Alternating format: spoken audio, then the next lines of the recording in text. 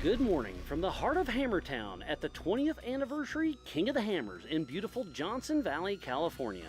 I am Miles Hasquist, and this is the 2026 Griffin Radiators King of the Hammers, powered by Optima batteries. We are about to kick off qualifying for the 4400 Race of Kings, the original unlimited class, where the biggest and baddest names of our sport will throw down, and we'll see who gets that top qualifying spot. The highlight of the day will be Power Hour around 3 p.m., where our top drivers will be showcased. Now it's time to send it to the Griffin Radiator main stage. Take it away.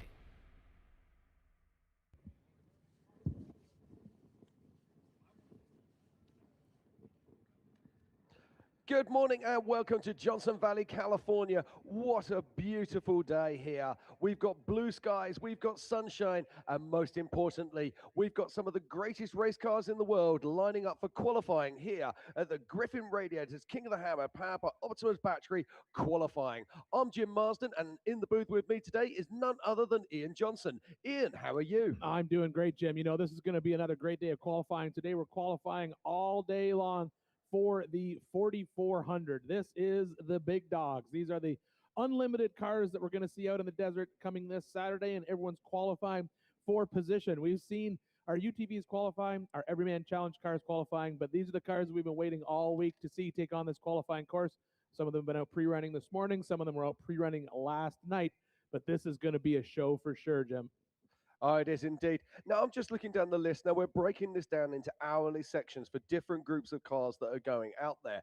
Now, that culminates at 3 p.m. with Power Hour this afternoon, which I cannot wait. We're going to have all our previous Kings in there, plus a host of incredible drivers. But just looking at our list of the first drivers we got going out at 9 a.m., and just wow, Robert Liebel, Cody Miller, Brian Reed, Cole Clark, Cameron Steele, Darian Gomez, the madman himself, Tom Ways, Kevin Taylor, Josh Sowell, and Eric Wicks. That reads like a power hour in itself. Absolutely. And I think the one to watch out there is going to be Darian. I mean, Darian, you know, a lot of the Gomez's camp has taken home that scepter, and Darian, I'm sure, wants it to basically show up everyone else on the team. So that's a one to watch. And then, as always, just like you said, Jim, the madman himself, Tom Ways. So happy to see Tom out here racing with us again. I know he's taken a few years off in the past, but he's back. Hopefully he grew the mustache back. I think that was his secret. Indeed, I did actually saw him on course the other day, but he had a helmet on, Oh, so I did not get that view. But somebody else to watch out for, Cody Miller. We saw he took a tumble in qualifying in the UTV Championships, so I think he's going to come out here looking for redemption. Yeah, we saw the fast time in the UTVs just under that 2-minute mark. I think we'll see a similar time today. 1:52. 1:52, yeah. So I think we'll see the similar time today. I don't know if we'll see it first thing this morning. You never know. Like I said, Tom Ways is somebody who definitely could throw a heater out there on that qualifying course for sure. I talked to a few of the drivers.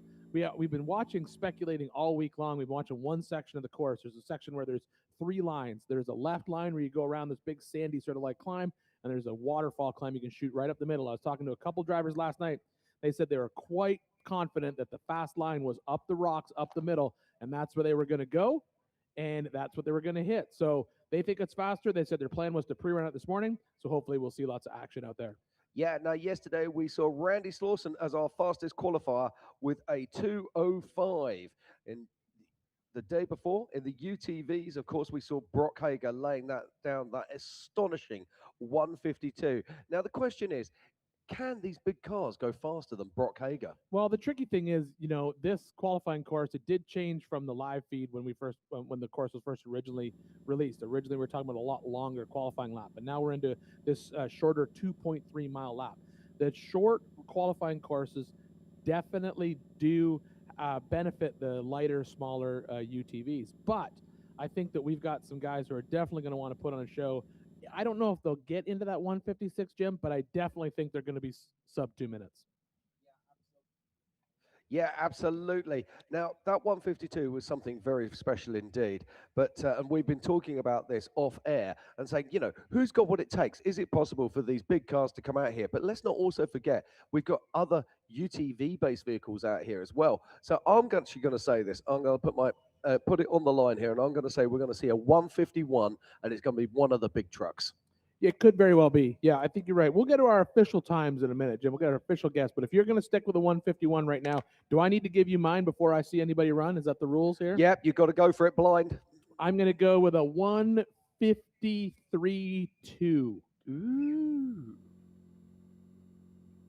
That's what I'm going to go with. But just like you said, Jim, we're sitting here looking at the lineup. The first two cars off the line are in Can-Am, basically Ultra 4 4400 legal UTV. So the first two cars we're going to see off the line are two of those Can-Am side-by-sides, essentially, but they're not really. We have to stop calling them side-by-sides. They're just race cars. They're race cars. They're 4400 race cars. So what actually makes a 4400 race car? That's of a minimum of a 37-inch tire, and the roll cage has been made out of a 51 millimeter tubing. So 2-inch What the tubing. hell is 51 millimeter It's a bit tubing? like 2-inch, but I'm even from Canada and I don't know that.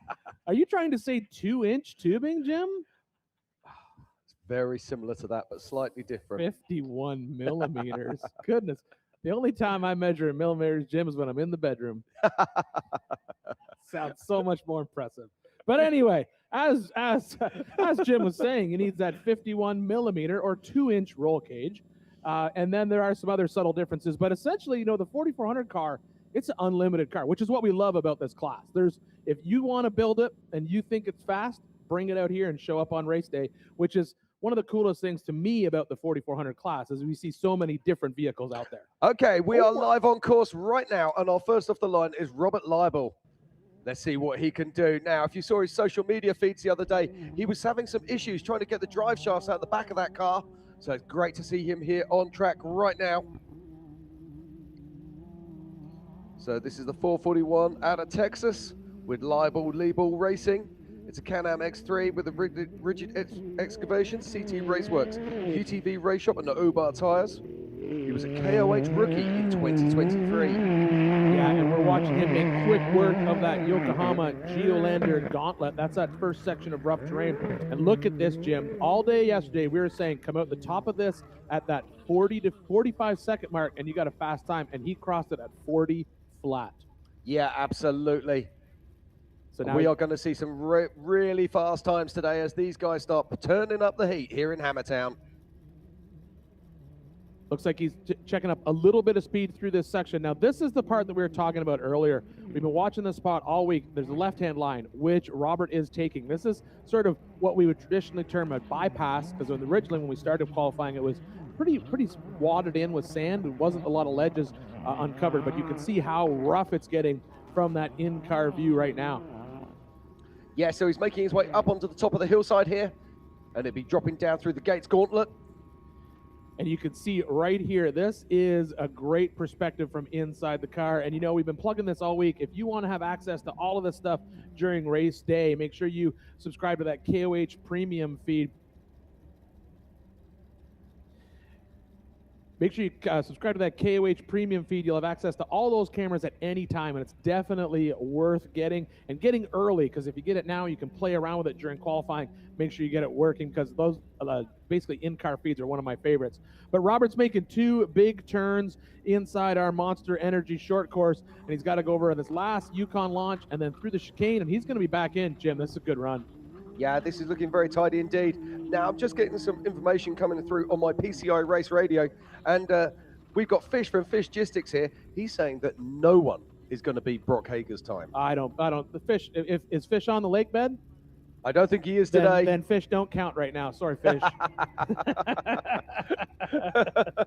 Fish, if you were in the tent that I was in last night drinking whiskey, I'll guarantee you that they said they're going to beat that time. It might have been the whiskey, but I'll guarantee it. All right, so Cody Miller up next, another Can-Am race ready to lead the line. Yeah, so Cody Miller, of course, looking for redemption. This is a different car to the car we saw in qualifying in the other day. Specially adapted to have those massive 37-inch tires on it. As we said before, he's looking for redemption. He rolled it in the Geolander Gauntlet. So he'll be looking to get past there at the very least as he makes his way around this course. Yeah, that was an unfortunate rollover for him. We didn't see a lot. We only saw a few rollovers inside the race course yesterday. Ironically, previous day of the UTV qualifying the same, and it was all late in the afternoon because the course just gets torn up all throughout the day. And that's the question, right? You know, we have our big heavy hitters in our race, in our power hour later on today. And then we also have, as Jim said, some amazing names first thing in the morning. And I honestly think that some of these guys who are on this early morning, this 9 o'clock run, they could hold this fast time for quite some time. Well, let's talk about that, because in the years gone by, we've seen Brian Crofts laying down that incredible time in 2019. That held right to the end of Power Hour, and it was only Lauren Healy that could unseat him. We saw the same again with Cade Rod a few years later, as we watched Cody Miller going off the line. Oh, look at that. Through those two Yukon launches into the sweeping turns of our Monster Energy short course. Then he takes this last little launch and heads on out into the Yokohama Geolander Gauntlet. That's this rough section right here. And look at the speed he's carrying through here, Jim. Yeah, absolutely. Cody Miller from Cache in Texas with Miller's Brothers Racing. It's a Can-Am Maverick R with Maxxis tires, Raceline wheels. And his first Ultra 4 race was in 2019. And won the Pro Mod in 2025. Look at that, right over the top, right at that 40-second mark. This is going to be another fast time, Jim. We watch it. Look at how much faster he's going through this downhill section than Robert was. You can see that that's where the time is made up on this course. There's two, well, we basically, what we've seen, we can only speculate where the time is made up. We think time is made up right here. These UTVs are taking this left-hand side. It's a lot safer, but for a 37-inch tall tire, it's a lot easier. That up the gauntlet, up the middle through the rocks, it's going to be hard, but some of the big cars are going to hit it, and I think it's honestly faster. And then these two downhill sections is really where they can make up a lot of time. Yeah, and just look at the speed he's carrying as he makes his way down here through the gate section of the course and on to the MBRP straight away. This is very fast, and you can see, look at that, just took a little cut off that corner. All those little decisions are going to pick you up a second here, well, maybe not a second, a tenth of a second here and a tenth of a second there, and all that is going to add up as we watch Cody Miller down through the MBRP straight away, back into the Monster Energy short course. He's going to make these two big sweeping turns. This is going to be another good time, Jim. Look at this. Yeah, this is going to be sub 2 minutes straight off the bat here from Cody Miller as he takes off over the Yukon launch, heads into the chicane and makes his way around and into the Griffin Radio. Starts finishing. He crosses the line. Look at that. That's a 1:57 from Cody Miller. Wow. That's fast. Good for him. So Brock was what, 1:52? 1:52. Yeah, I think Fish is wrong. Sorry, Fish. All right, next we have Brian Reed about to leave the line, if my notes are correct. Not sure that is. I think that's Cole Clark who's lining up there. You could be right. Yeah, absolutely. It is. Yeah, that's Cole Clark. So Brian, we were waiting for Brian Reed, but my notes were wrong. So this is another UTV-based race car. Now, if I'm not mistaken, this is based on a Polaris Pro R, and it's turbocharged 2-liter, producing 450 horsepower. That's all the horse pressures. That's all of them, and then a few more, just in case you were running short. Look at that 51 millimeter tubing glistening in the sun, Jim. 51 millimeter.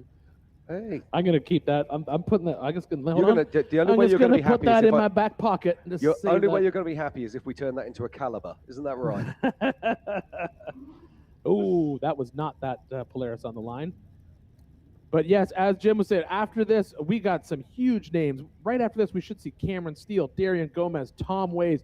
This is, well, we say this all the time, you know, action-packed qualifying, but it is. We have great names all day long. Look, 11 o'clock hour, Brendan Thompson. We saw his son lay down an absolute heater in that 4800 car that was his old UFO car. Absolutely amazing. So it'd be great to see him out there. Kevin Porterfield in the 10 o'clock hour. So if you're at work, just tell your boss that you're, you know, just move the mouse around occasionally and just tell them you're still working. But you're going to want to be here all day long watching this action, because it's going to be a good day of qualifying here from Johnson Valley. I have a highlight pen. I go down through my start list and I pick out all the names of the people that I want to, that I feel are important. It's basically like a blur of pink. Yeah, it's this. Well, and you know, we should. Oh, here we go. So Cole Clark off the line here. He's going to hit these two Yukon launches and then head out into the desert, leaving our short course and Hammertown. This is going to be absolutely amazing. Look, we got fast times right out of the gate. Will Cole have what it takes to unseat Cody Miller off of our current pole position right now? Cole Clark is one of the fastest drivers we have here on the lake bed. He's done astonishing things here at King of the Hammers in the past, but can he put it together? Always run with so a this twist is of bad so luck. do you see that right there, Jim? That's the line that I was talking about with some of the people, some of the drivers last night. He cut that corner just slightly short to get out of the ruts that have been burned in at the bottom of that hill, and he crossed the top of that hill sub 40 seconds. He was, according to our unofficial time, he was at 39 seconds at the top. If he can keep up this pace, those little changes can just bring you down into that sub 2 minute mark really easily. Yeah, Cole Clark is one of those drivers that if you need to say, go and lay me down a time, he's going to go and do something crazy, and that's what he's doing right now. And look up at this the time. rocks. There we go. See this? We're going to see it. This is where we said all day yesterday, is there time to be saved? And I think as you can see how easily you got up there, there's definitely time to be saved. He's at the top at a 1:12. Jim, that's 10 seconds faster. That's 10 seconds faster than our other qualifiers. We're only the third car so far today, and Cole Clark is laying it down here as he makes his way out onto the MBRP straightaway. What a run we've got going on here from Cole Clark. That is absolutely amazing. And remember, he went up that center rock section, and he's on probably a 37, I'm assuming. That's usually the large tire they put on these UTV-based race cars. So how fast is our 4400s on the 40s and 42s going to be able to make up that section? Yeah, he seems to have lost a little bit of time here, but this is still very fast indeed. This here is from still Cole good. Clark. I think he's still going to come in sub 2 minutes. The question is, will he be faster than Cody Miller as he comes through that last little chicane? It's going to be tight. Oh, he got offline there.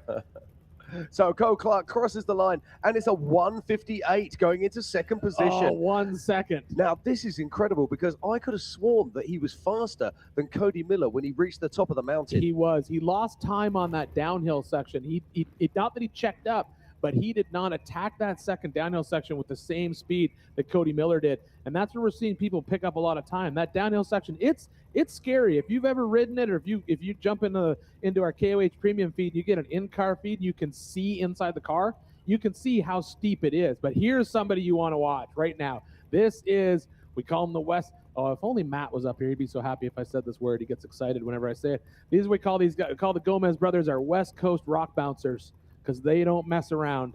So here we go. Darian about to leave the line. Darian Gomez from Gomez Brothers Racing in that Joe Thompson UFO Fab built machine. Absolutely gorgeous. Yeah, look at this car. It's an absolute thing of beauty. I saw Darian last night. They've been out pre-running every single day. He's driven the rock lap every single day. These guys practice and take it to a whole new level. The preparation of the Gomez brothers is just like nobody else. I should have asked Joe, last year, Joe jumped in there it was last year, the year before, Joe jumped in the pre-runner last minute and was able to go out and take part of the 4400. I should have asked him if he was running. The question is this year, not is he going in the pre-runner, but which pre-runner? Yeah, exactly. But I don't know if he's racing this year or if he's just gonna sit back and watch the cars go. But I know in previous years he has jumped in the past. But this is going to be one to watch. It's great to have this so early in the morning. You know, we normally kick off and we sort of ease into our qualifying, Jim, but we've got heaters right out of the gate. Oh, mate, we've got the big noise coming right now. Let's not forget, in this same section of vehicles, we have none other than Tom Ways. We're also going to see Josh Sowell, who, of course, attacked that rock with such energy yesterday. And off the line right now, it is the young gun himself, Darian Gomez, as he heads out into our course in his UFO car. Now, this will be fun, Jim, because I can tell you right now, I spent last night over in the VIP section driving this exact car through the simulator 4 or 5 times on the course. My time was a 2:40. So let's see if he can beat me. I think he will be devastated if he does not beat that as he makes his way onto the Geolander Gauntlet. And this is Darian Gomez on course now in his UFO car. It's an IFS front end. It is a solid axle back end. Putting those Nitto tyres to work as the King suspension soaks up the ruts.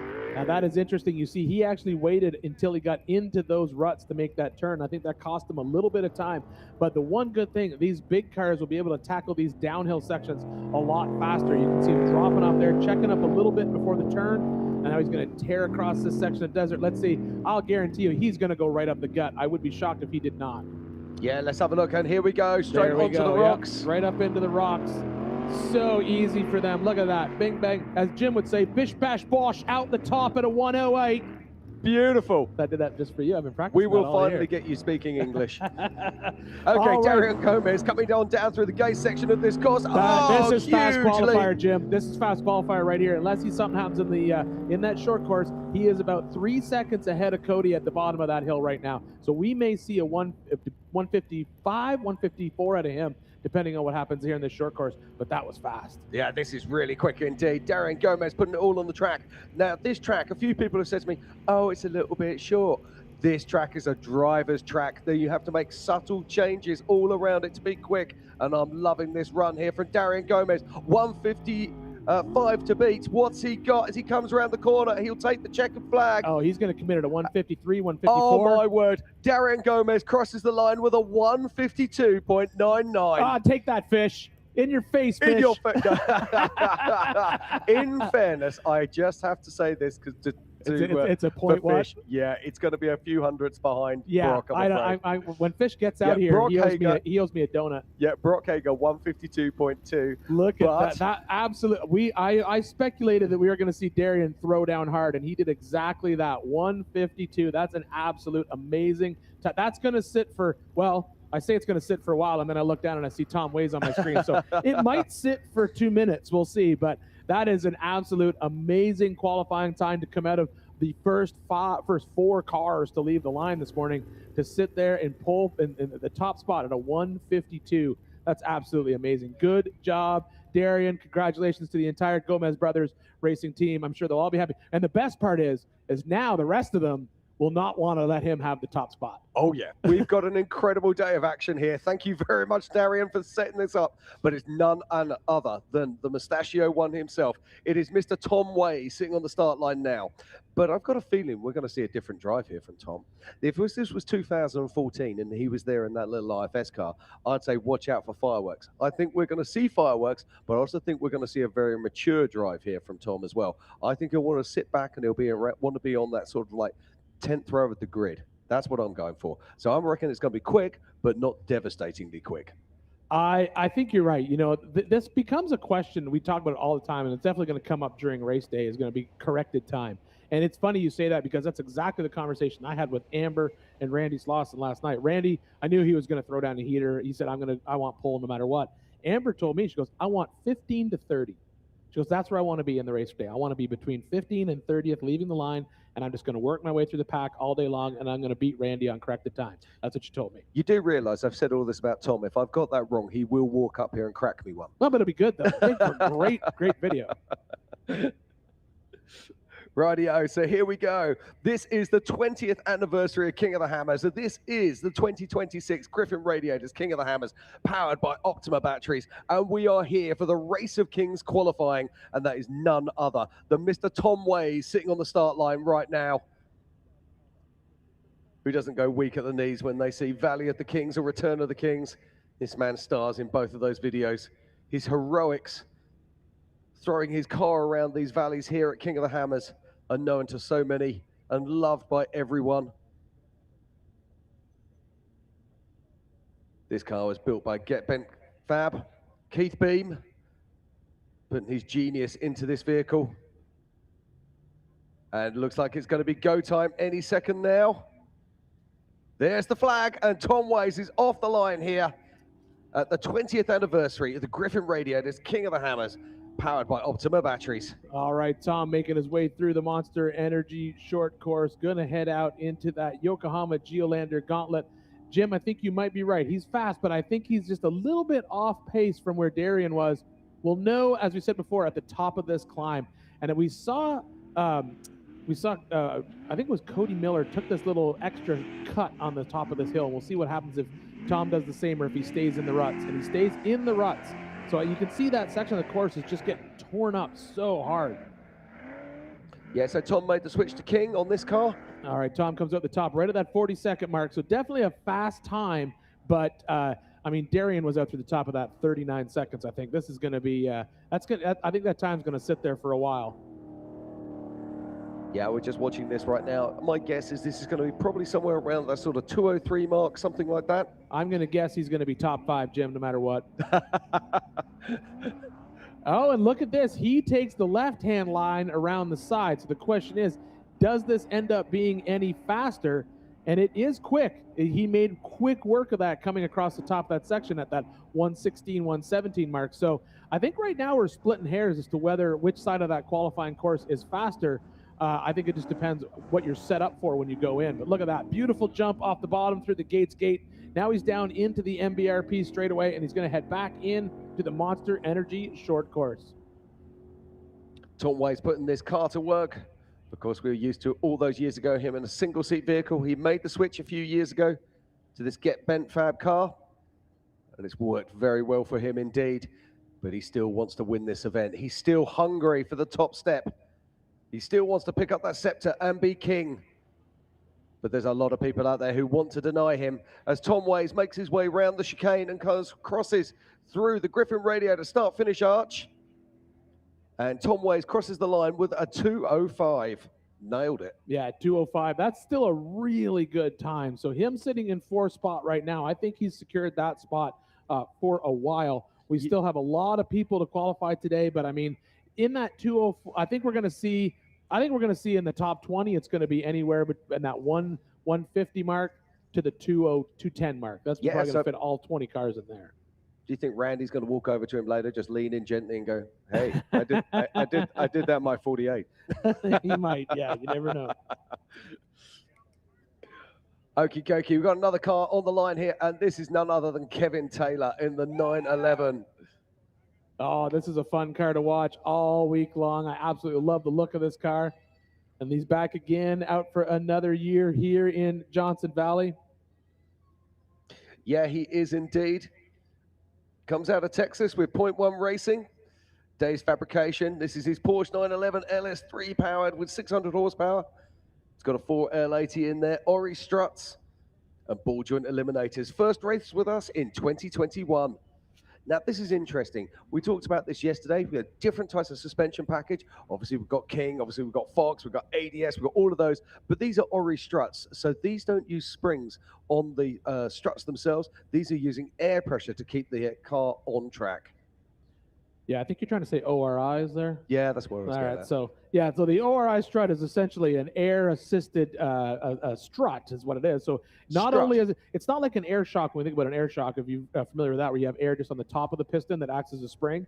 The ORI struts use air on both sides of that cylinder inside the shock. So it actually almost has compression on the top and compression on the bottom. They're very tunable when you get out riding with them, and a lot of guys absolutely love them. And so it'll be interesting to see how they hold up on race day. But here we go. Kevin is now out onto our short course and heading out onto our 2.3 mile qualifying loop.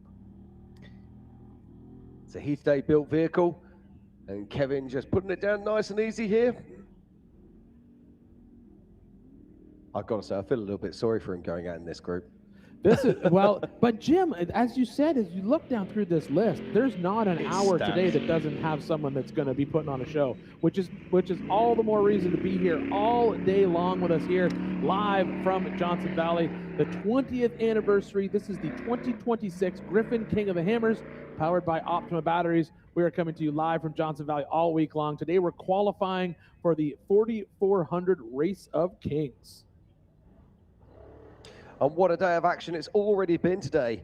Darian Gomez is our current pole sitter with a 152. What a run from that young man. And that is going to set the tone for the rest of the day, because I'll guarantee you that his dad and I'll guarantee you his uncles will be wanting to beat that time. Oh, yeah, no, I'm going to be on the edge of my seat for the rest of the day waiting for the Gomez crew to get out there and run, because they are not going to want Darian to be able to hold that over their head for the next. If one of them doesn't win the race, whoever has fast qualifier, they get to hold it over each other's heads for the year. So they don't want him to have that in his back pocket. So as we're watching Kevin Taylor make his way up through that rock section, then down to this downhill section, there's two different lines here before they drop through the gates gate and they come off this big boulder at the bottom. It is a lot steeper than it looks. And we saw yesterday with the saw yesterday with our Everyman Challenge cars, that far right line is faster, but there is a chance to catch a little bit of a loose rock and be pulled off the course, which slows you down. But Kevin's back into Hammertown. He's now through the MBRP straightaway onto our Monster Energy short course. These two big sweeping turns before he gets into that little chicane, and he'll cross the line. He will indeed. A steady run here from Kevin Taylor as he makes his way down. He'll be crossing over the Yukon launch, round our chicane, and over the start-finish line. So here we go. That's Kevin Taylor, and he's crossing the line, and it's a 2:24. So a very steady run there from Kevin Taylor. Yeah, excellent job. Back. Most importantly, drove it back into town. That's the most important part. So he's back in town. That's good to see. And I believe online right now, who we got? This might be. Is this Eric Wicks? No, it's Josh. Josh Sowell. Here we go. Josh Sowell. I should have guessed that in that Bomber Fab car. Now, Josh Sowell, he was having a portal bomber built. I don't know if it got finished. It did not. I talked to Randy about it. It was it went to wiring, went to the motorsports wiring, and it just wasn't. It was going to be too tight to get it back in time. So they have a different bomber out, or it might be his old bomber. I'm not sure, but he's in a different bomber right now. He's not in that portal axle one we've been watching get built. Now, we saw him qualifying yesterday, and he hit that huge rock. And we always say it, but spectacular failure is better than dismal success. And he's now on everybody's Facebook feeds. That's right. Josh Sowell with Martin Castro in the passenger seat. SoCal X Motorsports. It's a Bomber Fab chassis. Jeff Ginter LS3, push him up 500 horsepower. Freight Factory, SoCal X Motorsports. Fox Rugged, Unique Componentry, KC Highlights. His first KOH was 2024. So we're just waiting to get clear course confirmation from our course marshals here. And as soon as we get that, we will be green flag here in Hammertown. Here we go, ladies and gentlemen. Josh Sowell will be leaving the line any moment. All right, and there he goes. He is off. So Josh Sowell leaving our Monster Energy short course, and he'll be heading round onto the Geolander Gauntlet.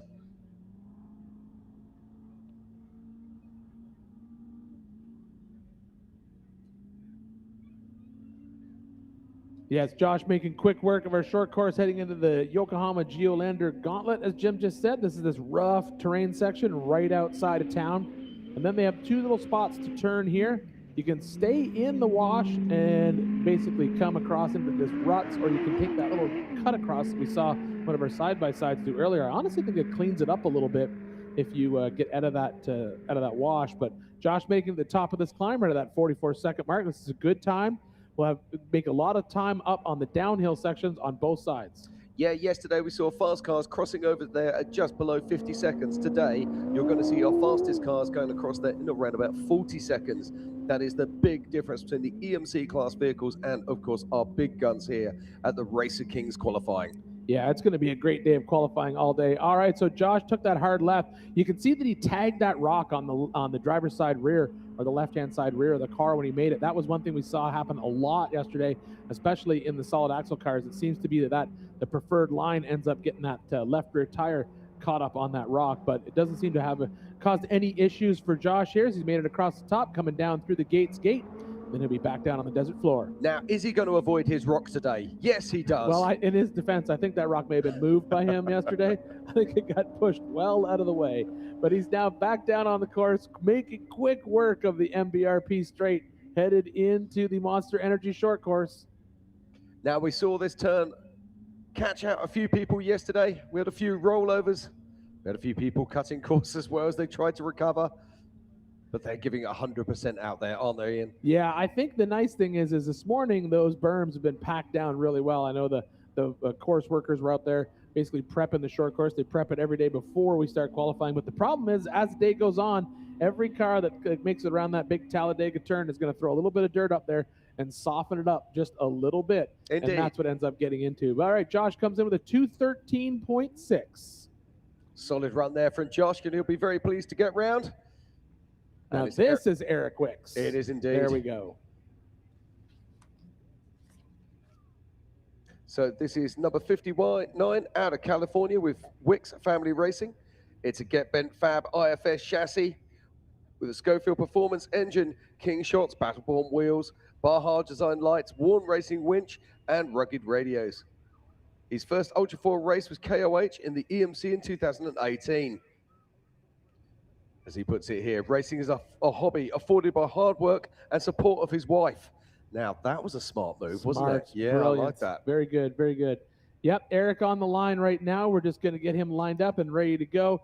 As we said before, fast time today still being held, and I think it's going to be held for a little while, is Mr. Darian Gomez with a 152.9. So this vehicle is brand spanking new. I've been watching the build of this and it's absolutely gorgeous. Not dissimilar to the car that Jason Shearer races. IFS front end, solid axle rear. Can't wait to see what this car can do on track today. And this is it's almost like an Ultra 4 that's sort of coming down towards sort of that UTV package size. It's quite a compact vehicle and just looks incredible. Yeah, I think what everyone's finding out and they're chasing right now is that power to weight game, right? Like if a car weighs over 7,000 pounds, you're going to need 1,000 horsepower. So you're going to need a lot of power to move a heavy car. So if you can make the car a little bit lighter, a little bit smaller, you can cut down that power, get a little bit more reliability out of that engine. But right now we've got Eric leaving the Monster Energy short course and headed out into the Geolander Gauntlet. This is a really, really fast time right now. He's carrying a lot of speed through this section. Very, very close to on pace to what we saw Darian do. We'll see if he comes out through the top here at the same time. Can he put a hurt on our current pole sitter? I think he's off just by a couple seconds, Jim. Yeah, he's a couple of seconds off full race pace here. I say full race pace, off our fastest qualifier. But this is still a really nice run. And let's not forget, this is a brand new car. So he's still trying to learn all the intricacies of this vehicle.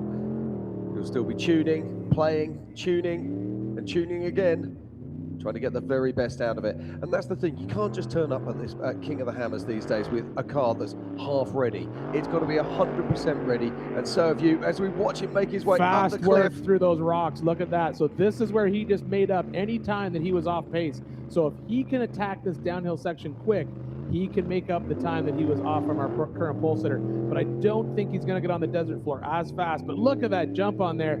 He's definitely, this could probably be a top 4, top 3 pace right now based on he comes through the MBRP straight.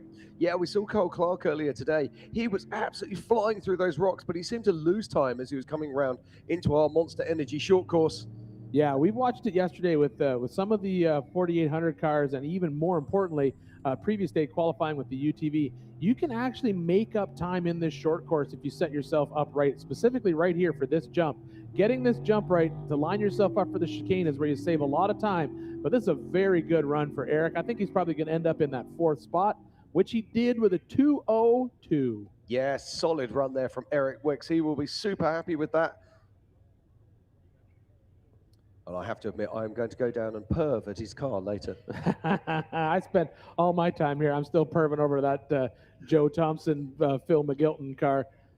All right, so what we're going to do right now is we're going to basically talk you through right now our current fast time pole sitter, Darian Gomez, with that 152.99. Let's watch this, Jim, and see, like, where do we think our rest of our qualifiers are going to make up a little bit of time. Okay, so this is Darian Gomez going off the line right now. And you can see he's attacking, but he's not over-attacking these jumps, which means he lands perfectly. He gets traction on the ground straight away. Traction equals speed. Real maturity there as he exits our Monster Energy short course and makes his way onto the Geolander Gauntlet.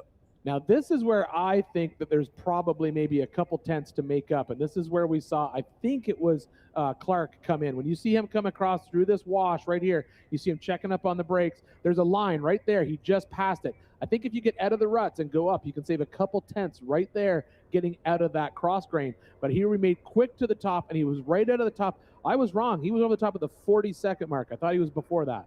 No, absolutely. But if you saw, he didn't check as he went over the ridge. He took a blind leap of faith, but it's not so blind in these cars. These UFOs allow you to have visibility. Yeah, you have amazing visibility, but also this is where I think time is made up on this course. Straight up the middle, no checking up, no second guess, right into the rocks, all the wheel speed, all the horsepower, and out the top. Look at that, sub 110, Jim. Exactly, and that's the pace that you're going to have to see from these cars if they want to challenge this time.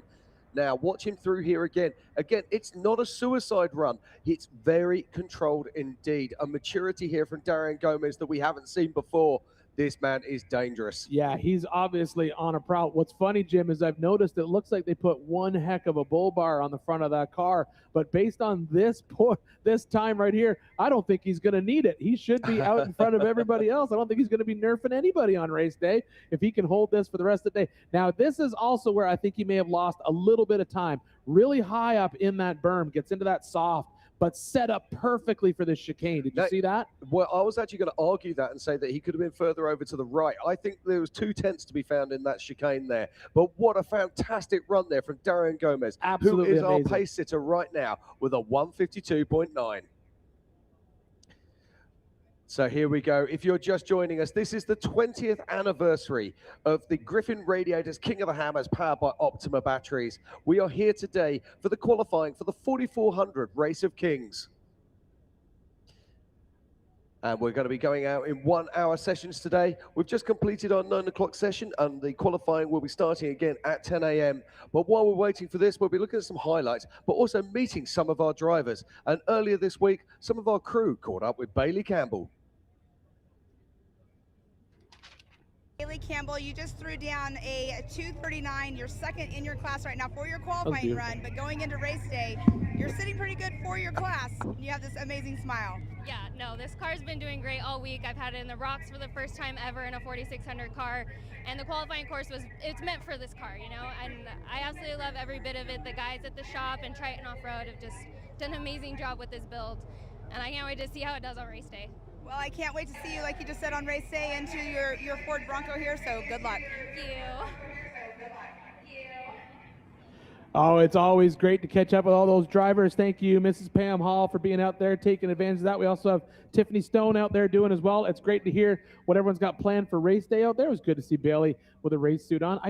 Is she racing 4400? I don't think she's racing 4400. No, I was just about to say, I miss Bailey. I Yes. want Bailey in 4400, but that's not happening. Their car's been sold. We're actually going to see her car racing in 4400. Cameron Sorenson, a 14-year-old, is going to be driving that car, and we're going to see him qualifying later today.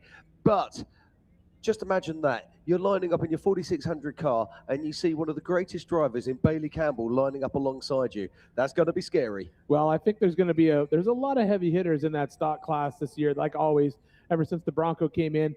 Ford put on quite a show when they brought that vehicle in and came out to compete in that stock class Bronco, and they have definitely put a hurting on that class. And I think that there's a lot of people out there watching those cars that definitely put on a great show come race day.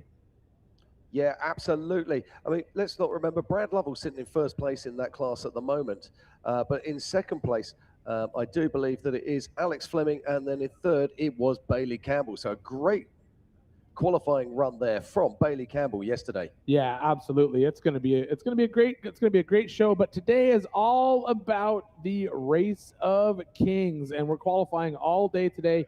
We've had our first group of cars off the line at the 9 o'clock hour. We're waiting for our next group to line up. They'll be taking off around the 10 o'clock hour, but while we're waiting for that, we can take a tour around Hammertown and see what's going on, because if you're in Hammertown, sometimes you may have forgotten something, like your socks or your 51 millimeter measuring tape.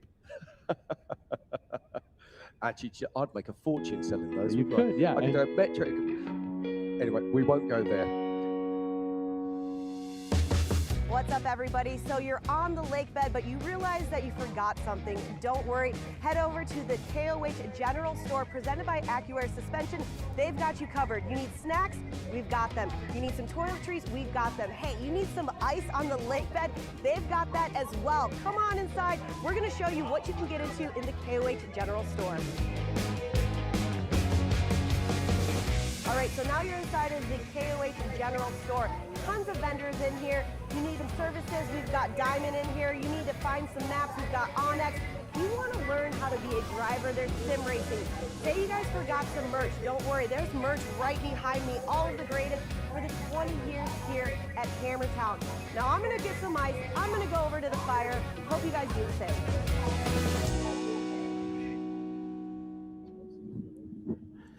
All right, everybody, that is an awesome piece. Thank you, Tiffany Stone. Great to know that you have the ability to get whatever you want here on the lake bed, even though we are literally in the middle of nowhere. So we're coming to you live today from Johnson Valley. I'm in the booth with my good friend Jim, and we are qualifying for the 4400 Race of Kings. Yeah, and what a morning of action it has been already. We saw Robert Liebel first on course this morning. Oh, that must feel tough, mustn't it, being first off the line in front of so many talented people. He laid down a 2 minutes and 10 seconds. Then up stepped Cody Miller, who really did set the pace with a 1:57. But right now, it is all about Darian Gomez, who set down with a 152. Incredible pace. Yeah, an absolute amazing show put on by Darian. And the best part about that is now the rest of the Gomez camp is going to be gunning for that spot, because they're not going to want him to be able to hold that over their head for the rest of the year, or at least until race day. But we still have a pile of racers to get out here and qualify today. So it's going to be a great day qualifying all day long here in Johnson Valley. So I think it's important to remember these are 4,400 cars. These are the big dogs. This is my favorite class to watch racing all year long. I wait for this race, and it's going to be absolutely amazing. So these are your ultimate off-road machines. These truly are the cars that changed off-roading. You need to remember that, you know, when before King of the Hammers came along, all of our trail rigs and rock crawlers, our goal was to make them slower. We were putting 4-cylinder engines in them and air shocks and getting as much travel as we could and four-wheel steer. And then King of the Hammers came along, and then all of a sudden we were trying to make rock crawlers go fast. And now all the technology that we see out here on the lake bed has trickled down into our trail rigs that you see cruising around inside Hammertown. It's absolutely amazing. And it's definitely changed the sport. 20 years of racing here in Johnson Valley has changed the sport indeed. And joining us right now on stage is someone who knows a lot about the changes that have happened in this sport. He's just sitting down with Jim, getting him all set up with his headset. This is going to be a fun conversation. So I'm going to get Jim to introduce our guest, and then I just said all the changes that have happened in this sport, and now we're talking to somebody who knows about all of them. We do indeed. So I've got Albert here from King Shots. Albert, how are you doing? Everything's good. Good to be here back in Hammertown. We'll start that again, shall we? Albert, welcome to the booth. How's it feel to be here in Hammertown? Yeah, thank you. Good to be here too. It's been a good few days. We're waiting for the big race and see how these guys do.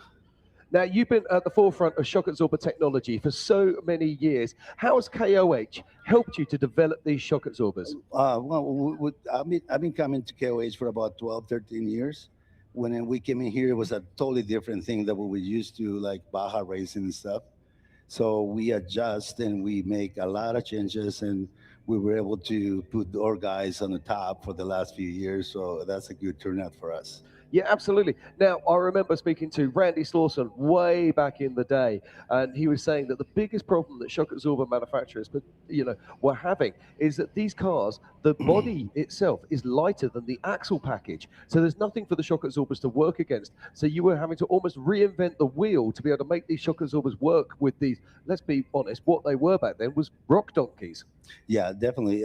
That's what I was talking about. Like when we came to the Ultra 4 world, let's say, we have to develop something that works with that. And the difference was that, let's say 15 years ago, the rock crawlers only go 40, 50 miles an hour. And then now the technology and everything, we need to keep up with the power of the car. Now the car is going 80 to 100 miles an hour. So how you put that together, but just develop different things and trying different things. And like you said, some of the cars, they're top heavy. So at a speed, it's hard to control, the speed and stay in the road. So we were able to lower the car and just develop bypass tubes in the right places. So we're able to balance the weight, and it's working pretty good. Yeah, the results speak for themselves, particularly with the Gomez brothers and, of course, with Randy Slauson, our three-time king. Now, what's the future? Where are we going with this? We're obviously improving every single year. Like it's always been the problem with shocks is keeping them cool. So it's always going to be that, and then, just be able to make tough product, not to cut corners and, O-rings or anything like that, just put out the best product that we can come up with. That's what we do. Yeah, absolutely. Now, I was fortunate enough to receive some help from King in 2024. I couldn't believe it. I broke a shock absorber on a car that I was driving, and the support that your guys gave me was first class. And that's what we see time and time again from you guys. So thank you so much for the support that you give to King of the Hammers and the support that you give to racers, not just here, but throughout dirt sports. It really is very much appreciated. Thank you so much. Yeah, we're glad to be here. And then It's a family-owned company that, they're hardworking people, and, that's where we're at. Well, thank you very much, Albert. We're going to let you get back to the hard work with King. And we thank you for being a sponsor here at the 20th anniversary of King of the Hammers. Thank you. 20 years. Where did that go? All right, guys. Thank you. Thanks, Albert. Okay, as the action continues here, I want to tell you a little bit about this, Ian. You're going to like this. Oh, I like we things. keep saying it's the 20th anniversary. Well, what do you do on anniversaries?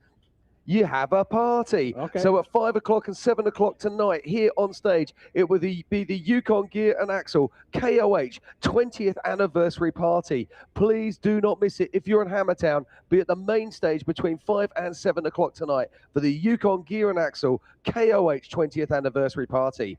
Then immediately after that, between 7 and 8, it will be the mandatory drivers meeting. And then between 8 and 9, we're going to have the KOH off-road car show right here at the main stage. Do you know why I already knew about that party, Jim? Because I'm hosting it. Oh, I'll be here to talk to all the Yukon drivers here from 5 to 7. We got a whole team coming up. If you have any questions for any of the Yukon drivers or anybody out there racing, we're going to be talking about all along. And do you know why I didn't know about it?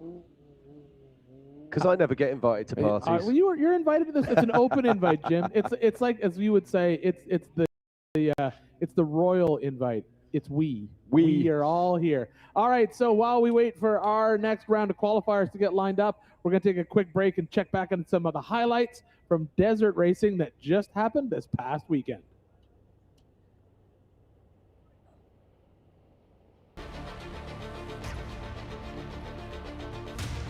Time to get ready for some racing. We have some of the best of T1s and T2s in the world lining up here in Hammertown. Okay, it's go time here in Hammertown. Oh, getting door to door here. You're fighting to get that position on the guy in front of you. Give him a little door ding there on the side of the I'm truck. telling you, you don't want to give this spot up. Hey, buddy, just to let you know I'm here.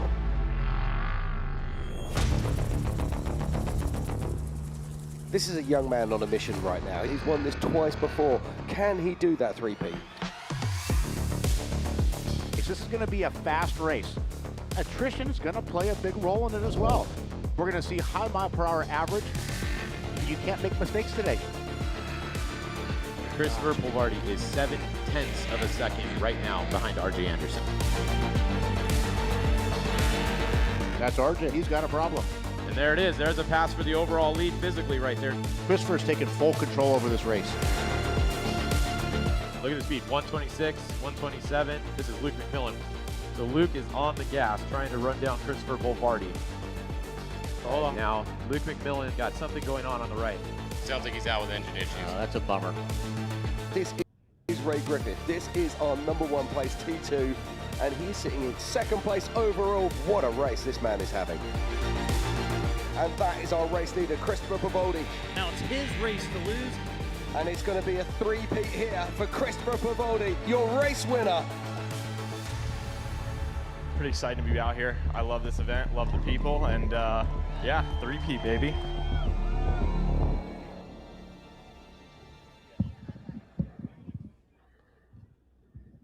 That was absolutely amazing. That was a race to watch, but we've got even more races going on. We are qualifying today for the 4,400 Race of Kings, and then we have our 3 races will kick off starting tomorrow. Our Can-Am UTV Hammers Championship will be tomorrow. Yokohama Everyman Challenge, and then of course Saturday is the big race, the 4,400 Race of Kings, and that is what we're qualifying for today. But Jim has got another guest in the booth with us here today, Kia from Warn Winch. I have indeed. Now, Warn Winch is synonymous with off-road racing and, of course, synonymous with off-roading in general. Now, Warn have been a partner with King of the Hammers for so many years. So, Kia, welcome to the booth. Welcome to King of the Hammers. Tell us a little bit about Warn, what you're doing, and about Warn and King of the Hammers. Absolutely. Thank you for having me. Thanks for King of the Hammers for hosting this. We're really happy to be part of this. Warn has been around since 1948. I mean, we started, creating disconnect hubs to go into the off-road world, created the first electric recreational winch in 1959. So we kind of gave birth to what we're doing here today, and it's been super fun to be a part of it. Our products go across Jeeps, Broncos, Tacomas, side-by-sides, a lot of the all the classes that are being raced today. So it's been super excited to be a part of it, and we're super happy to be here. And the race you on dirt, sand, snow. Race you through this, over that, all day, all night. Race you on 4 wheels, 1 wheel. How about no wheels? Race you with the world watching, this guy watching. Race you to the summit, maybe not that summit, to sub 7. Any event, any terrain, anytime. Race you.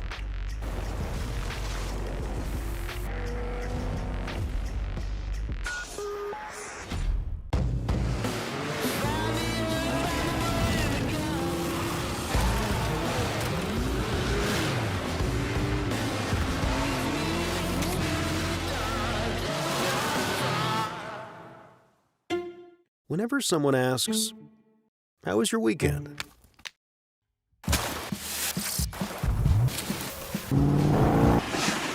Or, "What have you been up to?" Or just, "What's new?"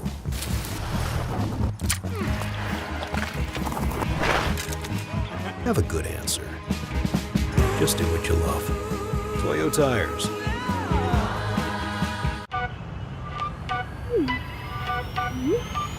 Said I'm taking big shots, just stop where I'm driven, no pit stops. This hot, I ain't playing like a 6 spot. Pissed off, but I told him this a chip shot. I ain't missing cause you know I'm taking big shots. In the clown, I got no time on. Big shots, just stop where I'm driven, no pit stops. This hot, I ain't playing like a 6 spot. Pissed off, but I told him this a chip shot. I ain't missing cause you know I'm taking big shots.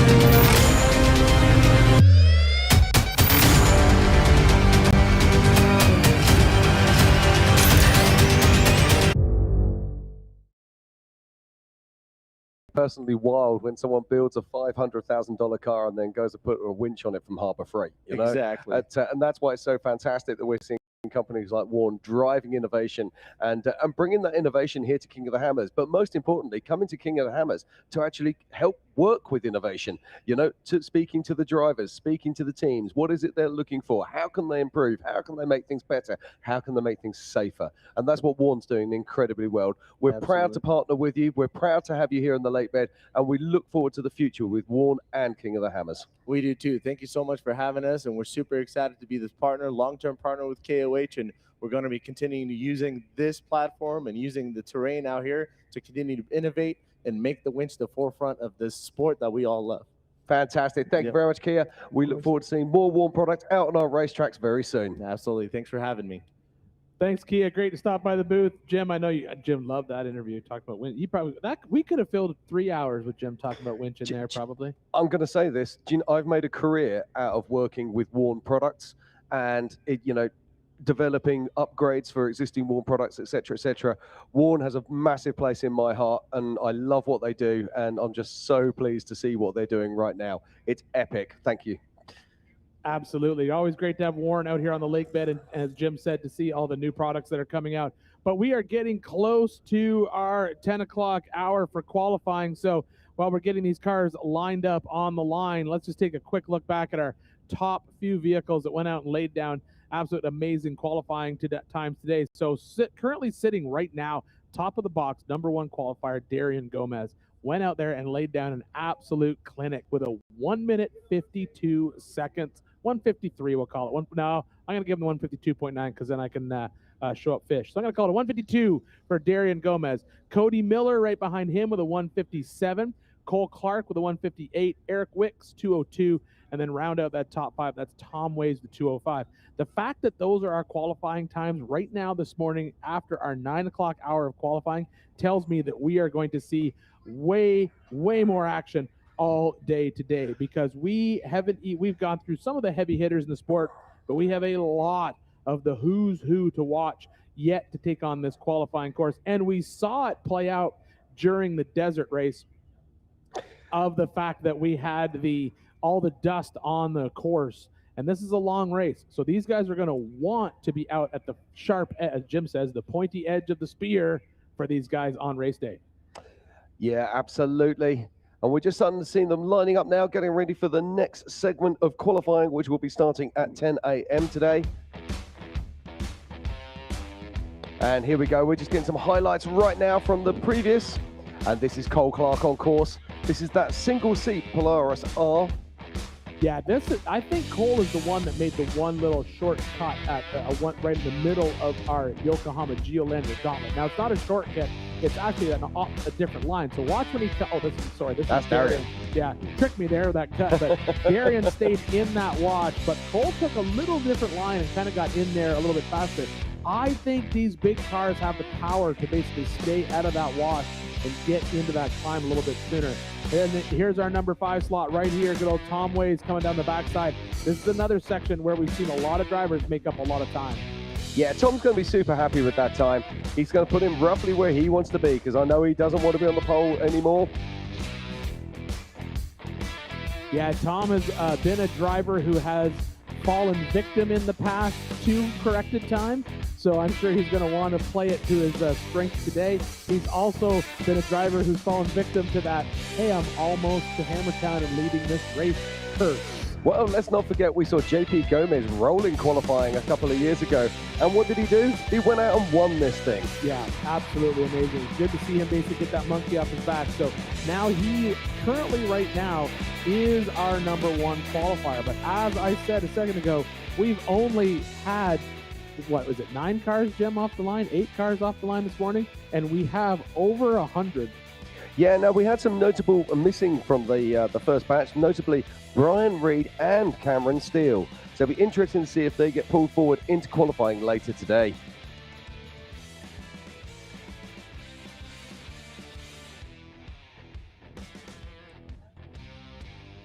So if you're just joining us, this is the 20th anniversary King of the Hammers, and we are here for the 2026 Griffin Radiators King of the Hammers, powered by Optima batteries. Yes, and right there sitting on the line is Matt Allegri, Get Bent Motorsports, 1949. Sorry, Allegri. Yeah, that's Nick Allegri there in the 1949. And he will be the first runner and rider in our second batch of qualifiers.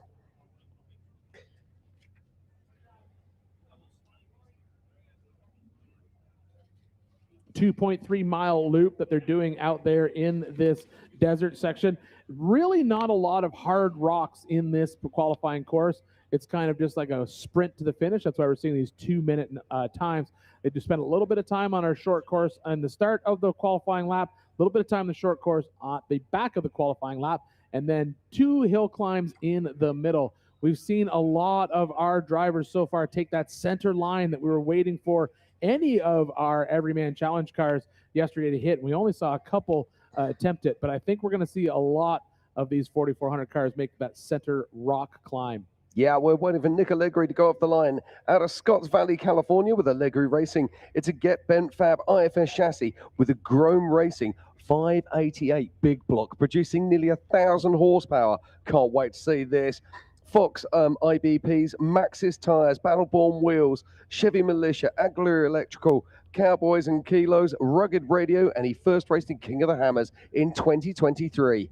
This is a hell of a package, Ian. Can't wait to see it roar off the line. Yeah, we were talked about it before about that power to weight. When you're knocking on the door of 1,000 horsepower, you got all the power that you're going to need for all the weight that the car might have. The downfall is, as we were talking the other day, when you start pushing these vehicles to the edge like that 1,000 horsepower number inside that big block Chevy, that motor is on the edge. Now, is that good? Yeah, because it's making a lot of power. But is it reliable enough to get you through the day? Hopefully it is. We do see on race day, we always see issues out there. This is a long race.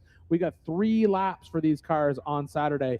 And absolutely love the new format of the race where no one knows the whole of lap 3 until right before the race, which is absolutely amazing. I think it brings it back to the driver and knowledge of the terrain. So I'm super excited about this new format that we started off with last year. Yeah, now, years ago, we saw Nick Nelson racing in Khaleesi, and he had a big block motor in there. I'm not sure we've seen any big blocks since Khaleesi. So this is quite an interesting car. There's just something about that BBC, Jim. People love it. Oh, they do indeed. Keep saying it. Cubic inches make you smile. All right, Nick Allegri on the line here at our 10 o'clock hour of qualifying for the 4,400 Race of Kings. You can see he's just chomping at the bit to get going. And he is off. You could hear, I could feel the power from that engine all the way up here in the booth, making quick work of that first jump on our Monster Energy short course into the big turn with all the power. And then he's going to head out into the Yokohama Geolander Gauntlet. Yeah, he's heading out here. So this is Nick making use of that 1,000 horsepower of that big block motor as he makes his way around the Geolander Gauntlet. And he'll be heading on up the hill. Now the fast guys are cresting the top of the hill at just around the 40-second mark. Let's see what Nick can do.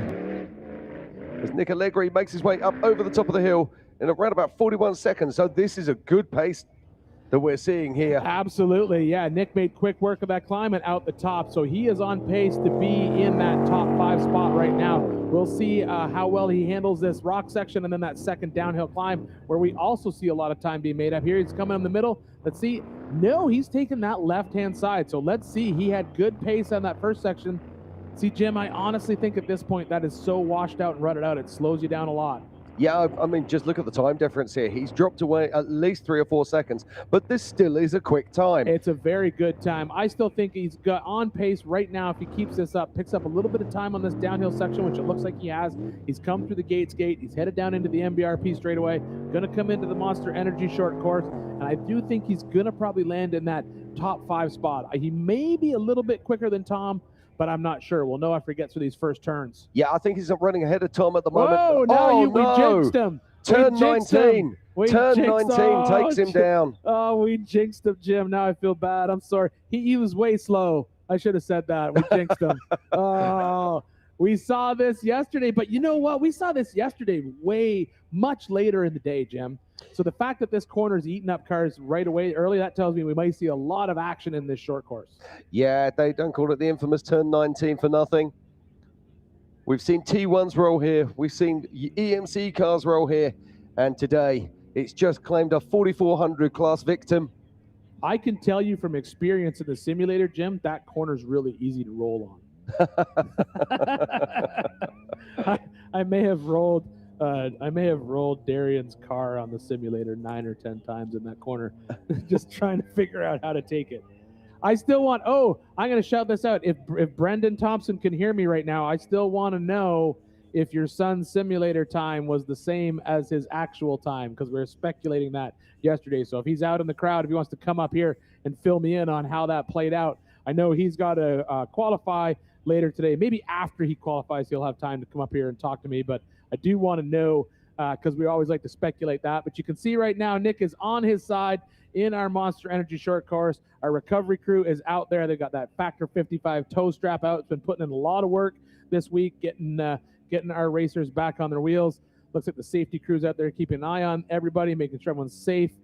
He looks like he's good. Unfortunately, he's just taking a little, that's a sideways roll, so that's just a little dirt nap. That's not even a roll, just a dirt nap. Oh, look who it is, Jim. Oh, but you know, see, they did. Yeah, wherever you want, Tom. Tom, you can sit wherever you want in this booth. You know that. Tom Ways in the booth. All right. This is awesome. Hi, Jim. Good morning, Tom. Hey, how the devil Tom, are you? how are you doing, my friend? He hasn't hit me yet, so we're doing okay. Okay, yeah, you were worried about that. Racers working with racers. Time is money. There's no easy way to build it, retrieve it, or transport it. Helicopters are the cost-effective solution. HP Helicopters solves complex problems with helicopter solutions. What usually takes weeks or days, we can accomplish in hours or minutes.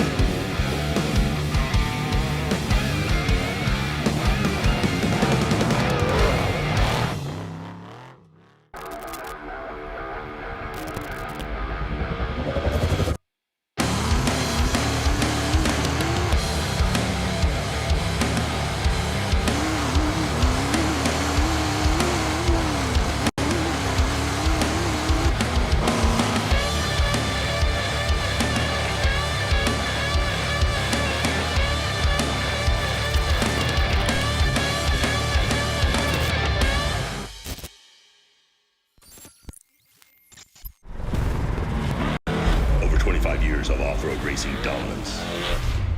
Proprietary patented race technology. Proudly made in the USA. Unparalleled customer service and support.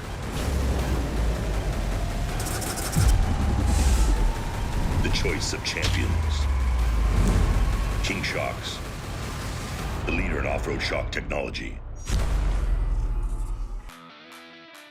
So we're here for the 2026 Griffin Radiators King of the Hammers, powered by Optima batteries. Right behind me is Mega Merch. So we're gonna walk in there and show you everything she's got, see the chaos behind the scenes and how she makes it happen. The chaos is here. They're selling everything, and they're selling like hotcakes. Stickers, they got koozies, they got socks, hats, beanies. Come get them before they're gone. Roxy, thanks for all my stuff. I'd be naked without it. Who wants a hat?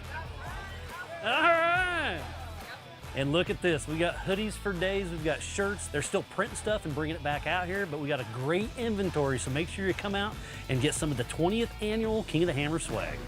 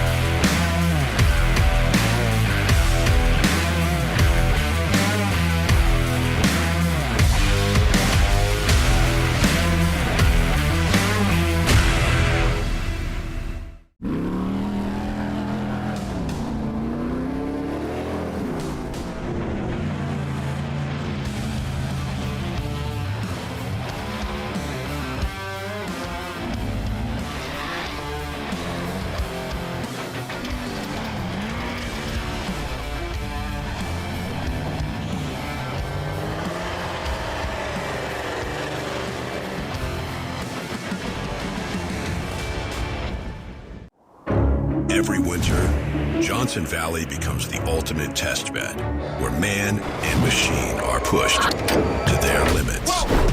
And power has to deliver every time. Optima batteries are engineered to excel under pressure, providing durable, reliable performance when it matters most. Because in racing, reliability isn't optional. Optima batteries, the ultimate power source.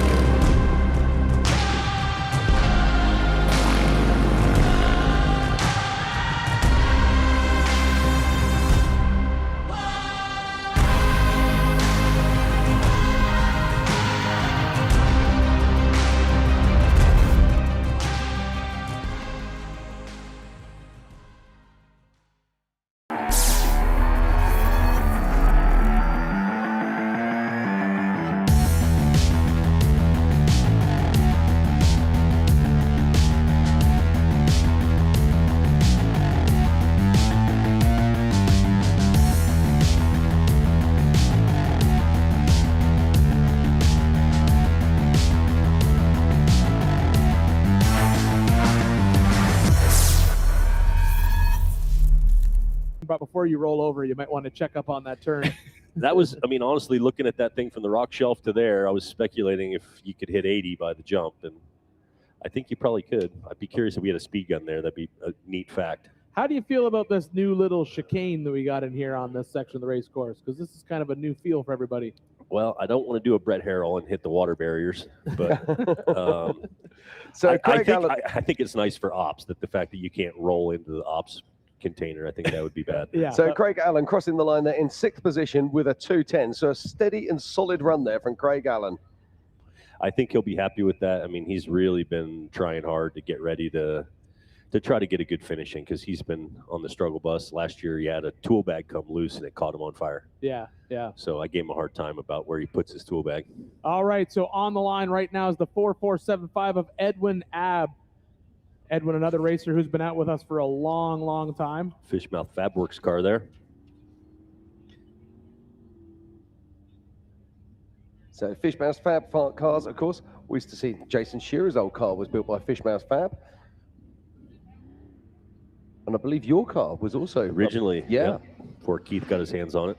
Yeah, it's a Fishmouth Fab, 2-seat, solid axle, stroked LS3, 730 horse, Nitto, Yukon, trail ready, Warn Racing, and rugged. His first Ultra 4 race was Stampede in 2015 out of Santa Maria, California. Yeah, Edwin's been racing with us for a number of years now. And he's a bit off pace here as he makes his way around, coming off of the Geolander Gauntlet and up the hill. Yeah, but Jim, as I was saying to Tom earlier, I talked to a lot of people, Edwin being one of them, who have said, you know, just that 20 to 30 slot is going to be a good spot to be, good home to be for this race. I think people are really looking at banking that corrected time.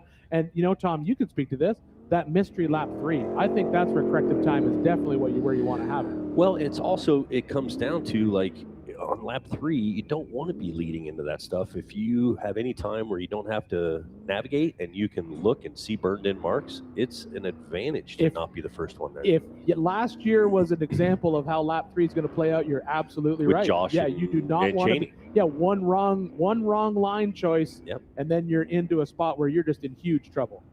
Yeah, I mean, this race is such a chess match of, you know, you can start 90th and try to light the world on fire and get a bunch of guys on lap 1. I've done that. You know, I've got to where I passed 80 guys on lap 1 and 16 on lap 2. Do I want to do that again? No. How do you feel? You know, whenever I talk to a driver, I always ask this, because this new format of this mystery lap 3 we're going. How do you feel about that? Do you like that change? I love it. I would like to have one of the years where we don't know where we're going at all. I heard you say that on the live. Just give it to us. Here's your waypoints. Hit these 6 waypoints, and yes. Yeah, turn 19, nearly claiming another victim there. Edwin Ab right up on the top of the berm, but he managed to save it. I think he's going to be happy. I think he's going to be lined up just in a good, happy spot. And, you know, he'll be a guy that's there for lap 3, and that's what really matters these days. You can... a lot of the old rock crawler guys are like, lap 1 is just being careful, trying not to rip a corner off in the dust. Lap 2 is tough for everybody. Like last year, 20-something rock trails in a row. That is real deal. Yeah, so Edwin Ab there crossing the line, 10th overall with a 2:30. Very steady run there from Edwin Ab. Yeah, and leaving the line here is going to be number 50, Jeremy Brown. What I like about this lap 3, when we talk about it, Tom, is to me, when I look at it, it brings back the old, like, never quit mentality of this race, because I think that if you know that there's at all any chance that someone's going to have a problem on lap 3, in the back of your head, you're like, I'm not quitting. Even if I'm in 20th spot at the end of lap 2, even if there's something wrong with the car, and if it can leave the pits and get out, I'm going to go out and still try to win. Especially because they're giving us all of the hardest everything, no bypasses, all the hardest trails. Let's see who's the best driver. And by not knowing what it is till right before, it shows that you're a wheelman. Yeah, absolutely. And able to read terrain. Now, let me ask you this. Are you're a lone or a co-driver in this car? Co-driver. All right. So do you think that's a benefit with this lap 3? I think it's a benefit in this race. In this race in general. That's a conversation I had with Jason as well. Jason always said it was nice to having somebody in the car. There's certain aspects of being by yourself that are nice because you don't have to feel responsible for the person next to you if you make a decision and wad it up or you're pushing too hard. And, you know, settling down a little bit in this race and driving your own race is all of it. Yeah, absolutely. Okay, now we've got Jeremy Brown going off the line from Rio Linda in California with Brown's Motorsports. It's a Jimmy's 4x4 chassis, a Mars Motors LSX 463 with about 750 horsepower.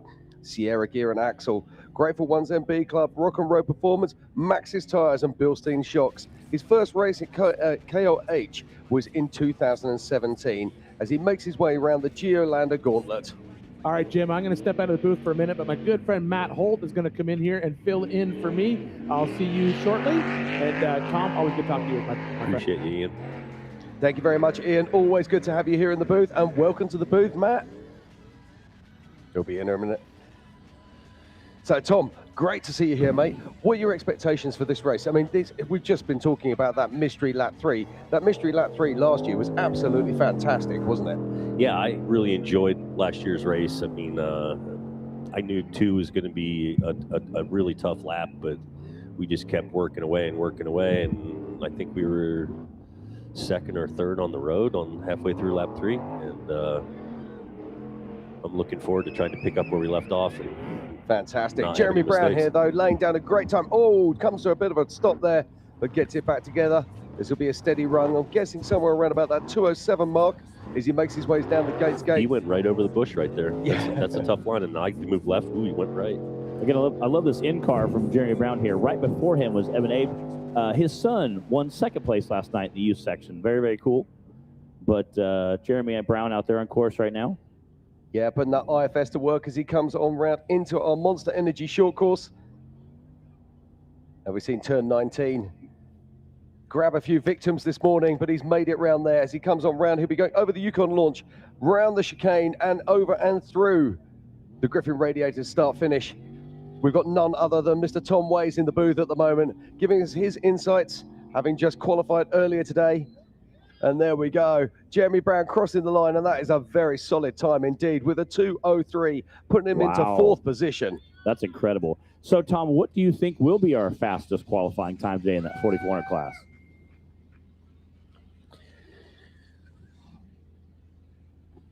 I don't know. It depends what. I've gone 151. Depends what Jason really wants to do. Yeah. And if Jason goes full psycho and strips the car down, then you just don't know. I know you talked about taking that kind of far looping left line, kind of that way you keep your momentum roll into it. Don't have to worry about bobbling or having any silly mistakes. Do you think that what we're going to see him do as well, kind of hook that far right side? I don't think so. I think he's going to go right up it. You think he'd shoot right up it? Yeah. Yeah. I know just I know this some morning of the watching practice, I went up it a few times right up the middle, and it's faster. It's more direct. It's definitely the fast line. Yeah. Mahoney should have a good time right here. I mean, he's new to this car right here. That's Raul's old car, the old blue car. Yep. And he stepped out of Gary Faravani Sr.'s car, and now he's in that. And Keith Beam is actually racing Senior's car. Is he really? Yeah. So the car's still going. Which I think is hilarious because he's racing a car he didn't even build. Right, so this car, this is a car that actually hasn't won King of the Hammers, but has podiumed here in the past. It came 3rd in 2016, if my memory serves me correctly, when, of course, it was in that famous blue and white livery. But James Mahoney, he'll be loving this. From Colfax, California, with Mahoney Racing, it's a UFO chassis, it's a Barella engine with Roseville painting, Nitto tires, King shock absorbers. And, of course, his first race was in Fallon in 2016. He's had no less than 5 podiums with Ultra 4. He had a good year last year. Yeah, those UFO cars have obviously done very well the last couple of years, being out here very dominant. Yeah, he did all that last year in the Faravani car, That was the Faravanti car, yeah. He actually phoned me up. He said, hey, do you want to buy my car? And I was like, well, not really, but thanks for the offer. You should. I know, it's a lovely thing. So here we go. James Mahoney on track right now. He's high up in the cushion there. Here he goes. So you got to be smooth to be fast here. This is a real driver's course. There's not many places that you can make up mistakes. It's interesting right here, though. You can go all the way high driver's right or a little bit down, and then you have to cross the rut. So, and then you have a little less speed when you reach that turn right there. So, and it seems to be the really, really fast guys there are carrying that speed. You've got to be to the top here in around about 40 seconds. And Wow. James Mahoney is absolutely Flying. smoking hot. One of the great things about these UFO cars, Tom, is that visibility, isn't it? When you're coming up those blind crests like that, you can't see where you're going. yeah, I couldn't go backwards and not being able to see. There's no way. Okay, he's going straight right here. Nope, he's going down the road. Yeah, hooking that far left line. Again, the nice thing is you can kind of keep But the right from momentum here rolling on, though, through you there. can build so much speed. Yeah. Always amazes me how hard you can hit these rocks with these tires. And that's the difference between yesterday when we're watching the EMC and the cars are using DOT tires. Today, these cars are running race tires. Completely different kind of construction, much tougher sidewalls, much more aggressive in the tread plate, and of course larger. Most of these are going to be running 40-inch or 42-inch tires today. Yeah, we got a lot of guys running that super sticky compound, so the compound is what really makes that a lot different than a DOT tire. And the we saw carcass race yesterday. compliancy, too. And then we have a lot of guys running 40-inch, handful of guys running 42s, and that ground clearance. Again, we talked to Chad Hunt yesterday about those 42s being a little tall, a little more ground clearance. I'm just going to stop you there. This is very fast indeed. As James Mahoney comes in around the chicane, this is looking red hot for a first or second place. What's he got for us? James Mahoney goes into second with a 155. What a run there from James Mahoney. He'll be happy with that. Yeah, his first year with Nitto, so he's new to the program there, so he's really happy. Yeah, that's fantastic to see. And we'll keep talking about this. The number of tire manufacturers are coming out here year after year and looking to build new products specifically for this style of racing. That makes me very proud.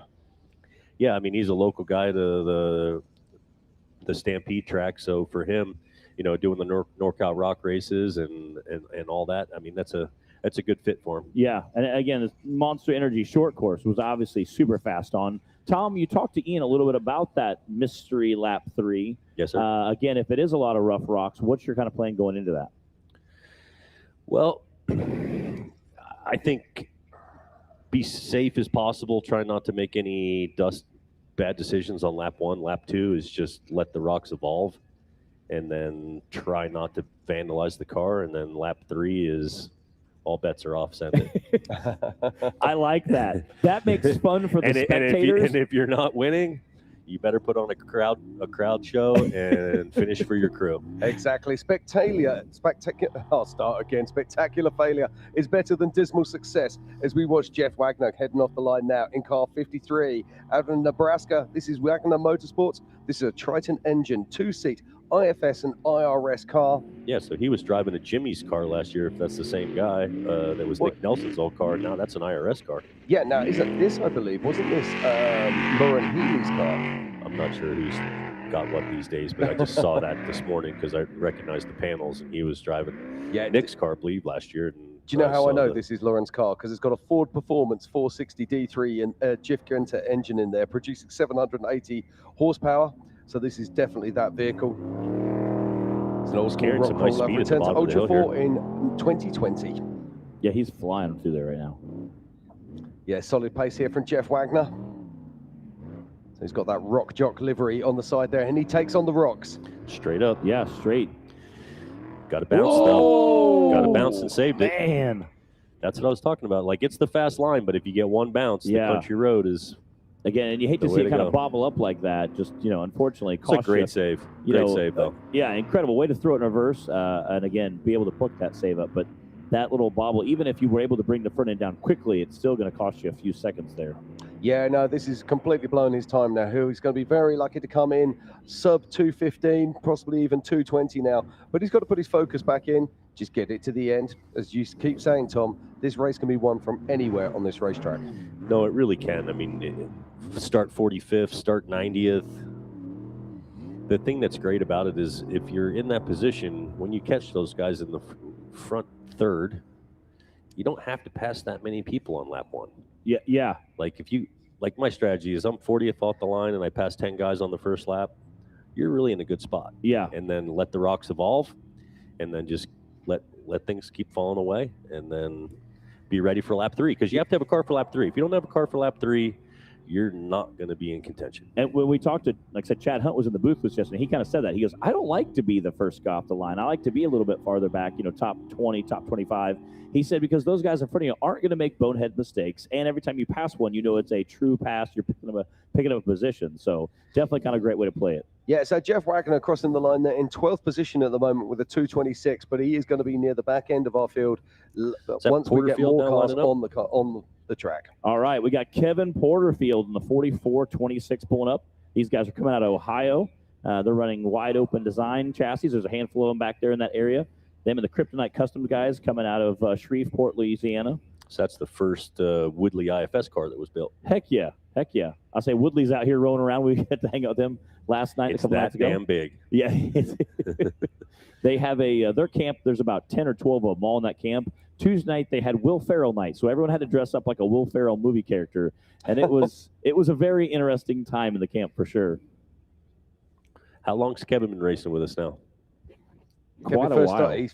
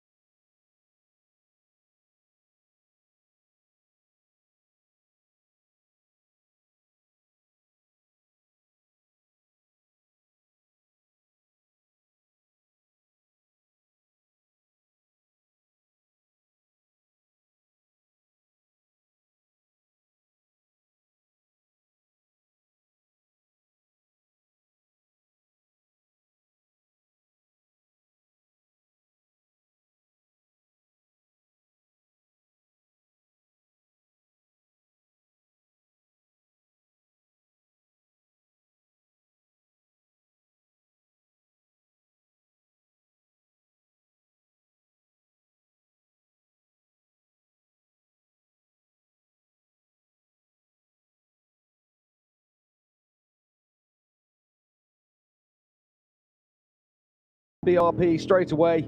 He'll be rejoining and coming into our Monster Energy short course over the first of the Yukon launches. And this time isn't going to be challenging Darian Gomez, but it's very solid indeed. And they're coming into this with a game plan. As you can say, you can only lose the race in qualifying. You can't win it. So nice and steady as he makes his way around. Oh no. Something happened there. Oh no, what's happening here? Oh, Pip Justice rolling up over the Yukon launch. Man, using it as a pump jump. Stinks. Oh, tough luck here for Pip Justice and Diamond Dave. I think Dave should get out and push. That's what I was thinking. You're so close. At the moment, he is just cargo. Dang it. Would it be bad for him to grab the transponder and run with it? Yeah. Ricky Bobby style? Now you're just giving people ideas. With the Stella? Yeah. The Stella and the GPS Well, during the I was going to race? say, if you're, he's going to race, right, I'm guessing what's happened there is that the computer shut down. Lots of these cars run what we call PDMs, which are power distribution modules. And if there's a problem, they'll just shut down. The only way you can get them to restart, it's a computer. You have to turn it off, turn it back on again. And I'm guessing something like that has happened. You hate to see that. 240 for Pip Justice. Again, not the time he wanted to be, but, you know, yeah, he was definitely doing good. And again, we talked up yesterday about those guys pushing fast. Everybody wants to go fast uphill, but the guys that can really push downhill can definitely pick up some time. Well, And Casey Gilbert here, he's a madman driving a Miller chassis, and you can never count him out. I would expect big things right now. Yeah, now Casey Gilbert, this is a really interesting story. This is the first Miller chassis that we've seen on the course today. This is a guy who built this car for 4,800. He dominated. He then moved up into 4,400, but let's not forget, when he was in 4,800, at some of the national races, he was out qualifying 4,400 people and hitting the pole spot. He's moved into 4,400, changed to that twin shock configuration, and I don't think you'll mind me saying, is he's not quite found his form yet here. He's still a star that's waiting to shine, and it's going to be interesting to see what he can do on this course. He's right there. Yeah. I say if you're a single shock 37-inch DOT guy and you're picking off 4,400 guys, you're doing something. And again, and he's such a great guy, loves the sport, does a lot of behind the scenes to help the sport as well. And again, he's just an awesome guy. He is indeed. He's also got history here, but he's got this car stripped down. There's no spare wheel in the rack. Shredding weight as he comes onto our Monster Energy short course. What can Casey Gilbert do here? He rolled here in qualifying a few years ago. And that'll be in the back of his mind as he takes on this course and makes his way onto the Geolander Gauntlet.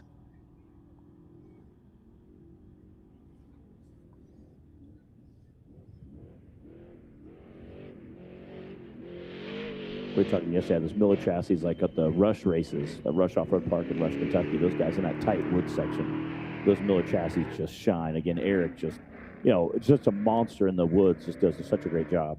Yeah, absolutely. From Fenton, Michigan, Gilbert Brothers Racing. It's a Miller Pro chassis with a Mast Motorsports LS7. It's got a TH400, Nitto tires, Threat wheels, American Express and Visa. And first one, KOH 4800 class in 2018, 2019, has had multiple championships and multiple podiums here at King of the Hammers. Going right. Yeah, taking that harder rock line. A little bit of wheel spin there, but definitely making some moves. Now, the Miller chassis are one of the best rock crawling chassis, but one of the problems with going up there, Tom, is all that dust is being dumped onto that line continually, isn't it? That's my favorite line going up that thing, but it's not the fastest because you have to turn so sharp at the top, but he's making a good run of it. Yeah, this is a solid time. It's going to be somewhere around about that 2:05 mark, I'm guessing. Possibly a little bit ahead. But we will see as he makes his way over the Yukon jump and into the Monster Energy short course. Now, we've seen turn 19 already bite a few people, but not Casey Gilbert. Putting that LS7 to work. Definitely screaming around those corners. Yeah, throwing down with those Nitto tires and over the Yukon launch and onto the chicane. He straightens it out beautifully. Leans on those sway bars and crosses the line there. Casey Gilbert coming in a 5th position with a 2:02. So a really solid run there. And he picked up the pace in the short course. We were talking about this earlier. There are certain areas of the courses where people are faster in certain parts than other parts. Cole Clark, did you get a chance to see his run today? I think you were lining up still, Tom. He was right ahead of me. Yeah, his course, the first part of the course was devastatingly fast, but he seemed to bleed time in that short course. Okay, so we're now waiting for our next runners and riders. Now, interestingly, I had Paul Herschel down to be out in that group, but we have not seen him lining up. He's going to qualify. Oh, really? Yeah, he did it on purpose. He went and did the desert race, and he's going to start second row. Of course he is. Now, we'd forgotten about that. All right, we're going to cut to a quick replay here. This is Darian Gomez's run this morning, and this is our pole sitter as of right now. I know we're early in the day, but this is, again, just a quick replay of his run this morning. Yeah, of course, Darian Gomez running in that UFO single-seat chassis. Now, Tom, talk us through this. How rough is this as we make our way out onto the Geolander Gauntlet? Not at all. It's beautiful in there. It's beautiful loam. Right here, there's one big hit, and then you make your right-hander up the hill. You just got to watch the rocks at the top. They're getting pretty chewed up, and then you come over. It's a blind rise. There's some rocks to dodge. But this is the advantage of the UFO, isn't it? Having that vision and being able to see over. You really can't see anything right back there. I don't care what you're driving. And then down here, you're just committing to the turn. I know we talked a little bit about, running order and where you run at. Do you think running in the morning has an advantage to running, like, say, later in the day, like in power hour? Depends where the sun is in the sky, because historically, coming off that shelf, you can go right into sunset. It's miserable. So I think a few years ago, Ultra 4 moved the whole schedule up just a little bit to kind of combat that, because it was really tough. Yeah. Okay, so yeah, he's flying.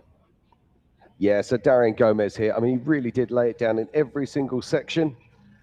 Don't forget that we're going to have his dad, Raul, out on course later today, and of course his two uncles, Marcus and JP. Marcus is the only one that hasn't won here at King of the Hammers. He's podiumed on multiple occasions. And Darian, he's had some bad luck. He rolled his car off the start line only a couple of years ago. They didn't let him not hear the end of that. Oh, yeah. But there's a maturity to his driving now. We were chatting to him yesterday. He's been out and hit that the second lap rock trail every single day this week. That's remarkable to do that level of pre-running. So there we go. If you're just joining us, this is the 20th anniversary of King of the Hammers, and this is the Griffin Radiators 2026 King of the Hammers, powered by Optima Batteries. I'm Jim Marsden, and joining me in the booth, and none other than my good friend Matt Holt, and of course the legend himself, Mr. Tom Ways. Welcome. If you're just joining us, we're in the middle of qualifying here for the 4400 Race of Kings. We've already had our first two groups go out, and at 11 a.m. we will have our third group going out and hitting the track. Did we get Paul Horscher run? Nope. Now, let's just talk about that. Let's finish that conversation. Exactly. Earlier this week, we saw the Desert Challenge taking place, and Dave threw us a curveball. Top finisher gets right lane, front row. Oh, wow. Second finisher in the desert race, right lane, second row. So technically, I believe it's Paul and then Cameron. Indeed. Well, it depends. So any of the desert races can take that. So, for example, Christopher Pavoldi, if he wants to turn up and race in 4400, he's going to get that second place on the grid because he finished first in the Desert Challenge. Get her done. So this is a real interesting thing. It's strategy. I like it. I like it. And I don't want to start that far up, so I don't think it's an advantage. But I mean, if you wanted to have clean dust for the first lap, it'd be fun. It awards the people that want to put in the extra miles out here on the track at King of the Hammers. That's a lot of abuse, but the nice part is if you could automatically get a qualifying spot, that is kind of handy for some guys. Yeah, it is indeed. I think you're going to see a few people there that's going to be helping out. Let's not forget, we had multiple people racing out there. And also, you can barter your places as well. So it's a very interesting thing. So we're definitely going to see Cameron Steele sitting up there at the front end because of what he did at the Desert Challenge. We're definitely going to see Paul Herschel up there, but potentially Chris Hicks as well. And there's a few other drivers that were also in that Desert Challenge that are going to be racing in 4400. I know they used to do something similar with a shootout, rock bouncers versus Ultra 4 guys. If you qualified first, second, third, it automatically qualified you back when they had to, it had to work your way into hammers. So there were some guys that were rock bouncers that did a little bartering and said, hey, I'll be your co-driver for the first lap or till at least the first pits. And it was very, very cool, very fun. And again, it was nice for some Ultra 4 guys to kind of weasel their way back into the race. So very neat. And I like the fact Dave kind of changed up. And those little kind of tricks, as well as the third lap, I know earlier said, you know what, maybe we just make waypoints. We don't tell anybody where the course is at. How about we just give a shout out to the old backdoor shootout? Yeah. Bobby Tanner. Oh, yeah. Shout out to Bobby Tanner. Yeah. I actually got to go see his Bobby Tanner's buggy right now is at the Peterson Museum next to Dave Cole's Ultra 4 car. it was very cool. Me and my dad flew in a day early, got to go to the Peterson Museum and see it. It was very special. Bobby Tanner's a very special guy to me. Very, very cool. When we did the Ultra 4 versus Bouncer shootout at Hot Springs, we're sitting there queued up waiting, and Bobby goes, "Hey, why don't you take a lap in Screaming Blue?" And I was like, "Excuse me, really?" I should have. Now, this is a video highlights package from earlier today during qualifying. Greg Allen right there in the Juicy Whip. Yep, he was laying it down. We saw some fantastic times out here today. It's so funny that you mentioned the Bobby Tanner. I stood at the bottom of the back door and I videoed the whole thing. Did you ever get to see him do it in reverse?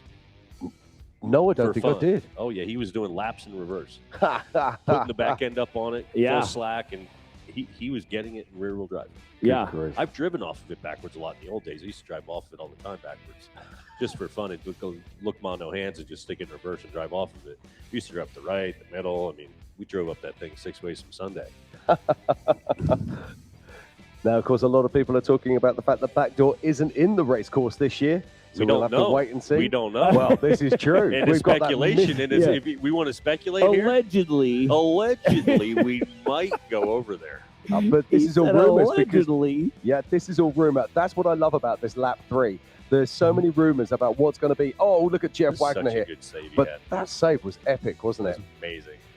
But old school rock crawler knows his vehicle, knows what to do in those situations. He didn't just bag down on the brakes, which would have been the fatal thing to do. Grabbed a fistful of the reverse gear and got the hell out of there. It's Kevin Porterfield making his way down the Gates Gate. All right, so let's talk about who your dark horse picks. Are there any more dark horses these days? I don't know if there is a dark horse. anymore. Well, this is an interesting one. I've got a dark horse for you. Really? And trouble is I can't remember her name. It's Josh Byler's daughter if she's racing. Okay. She's been Weilers really are always contenders. Yeah, they're always contenders. She's been doing great things out east, and really picking up her pace. The doing Weilers cool are always things. there for lap 3. Oh yeah, and that's what I'm thinking. She's young. She really wants this stuff. I'm gonna say if she can keep that car together, she's gonna make top 10, and she might even pull out a surprise. So we have 3 cars out of the Big B camp then. Yeah. Happy Pappy, Josh, and her. I think so. I need to check my starting list. I might be completely wrong on that.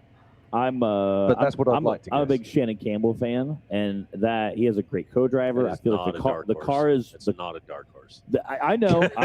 I feel like the car is really dialed in. I feel like he's definitely going to do very well this year. Does he have enough to put it back in the top spot? I don't know. There's a lot of great drivers, and I think we have some very young guys in the sport coming in that really want to get out there, and they want to be the next Tom. They want to get out there and make a statement and make a name for themselves. And I don't know. I'm excited. I'm excited for lap 3, really, because I think by that time it's going to be kind of a rubber meets the road. Get out, like you said, be smart lap 1, be smart lap 2, be consistent, be safe, keep the car together. And lap 3, either wreckers or checkers. And I'm really, again, I tell people at the heart of my soul, I'm a snot-nosed goober fan like everybody else. Yeah. I love getting out and just watching guys just like you said, if you can't win, at least send it, and I think that's what a lot of the fans truly love watching the most. Yeah, actually, I can't see the young lady I was talking about listed on the start list, so we'll forget that one. But the other one that's notable this year is that Eric Miller's not racing. Sad about that. Yeah, so many people. So, Eric, we will love you, and we'd love to see you back out here racing again. So let's hope that happens again next year. But there's so many big hitters in this class these days. You just look down the list; it's a who's who's. Yeah. There are so many people there that are capable. But as you said before, this race really starts on lap 3. It's all about running a race, and then your race starts at lap 3. Yep. So, I'm just looking through our power hour at the moment and who we're going to be expecting in that. We've got Vaughn Gittin Jr., Max Gordon, Casey Curry, Wayland Campbell, Chad Hunt, Phil McGilton, Lauren Healy, Eric Miller. Interesting, but I don't think he's going to be turning up to race in that one. Shannon Campbell, Jason Shearer, Josh Byler, Randy Slauson, Raul Gomez, JP Gomez, and of course, last year's champion, Kyle Cheney. What a list. Any one of those are capable of winning this race. And then you go back down through into the other main lists of the vehicles that we've got racing, and there are so many other drivers that are capable of taking a win here. You're looking at Marcus Gomez, A.K. Watley, What else? We've got so many people here. We've already seen yourself, Tom Ways, out there. It goes on and on. Now, I think the biggest thing about this year is those guys laid out a really technical course as far as the breadcrumbs. I mean, the RCPs and the VCPs, this is going to be a race, I believe, is going to come down to hitting your breadcrumbs and hitting your points, because this race, if you miss one, it could come down to that right there. I mean, easily. Yeah. Oh, yeah. So let's talk about VCPs and RCPs. So a VCP is a virtual checkpoint, and you have to be within 150 feet of it. That's correct? Yeah. Now we've got RCPs, and RCP is a rock checkpoint, and you have to be within 50 feet of it. Yep. Now, that changes everything. So when you're actually out on those trails and you're in those rock gullies, if you don't hit those RCPs, you get, I believe it's a 5-minute penalty, is it? I think so, yeah. Yeah. So when you're doing this, it's absolutely important. So navigation has become a key thing here at King of the Hammers, hasn't it? That's where having someone next to you makes a huge difference. And, you know, having 2 GPSs makes a big difference, because we can be on 2 different Zooms, be looking and trying to reconfirm with each other, and then looking for the Stella to turn. I think in the rock trails, you know, the old rule used to be if you're in the rock trails, deal with it. If you're in the canyon, you're in the canyon. The desert was the measurement, but there was never a measurement on the rock trails till everybody complained enough. And when you complain enough, then you get into more rules. Yeah. And you get more RCPs. So now we're having an RCP race. It's not a free-for-all in the canyon anymore. So there's not going to be as much side surfing on the walls and things like that. So there's upsides and downsides. Yeah, there is upsides and downsides to all of this. I mean, I know a lot of people in the past have complained where these bypass lines have been created where there's no bypasses are supposed to be. It's amazing to me But how it's they not that actually way, though. appear. If it's the canyon, you're in the canyon. And that's the way Dave worded it. That's the way it was in the driver's meeting. If it was repeated, then it was rule. So anybody was bitching wrong. Yeah. The rule was you're in the canyon, you're in the canyon. That was the rule. If it gets repeated in the driver's meeting, then it's notes. Then it's record. Yeah, I get you. Yeah, but again, that's because if everybody's going to go around, why would you go in the rocks? Why would you go here if you can go around it? Yeah, no, I hear you. But this year, it's completely different. It was last year as well. We have the RCPs. This is what the drivers have asked for, and that's what we now have. Dave and his crew. Dave and his crew have set up a fantastic course. Justin Muraquand as well, been out there making sure this is the toughest King of the Hammers course we've ever had here in Johnson Valley. And I like having those checkpoints to make sure everybody is racing the same race, but I also like to have a little bit of a wider area, because I like that when guys pre-run, they can get a little more creative with the course and they can do their homework. And I think the guys that do homework should kind of be rewarded for that. So I feel like there's a little bit of a give and take there. We have none. Yeah. Just go completely or the you other just way. say, heck, we like to party, let's go racing. So I'm getting word we have an interview from yesterday from Vaughn Gittin Jr. that we're going to cut to real quick. Again, I know we had the EMC class yesterday. Him and Bailey Campbell were battling back and forth, so they're going to cut to that interview real quick. Nice run, Vaughn. 2:39.9. Now walk me through qualifying for you. Yeah, just trying to be smart. Our team's been pretty busy already leading up this week with some surprises, so I wasn't trying to put any more work on them. Just go out there, get a good lap, you know. There's going to be dust, but we're going to catch each other in the rocks in 12 laps, so it wasn't worth the risk to try to go and send it. So, this course is beaten up from last night. It is crazy beat up, but this is Hammer as we come to expect it, and just pumped to be here. Bronco Raptors rip. Race you. Race you on dirt, sand, snow. Race you through this, over that, all day, all night. Race you on 4 wheels. 1 wheel. How about no wheels? Race you with the world watching. This guy watching. Race you to the summit. Maybe not that summit. To sub 7. Any event, any terrain, anytime. Race you.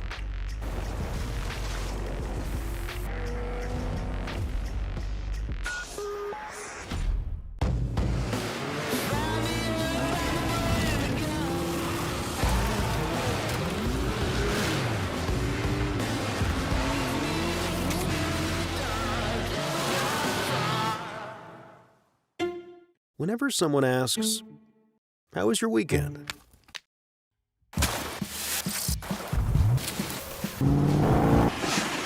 Or, "What have you been up to?" Or just, "What's new?"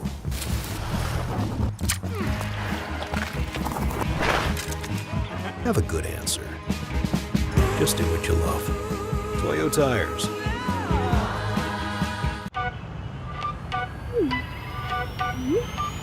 Said I'm taking big shots, just stop where I'm driven, no pit stops.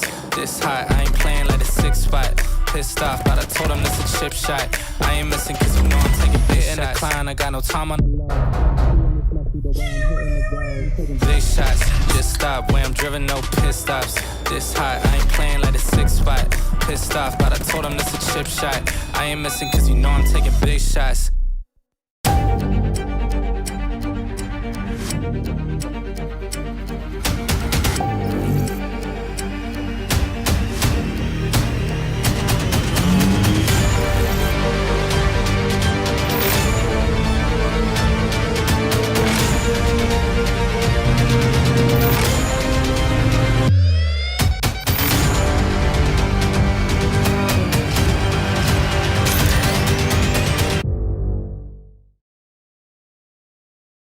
But there is a change in technology here as well. We've got other things happening. So obviously we're always trying to chase extra time, find pace in the desert, find time in the rocks. And one of the things we're seeing this year, we saw it last year with Lauren changing to 42s. And we're also seeing Jason Shearer this year changing over to 42s. If I could fit him, I would have put him on, but I could turn left and use the brakes at the same time. I put the brake pedal into the front left tire. Yeah. So, but there's give and take. I mean, no one's really had a lot of testing on 42s yet, and I'm going to get there, changing to 40 spline inners and things like that, and put a TubeWorks 40 spline locker in now, and I'm feeling really confident about that stuff, being able to make the parts live. But I mean, realistically, McMillan did some testing, and he's racing on 40s still. I'm not saying 42s aren't coming, but you know, there's no free lunch. I mean, you stick in bigger rubber, and all of a sudden something you never knew was going to break, all of a sudden is coming apart. So, do you think going with a wider stance, kind of getting those wheels out a little more, is going to hurt you, or would you think that'd be okay? I'm not a fan of wide personally. Yeah. I'm a little car. My car is smaller than a Can-Am Maverick 4-seater. Wow. I mean, my car is 83 outside of tire, 112. So I drive between the rocks. My car is basically the size of Brad Level's Ranger. Wow. That's with that more 80... fuel with more fuel than most people in the field. Yeah. So 83. I have another fuel strategy for fuel besides I need fuel. Yeah. Well, this is interesting as well. I mean, we saw Bailey Campbell. Her car was built with a large KOH style fuel cell that allowed her to blow through pit areas, pick up track position before she went into the rocks. Your car has that same thing. Exact same thing, which is why we suddenly see you just appear on our trackers in places we don't expect you to be. Yep. And that's a magic thing, isn't it, that we're actually building cars specifically for this race. Yep. And was that the philosophy in going with that? Is that where you can pick up a little time here or there? With the fuel? Yeah. Oh, for sure. Because, I mean, to be able to push out on coming into lap 2, bypass main and keep going, I mean, there's something to be said for that. I mean, realistically, you could go all the way to pit 2 and then take fuel once, and then that's all you need for the day. Yeah. Again, a little time, a lot of time adds up. But then you have to carry all that fuel through the rocks too, though. So it's a fine line. It is a trade-off, isn't it? And say we go to backdoor, you might not want the back tank all the way full. Yeah. And who's going to drive it? I mean, say we go over there. I don't know if we are. But say we go over there, you think it's going to be a winch fest? You think guys are going to drive it? Well, I've been out there. Have you been out there this week or two to have a look? That hole's really dug out at the bottom. In fact, it's the worst I've seen it in a number of years. So it's going to be very interesting to see if actually people can get into there and actually make the break up onto the cliff face itself. Now, you've been driving it for years, so you're just going to tell me no problem. No. But the left is actually sometimes harder when it's dug out. The actual line that we figured out in the old days is if you hit it in the middle to middle right at an angle and not have a front spool, it doesn't make the car slap, and it goes up, does one hop, straight out the top. Straight out the top. Now, we remember going back to, I think it was 2014 or 2015, where we saw you doing that epic sidewall dance up the side. That was sketchy stuff. Sorry to those guys from Utah. I apologize. Are we going to see that kind of Tom Ways here this year? You never know in lap 3. I like it. Odds are pretty good. John Balducci built me some new diffs. We put them in 2 nights ago. My guys have been seriously doing an amazing job getting the car ready. And, you know, I just got some super strong diffs, more than I've ever had, and I'm super excited. Yeah. Again, we talked a little bit about, so you're going bigger splines in the outer, getting ready for 42s? For the stubs, yeah, the inner stubs. I've ran 35 spline inner stubs forever. Really? And, you know, we were joking around with the 42s going, let's have a moment of silence for the inners. But, you know, honestly, I haven't broken the 35 spline inners, and that was just to try to use the right locker that I liked that didn't push and didn't have a hard time turning. Yeah, that's incredible that you made those 35. Because I still like Atlas. I mean, I still front dig. I'm twin sticking in the rocks. Not many guys do that anymore. Yeah. No, twin stick is not something you see lots of guys using nowadays. And again, coming from a rock crawling background, you can be very accurate with a twin stick if you're trying to maneuver the car in a certain way and get it in the right position. Get it to initiate, going downhill. A lot of guys don't realize you pull the rear out going on a really steep downhill, makes the car sit down. Yeah, it's all those little differences that make the difference and can make you faster on track, but not only faster, but it can also save your componentry as well. And it's an endurance race. It's not a sprint. So, right, we're getting ready now for our 11 a.m. session here at the 20th anniversary of King of the Hammers. This is the Griffin Radiators King of the Hammers, powered by Optima Batteries. We are here for the 4400 class qualifying for Race of Kings. This is where the big dogs hang out. This is where we see all the big cars out on course. And right now, it is all about Darian Gomez, who is our pole sitter with a blistering 152.9. I'm Jim Marsden, and joining me in the booth is Matthew Holt, and of course, the legend himself, Mr. Tom Ways. Are you ready for this, Tom? I definitely am. I'm looking forward to the next three, to be honest with you. Yeah, we've got some fast guys coming out next. See a Blyler, and Ryan Blount and Brian Kirby, some of my best friends right there. Yeah. Some really good guys going to be lining up and joining us out here, just looking down through the list. And in no particular order, we've got Tad Dalker, we've got Josh Hager, Rusty Byler, Ryan Blount, Glennie Page, Brendan Thompson, super fast, Cole Johnson, Rick Levezzo, Chris Hicks, Chuck Crossland, Justin Wicks, Stephen Watson. So is that Tad Dalker right now lining up? I believe so. Yeah, I'm just trying to get a number on that so I can be absolutely certain, as we are getting a little bit out of order sometimes, but that is the 906. 906. So that is going to be Tad Dalker. 906, so that's Mickey Thompson for Tad Dalker. Trent Fab car, used to be Vance DeMars from 3D Concrete, I believe. Again, Tad very fast, very fast. Again, my friend Tony Ferracco built that car. Really? Tad's definitely put a beating on it for sure. Yeah, out of Elk Rapids in Michigan with North Shore Raceworks. I believe those guys have an ISFS car in the build right now. Oh, really? Oh, really? Yeah, you're absolutely right. That's little birdies tell me these things. Allegedly. No, I got to say thank you to these guys. They loaned me a set of stub shafts because Spider Tracks was back ordered. So I'm actually running their 40 spline stubs. Heck yeah. So I'm replacing them, but you know, that was nice of them. That again, and super classy. That's the great thing about this class is, and Shannon's always been that from the beginning. He wants to beat people on the track with everybody with all their best parts, not beat them in the pits. Well, I think it's fair to say that we're the best of friends in the pits and the best of enemies out on course.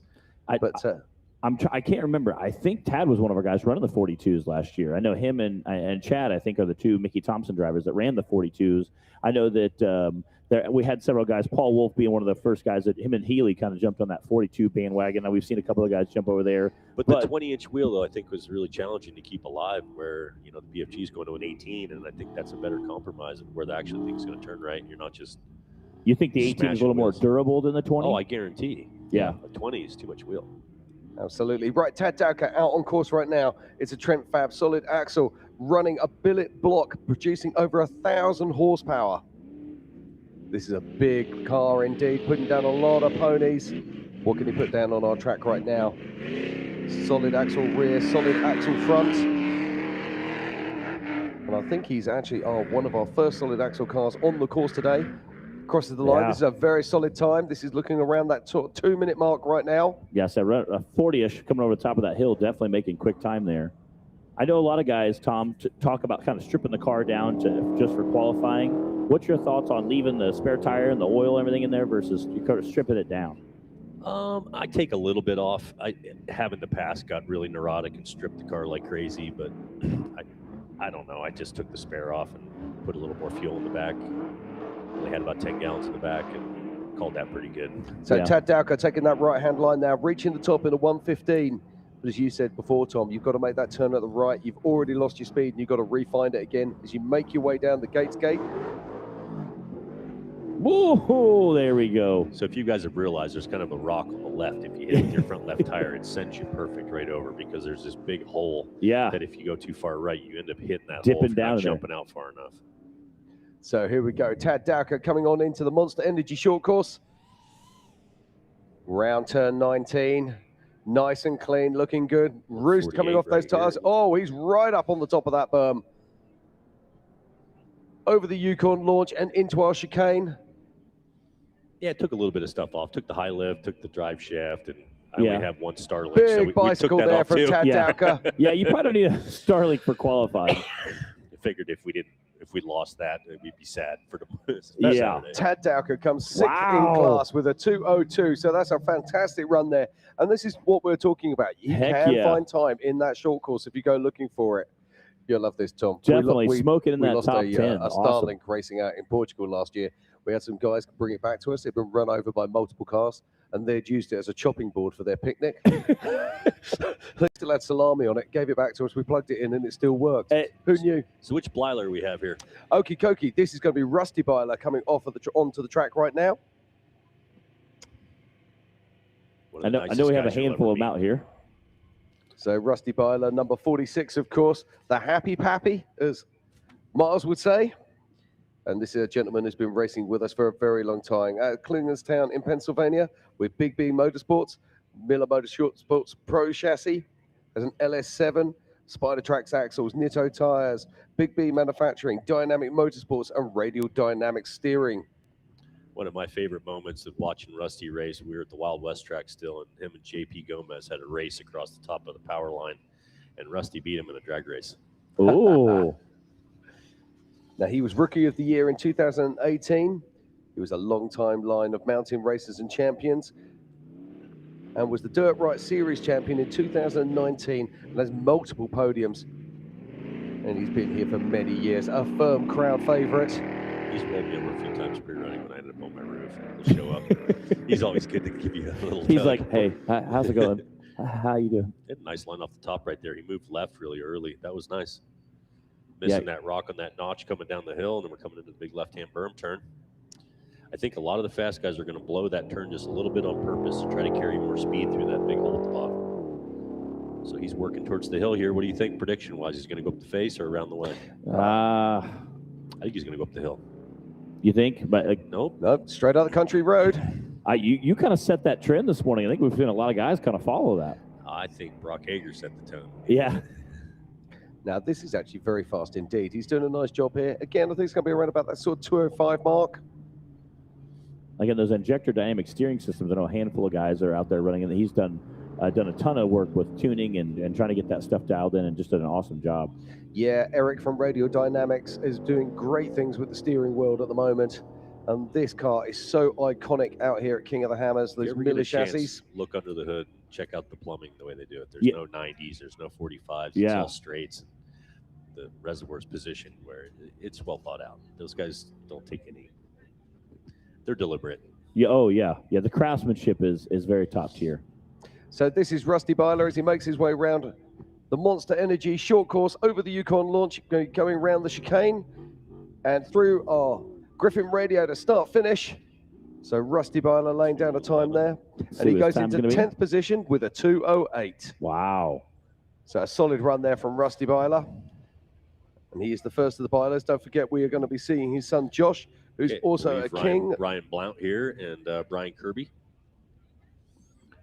Pro-Am Design, BF Goodrich, FK Rod Ends, King Shocks, and 74 well portals on the front of this thing. If you look at the clearance on this thing, it's really remarkable. Brian's got a different front end than everybody else runs. It's running a King with a clevis over the half shafts. Oh, yeah, really? now you can see It's it. got Look at that. amazing angles. This car originally was Matt Messner's car, turned into Greg Adler's car, which was the 4 Parts Off-Road Warehouse car. And then Ryan got this thing last year. And a little tidbit here, him and I are going to be racing the Baja 1000 this year in his new car. Wow. So Brian's building him a big block IFS IRS monster that we're going to go run. Now that sounds like a Yeah. whole load of fun. IRS, IFS, big block. Those are like all the things you need to hear right there. Yeah, with portals all the way around. And Get it's her got done. trailing arms IRS. Jeez. It's nasty. That's got to be just like you said, a monster of a car. Yeah. So, yeah, this is Ryan Blount, who's waiting on the start line right now. His first race was in KOH 2005. No. That's Sorry, not right. 2025, sorry. Yeah, so he raced with BJ, friend of ours from Truckee, and he was a co-driver. And then last year, he came here and signed up, and we figured it out the other night at the campfire. He's got 25 hours driving right now. 25 hours. Yeah. Yeah. Because we were out pre-running together in my friend's old Land Cruiser, and he's like squealing. I was like, quit squealing. And he was like, okay. I love that you're like, we're out in an old Land Cruiser. Like we're at a 78 Honda. We're out just beating on the trail, having a good time. We did 13 rock trails in a row together in my buddy's old FJ40 buggy. I we had love such that. a great time. That is awesome. But it's different when you're not used to having a big open window and lap belts. Yeah. All right, so Ryan's building some speed here, falling off the left side right there, just like you wanted to, coming up, working some speed. Brian's in there with him. This is a neat car. I've got a lot of time in it, in its older revisions. I was going to say, if this is Greg Adler's car, it's been around the block. I gave rides during the KM3 BF Goodrich launch that was at Squaw Valley. I gave so many people rides in that thing on the Rubicon. I gave. And you said he has a co-driver in there right now? Yeah, Brian's in there. Okay. I know we've seen a lot of UTVs where the co-driver didn't run yesterday, so or on Monday. We didn't see a lot of co-drivers They're who heading up the hill. They're building some speed now. He's pouring some coal to it. Yeah, this is looking looking good right there. Is he going to take the country road or is he going straight up? No, he's taking that He's country going road. all the way, yeah. That thing's got a red line 450 cubic inch motor in it. All right, Big guys. numbers. Ian's going to hop in here. I'll catch up with you later on this afternoon. Everybody have an afternoon. Thank you very much, Matt. We're just waiting for Ian Johnson to join us back in the booth once time as we watch here. That was clean. I think he's going to be happy with that. He was really nervous because last year he rolled going through the notch last year and ended up on his roof and DNFing. So this year he's just looking for a real clean run. Yeah, so as long as he can make his way around turn 19 as he comes in over the Yukon launch and into the Monster Energy short course. Yes, that's the first person we've seen so far qualify with those new 4218s. That's a nice tire. I'm excited for it. This is the new BFG 4218. Yep. Yep. This is the same tire that we're going to be watching Jason Shearer run later today. Yes, sir. Yep. Now, it's interesting. The difference between going from a 37 to a 40 is absolutely massive. Do we get that same difference when we switch from a 40 to a 42? As Ryan Blount crosses the line in 13th position. That'll work. That's a really nice solid run there with a 210. I'll be happy with that. Welcome back to the booth, Ian Johnson. Thank you very much, Jim. Yeah, it's great to be back. It's good to hear Tom up there talking away, giving all his little secrets out. Don't tell them everything that's going on in that qualifying cars, Tom. I'm terrible. I just give all my cards. Yeah, all right, but I can see that Darian is still sitting at top of the box at 152. I jumped over to our VIP tent, Warren VIP tent. I may or may not have Jim practice the simulator for later when you and me and Miles race again. So we're doing that at the after power hour. We're going to slide over to the KOH General Store and do a recap of you, me, and Miles on that qualifying course. I like the sound of that. Have you tried the sim, Tom? I haven't. I did briefly at Dave's during the live show just for a couple minutes. And it was so foreign to me. I was like, I don't know about this. I still want to. Hopefully, when Brendan Thompson gets done going, I want to talk to her. I want to talk to him because his son spent all night trying different lines on the qualifying course and then did really, really well. So I'm interested to see, did it help? Did it was good? I bad? think it does. I mean, I think Bailey Cole does it a lot, and he's always a fast qualifier too. You know. So we've got Glennie Page lining up on the grid right now, getting ready to go here in this 4400 Race of Kings qualifier at the 20th anniversary of the King of the Hammers. Glennie Page out of Canada, of course.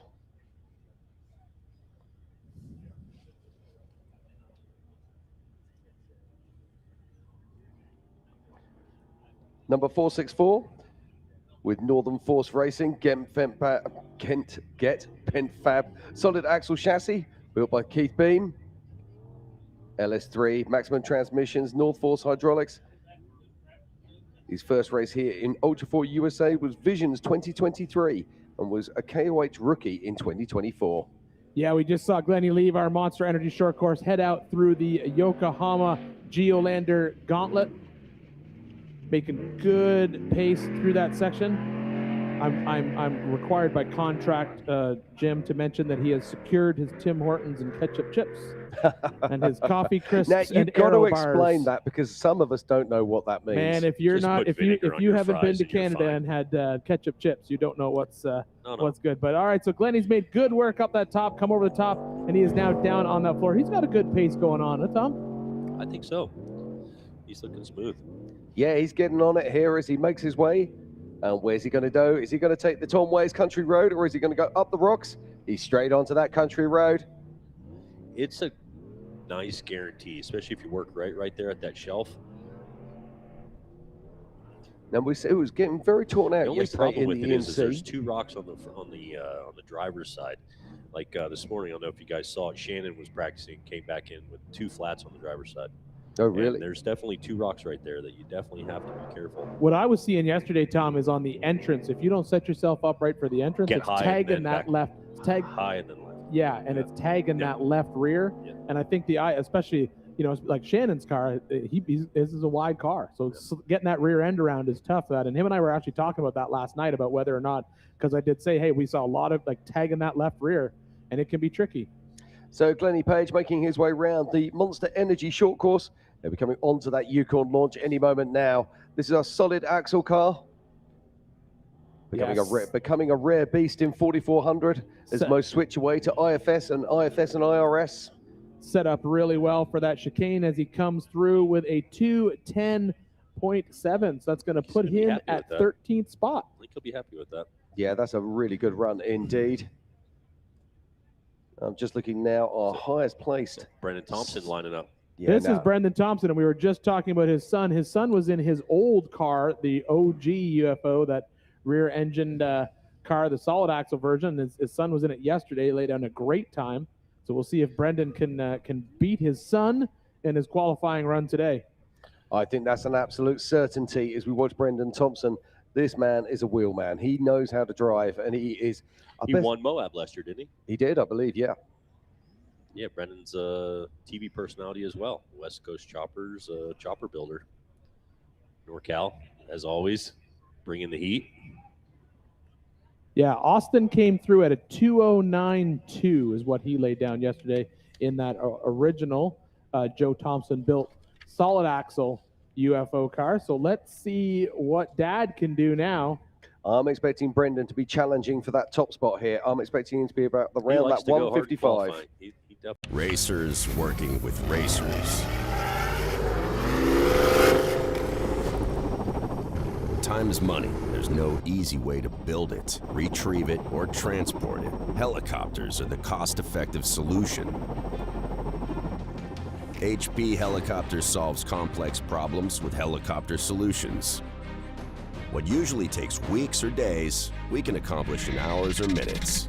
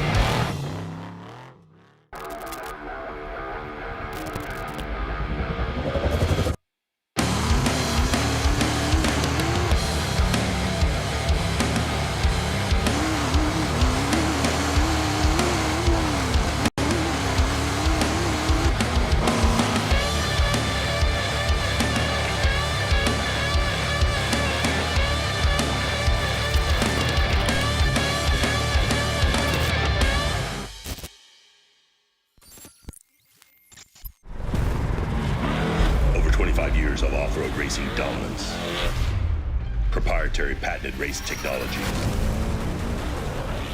Proudly made in the USA. unparalleled customer service and support.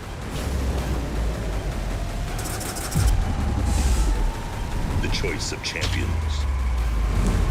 King Shocks, the leader in off-road shock technology. So we're here for the 2026 Griffin Radiators King of the Hammers, powered by Optima batteries. Right behind me is Mega Merch. So we're gonna walk in there and show you everything she's got, see the chaos behind the scenes and how she makes it happen. The chaos is here. They're selling everything, and they're selling like hotcakes. Stickers, they got koozies, they got socks, hats, beanies. Come get them before they're gone. Roxy, thanks for all my stuff. I'd be naked without it. Who wants a hat? All right. And look at this. We got hoodies for days. We've got shirts. They're still printing stuff and bringing it back out here, but we got a great inventory, so make sure you come out and get some of the 20th annual King of the Hammer swag.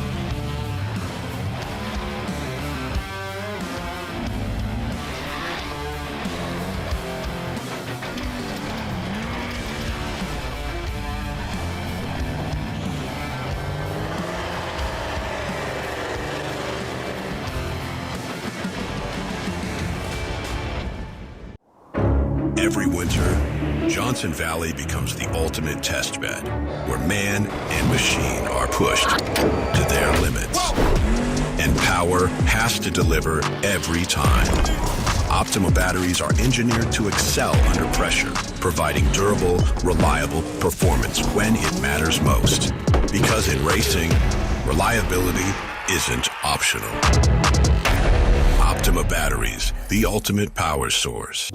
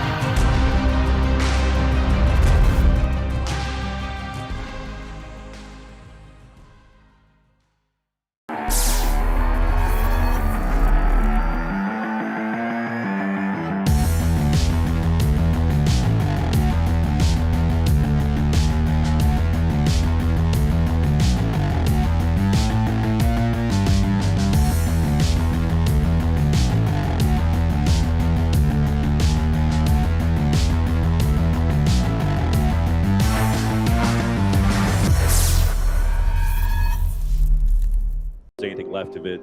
Yeah, I don't think it was last year. Yeah, I'd have to talk to. I think it was the year before because he came in right after. Yeah. It was the year that Raul won. I think he came in like in fourth or fifth. I remember that coming up on stage. All right, but right now it's all about Cole Johnson. Look at this awesome in-car footage coming to you live from Johnson Valley. Looks like he went around the outside of that rock ledge like Tom did earlier, who's joined us here in the booth to give us play-by-play of all this. But very good time for Cole. Looks like he's going to be right about middle of the pack right now. But this is a great perspective of how steep this downhill section actually is. Yeah, so a solid run from Cole Johnson. He's not going to be troubling our leaders, but this is still very good indeed. He should be looking somewhere in and around and about top 10, I would have thought. So as Cole makes his way onto the Monster Energy short course, round that infamous turn 19. Yeah, looks like he got a little wide there, Jim.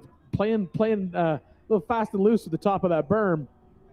We saw a little bit of action there earlier today, but it looks like he was able to clean it up and get it back down, setting himself up nicely for the chicane coming across.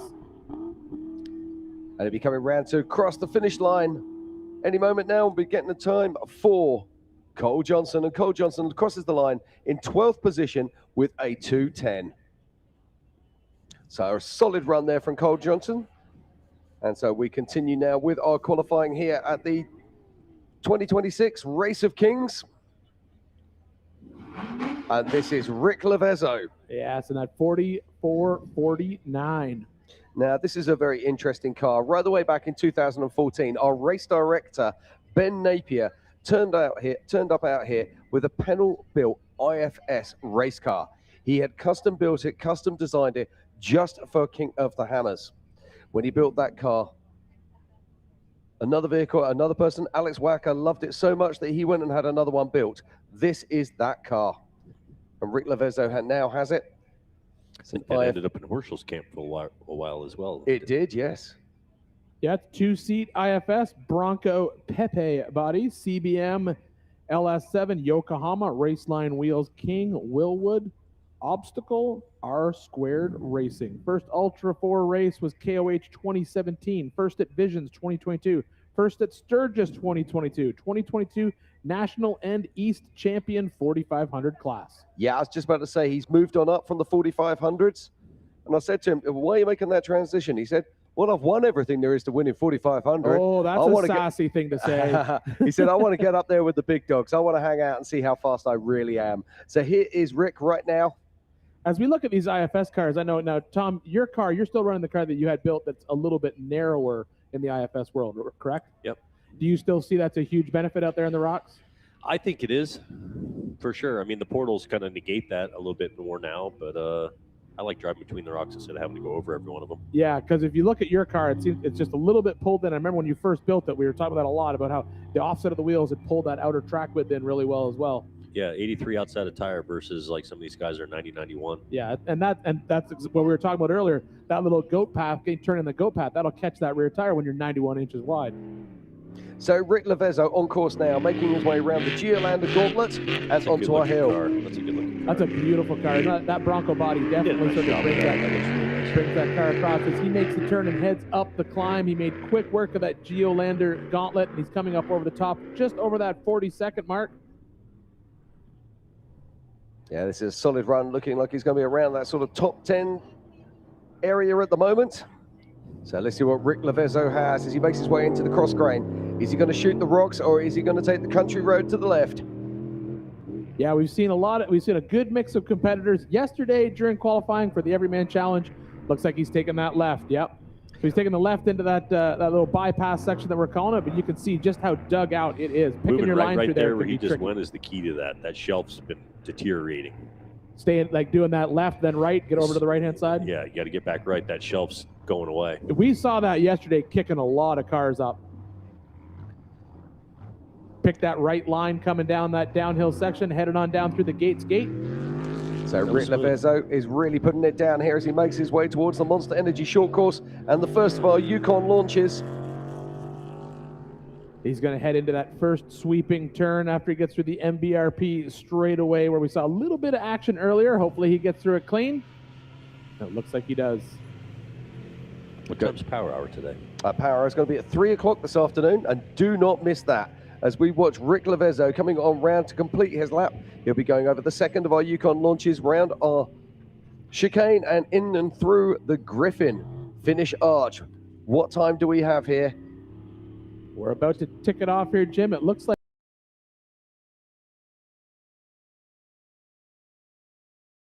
17th position right now.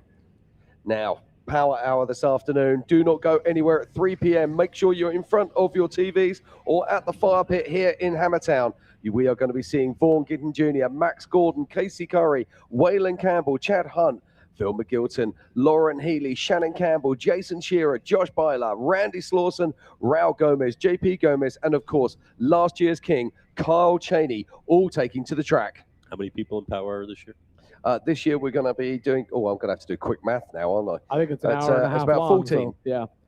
Now, this is Chris Hicks. Now, this is very interesting because Chris Hicks was racing in our Desert Challenge the other day. So he's also chosen to qualify again here, but he has the choice. So if he prefers, he can actually take the pre-qualification that he gets from the Desert race from qualifying there, or he can use his time from this qualifying run he's about to do. Now he's in a 2021 Miller Pro chassis, LS7, 850 horse, Hughes Turbo 400, Fox BFG Method, 5x5 Communications, AMSOIL, and PRP is who helps him get to the starting line. His first KOH was 2018. This is a Miller Motorsports chassis, very popular solid axle setup out here in Johnson Valley for King of the Hammers.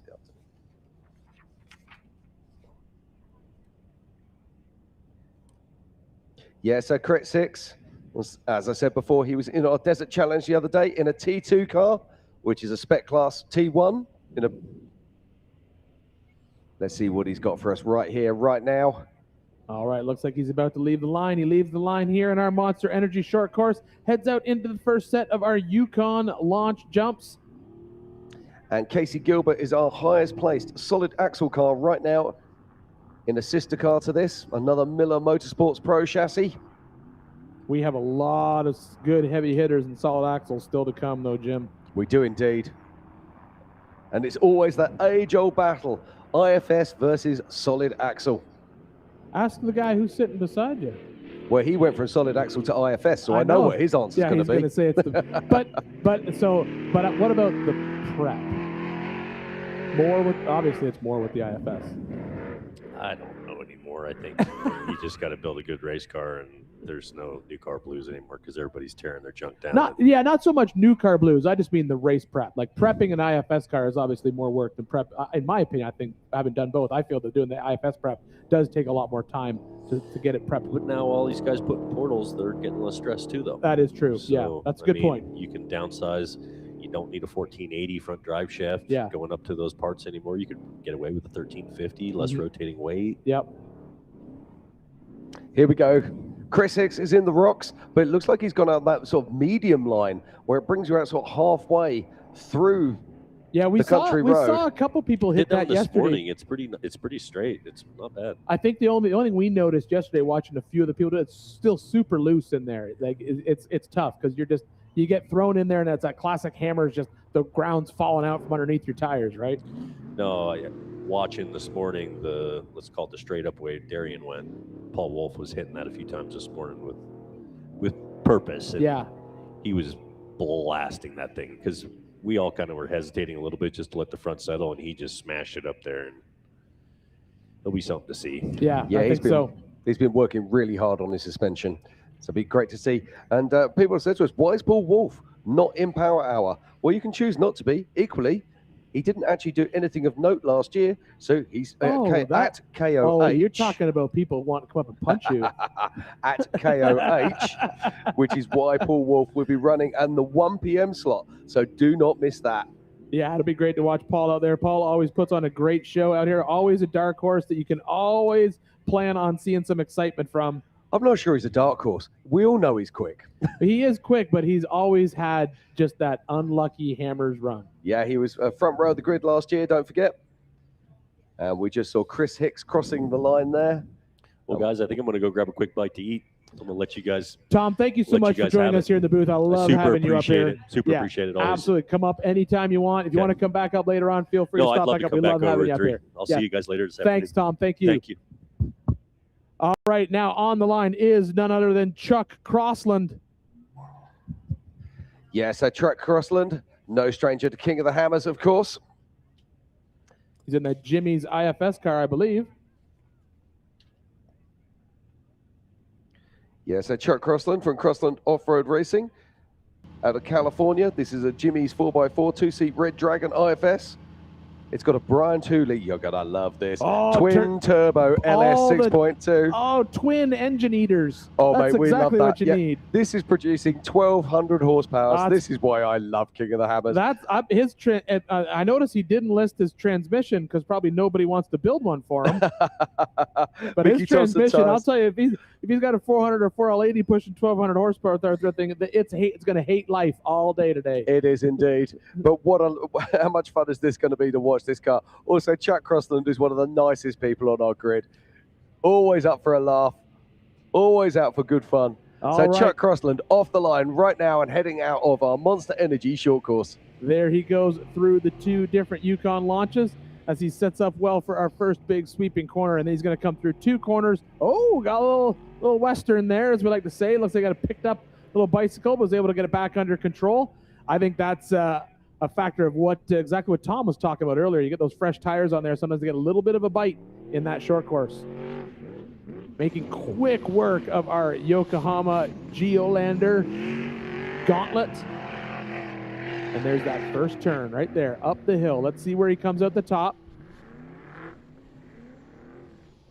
Very good run so far. He's on pace to be probably top 10, top 5. He might pick up a little bit of time on this downhill section.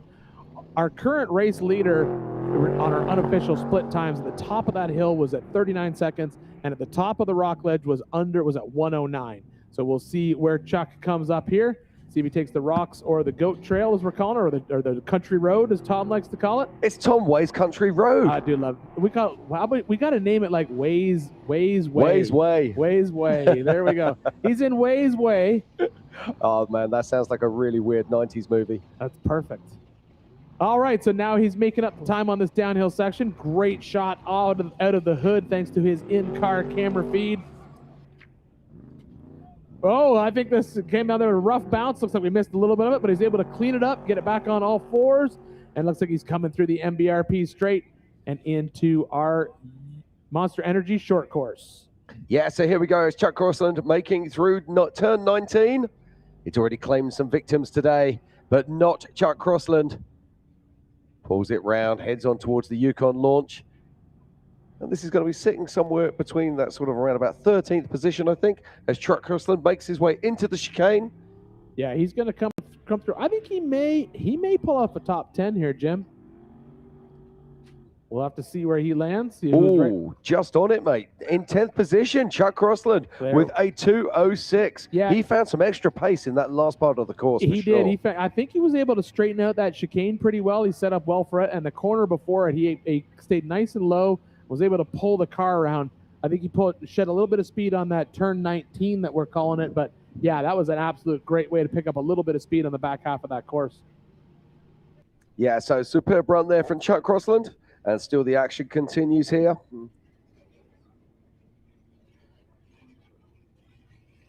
This might be Justin Wicks, is it? Yeah, I'm just waiting for confirmation of that. Yes, it is. I can tell by the spacer. So Justin Wicks in that Bomber Fab car. Yeah, another one on Maxxis tires today. Been a very popular tire choice out there. Chris Wicks riding shotgun with him at a Beckworth, California, Wicks Family Racing, Bomber number 6.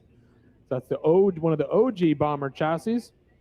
Marucci LSX 454, 800 horsepower, Bora wheel spacers, Maxxis High Desert Surface Prep, Baja Designs, and Warren Racing. First Ultra 4 race was San Felipe 2021.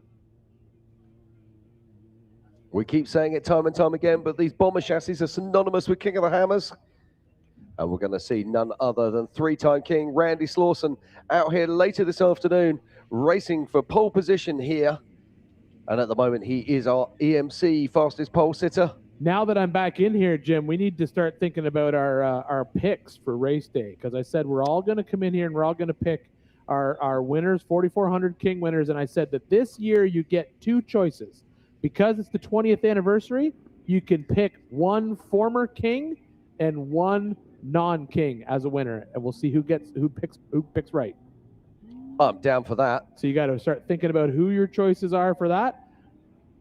It's a very difficult question because there are so many incredible drivers here, and right now it is all about Justin Wicks, who's out on course, heading towards the Geolander gauntlet, making his way around there, putting this Bomber chassis to work. Letting those Maxxis tires eat as he makes his way around up onto the top of the hill.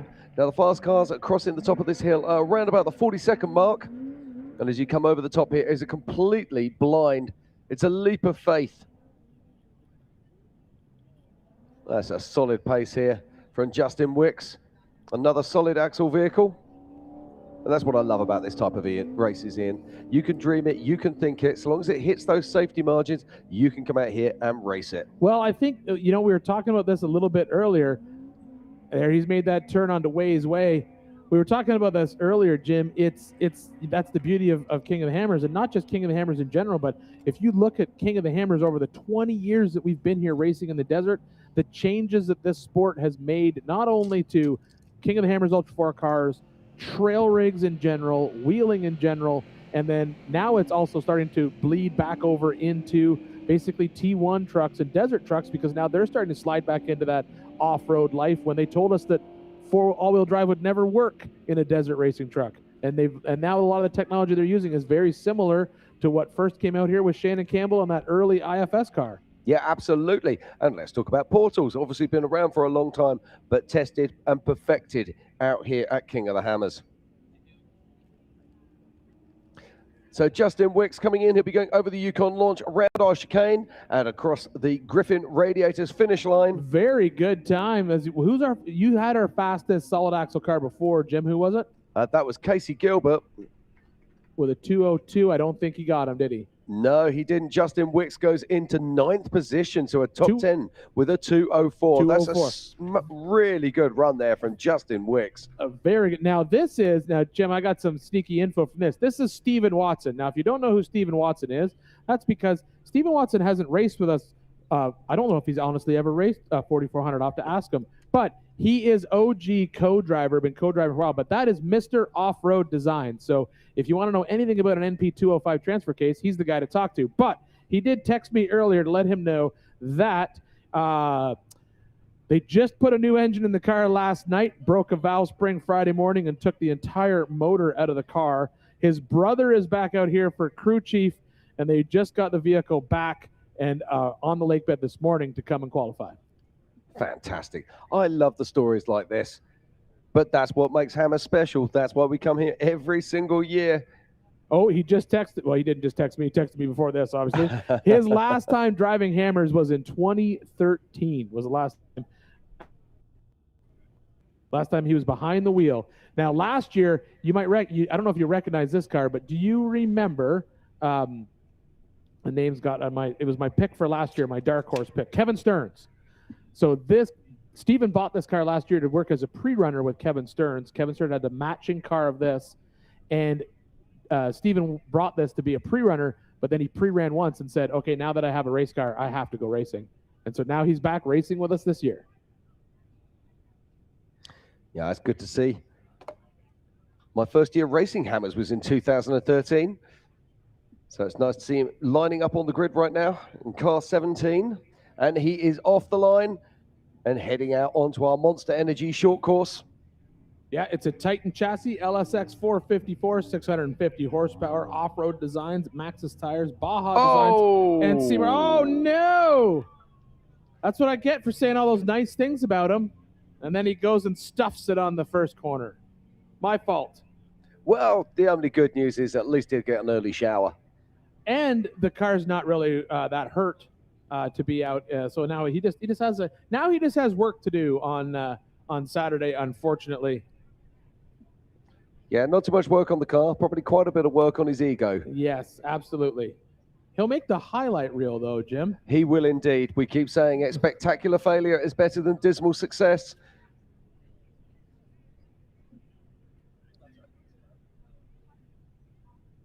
So we're getting a really nice bird's eye view here. Look at that. Look at that. That's excellent sticker placement by Real Driveline there.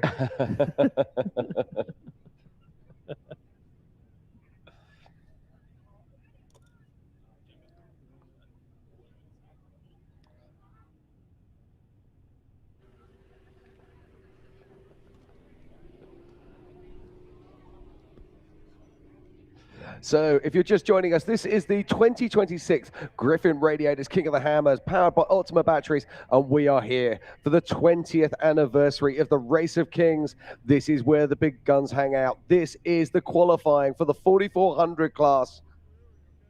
And what a day of action it's been already. And we're just watching Stephen Watson being recovered from course. Had an unfortunate tumble in the infield on our Monster Energy short course. That's our second rollover today. Yeah, unfortunately for Steven, this rollover happened on his way out of town, so he wasn't able to get out there and put on a show for us in the actual rock section of the short course. But unfortunately, that can happen. You get out there and hit that second jump with a little too much speed, carry it into that corner, and it can get a little bit out of shape pretty quick. And we saw what happened right out here on our Monster Energy short course. But safety crew and the volunteers are out there. You can see him out there basically hooking up that Factor 55 strap to pull it over. And I believe we've got a highlight of this exact thing. He made the highlight reel, Jim. He did indeed. Do you know what I'm going to tell you right now? Darian Gomez is our current pole setter, and Darian Gomez did exactly the same thing off the start line at King of the Hammers a couple of years ago. So here he comes. He sets up for the corner, throws it in, and away she goes on the bicycle. So Jim, I'm gonna Monday morning quarterback there, and you can see when you watch our other drivers in this exact same situation. Steven was so far towards the driver's side of the track. He entered that corner really low. When you look at everyone else, they're further towards the bottom of your screen on that second jump, and they're basically coming over and getting into this loose. And I think that's what messed them up. I think he's in the hard pack on the bottom of the corner. Yep. It slid him in, and he caught one of the ruts and flipped him over. There's two ways of attacking this corner. You've got to either come in very, very tight to the center of the corner and then apex from that, or you've got to get out to the far side and use the berm. If you try and take that center line, you're in danger of high siding and doing exactly what Steven did there. Yeah. And if you watch him, he went straight into the center of that corner. He didn't give himself an opportunity. That's the danger zone. You've either got to go far side inside or far side outside, not the center. Yeah, well, he's learned his lesson now, and then on race day, he'll probably pick a completely different line and maybe shed about 10 miles an hour off that course. But the good news is the car, it looks good. He's driving it off the course and headed back to pits, and now he'll look to redeem himself. As Jim said, there is a history of drivers rolling inside that short course and coming back to spectacular finishes on race day.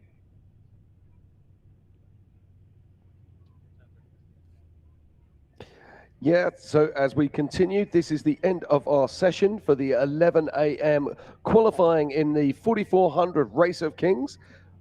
Our next qualifying session will be going live at 12 p.m. today. As we just watched there, and that is Stephen Watson making his way back to the pits. A very unfortunate end to his run. But while we're watching that, let's just take a quick recap of our top 10 here, Jim, and where they sit. So right now in 10th spot, we have Tom Ways still sitting there with a 2:05.8. In 9th position is Justin Wicks with a 2:04. Jeremy Brown with a 2:03. Tad Dowka, solid axle, 2:02. Casey Gilbert, also a 2:02, but 0.8. And also a solid axle. Yes. Then it's Eric Wicks with another 2:02, but 0.02. And then our first of our Can-Ams, that's Cody Miller, still holding up there with that sub 2 minute, 1:57. Then James Mahoney with a 1:55.8. Brendan Thompson with a 1:55.8.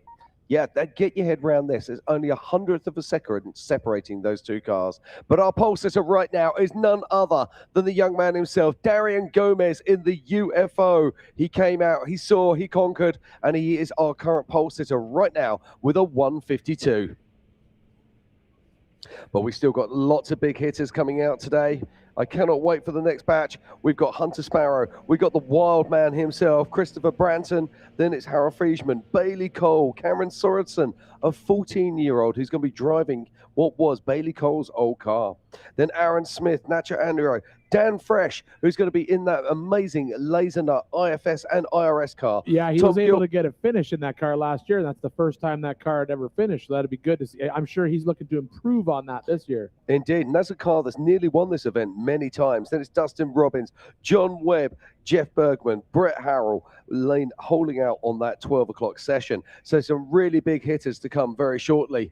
Yeah, this is going to, but you know, we've said it all morning, Jim. We keep talking about, next hour. Every hour is full of amazing drivers and amazing teams that are going to come out here and qualify for the 4400 Race of Kings. It's happening here in Johnson Valley. This is the 20th anniversary, or the 20th running of the Griffin King of the Hammers, powered by Optima, out here in Johnson Valley. We are finished. This is our last day of qualifying, and then we're going to head into our racing. So tomorrow, it's the Can-Am UTV Hammers Championship.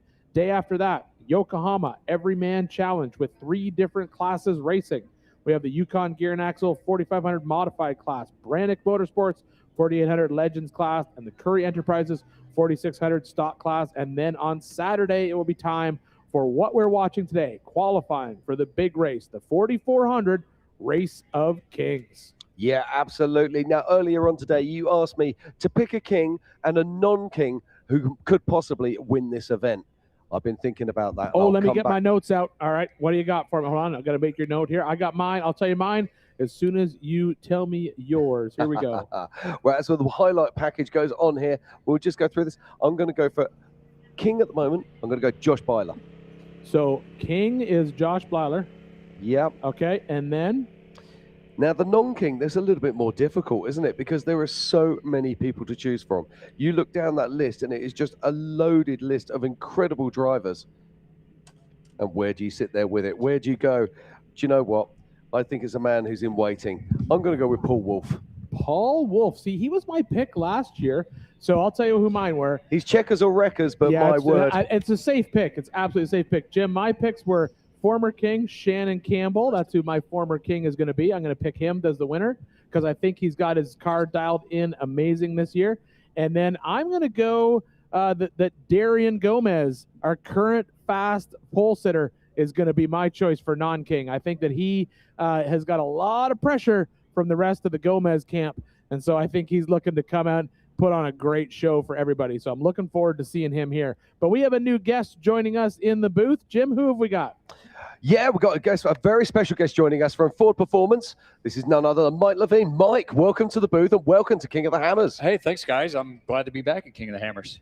It's absolutely fantastic. Have you been watching the qualifying today? I have not had a chance to watch the qualifying today, but I was certainly paying attention to it yesterday.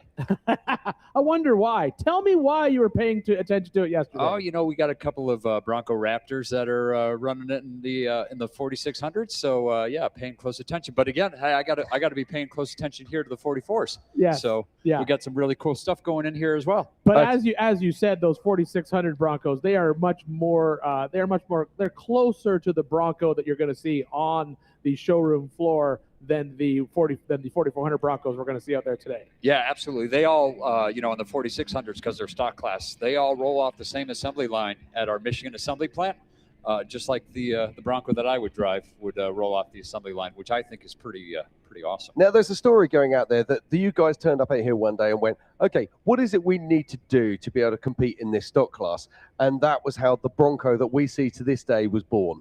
Yeah, well, definitely. Look, Johnson Valley has played a huge role in the development of the 6th generation Bronco, the Bronco that's on sale right now. And, you know, from King of the Hammers and seeing both that great combination of, you know, high-speed, you know, desert race inspiration, as well as, you know, the rock crawling. Like, I mean, that really does start to personify where we wanted to take the 6th gen Bronco. And that's exactly what we've done. But, I mean, we don't just do it at King of the Hammers. We use Johnson Valley for testing Bronco like all year long. So the question then is like, what do you what do you learn? What is it that you see out here or what you do out here, like you said, in Johnson Valley all year long? What have you learned here that then makes it onto the vehicles that are sitting on showroom floors? Yeah, I think the best way to describe it is go out and test, break things, understand what they need to do to not break, fix them, and go back out and test again. And like I said, it's sand, it's rock, it's whoops. I mean, like if you take everything from a Badlands going through the whoops, you know, over behind Dave's place, out that way to some of the sand challenges to the rocks. I mean, we do it all. When we came out here to take media for the first time through Bronco Raptor. By the way, when we introduced Bronco Raptor a couple of years ago, we called it the very first Ultra 4 inspired high-performance off-road SUV. Like, we took that inspiration. Race you on dirt, sand, snow. Race you through this, over that, all day, all night. Race you on 4 wheels, 1 wheel. How about no wheels? Race you with the world watching, this guy watching. Race you to the summit, maybe not that summit, to sub 7. Any event, any terrain, anytime. Race you.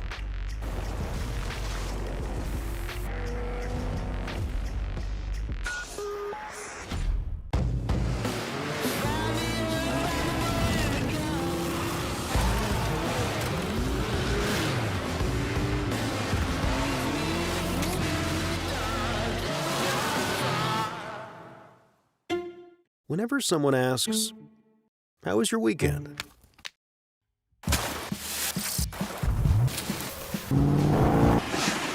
Or, "What have you been up to?" Or just, "What's new?"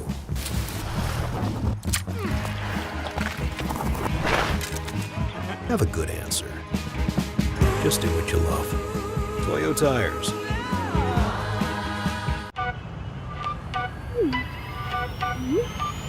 Said I'm taking big shots, just stop where I'm driven, no pit stops. This hot, I ain't playing like a 6 spot. Pissed off, but I told him this a chip shot. I ain't missing cause you know I'm taking big shots. In the clown, I got no time on big shots, just stop where I'm driven, no pit stops. This hot, I ain't playing like a 6 spot. Pissed off, but I told him this a chip shot. I ain't missing cause you know I'm taking big shots.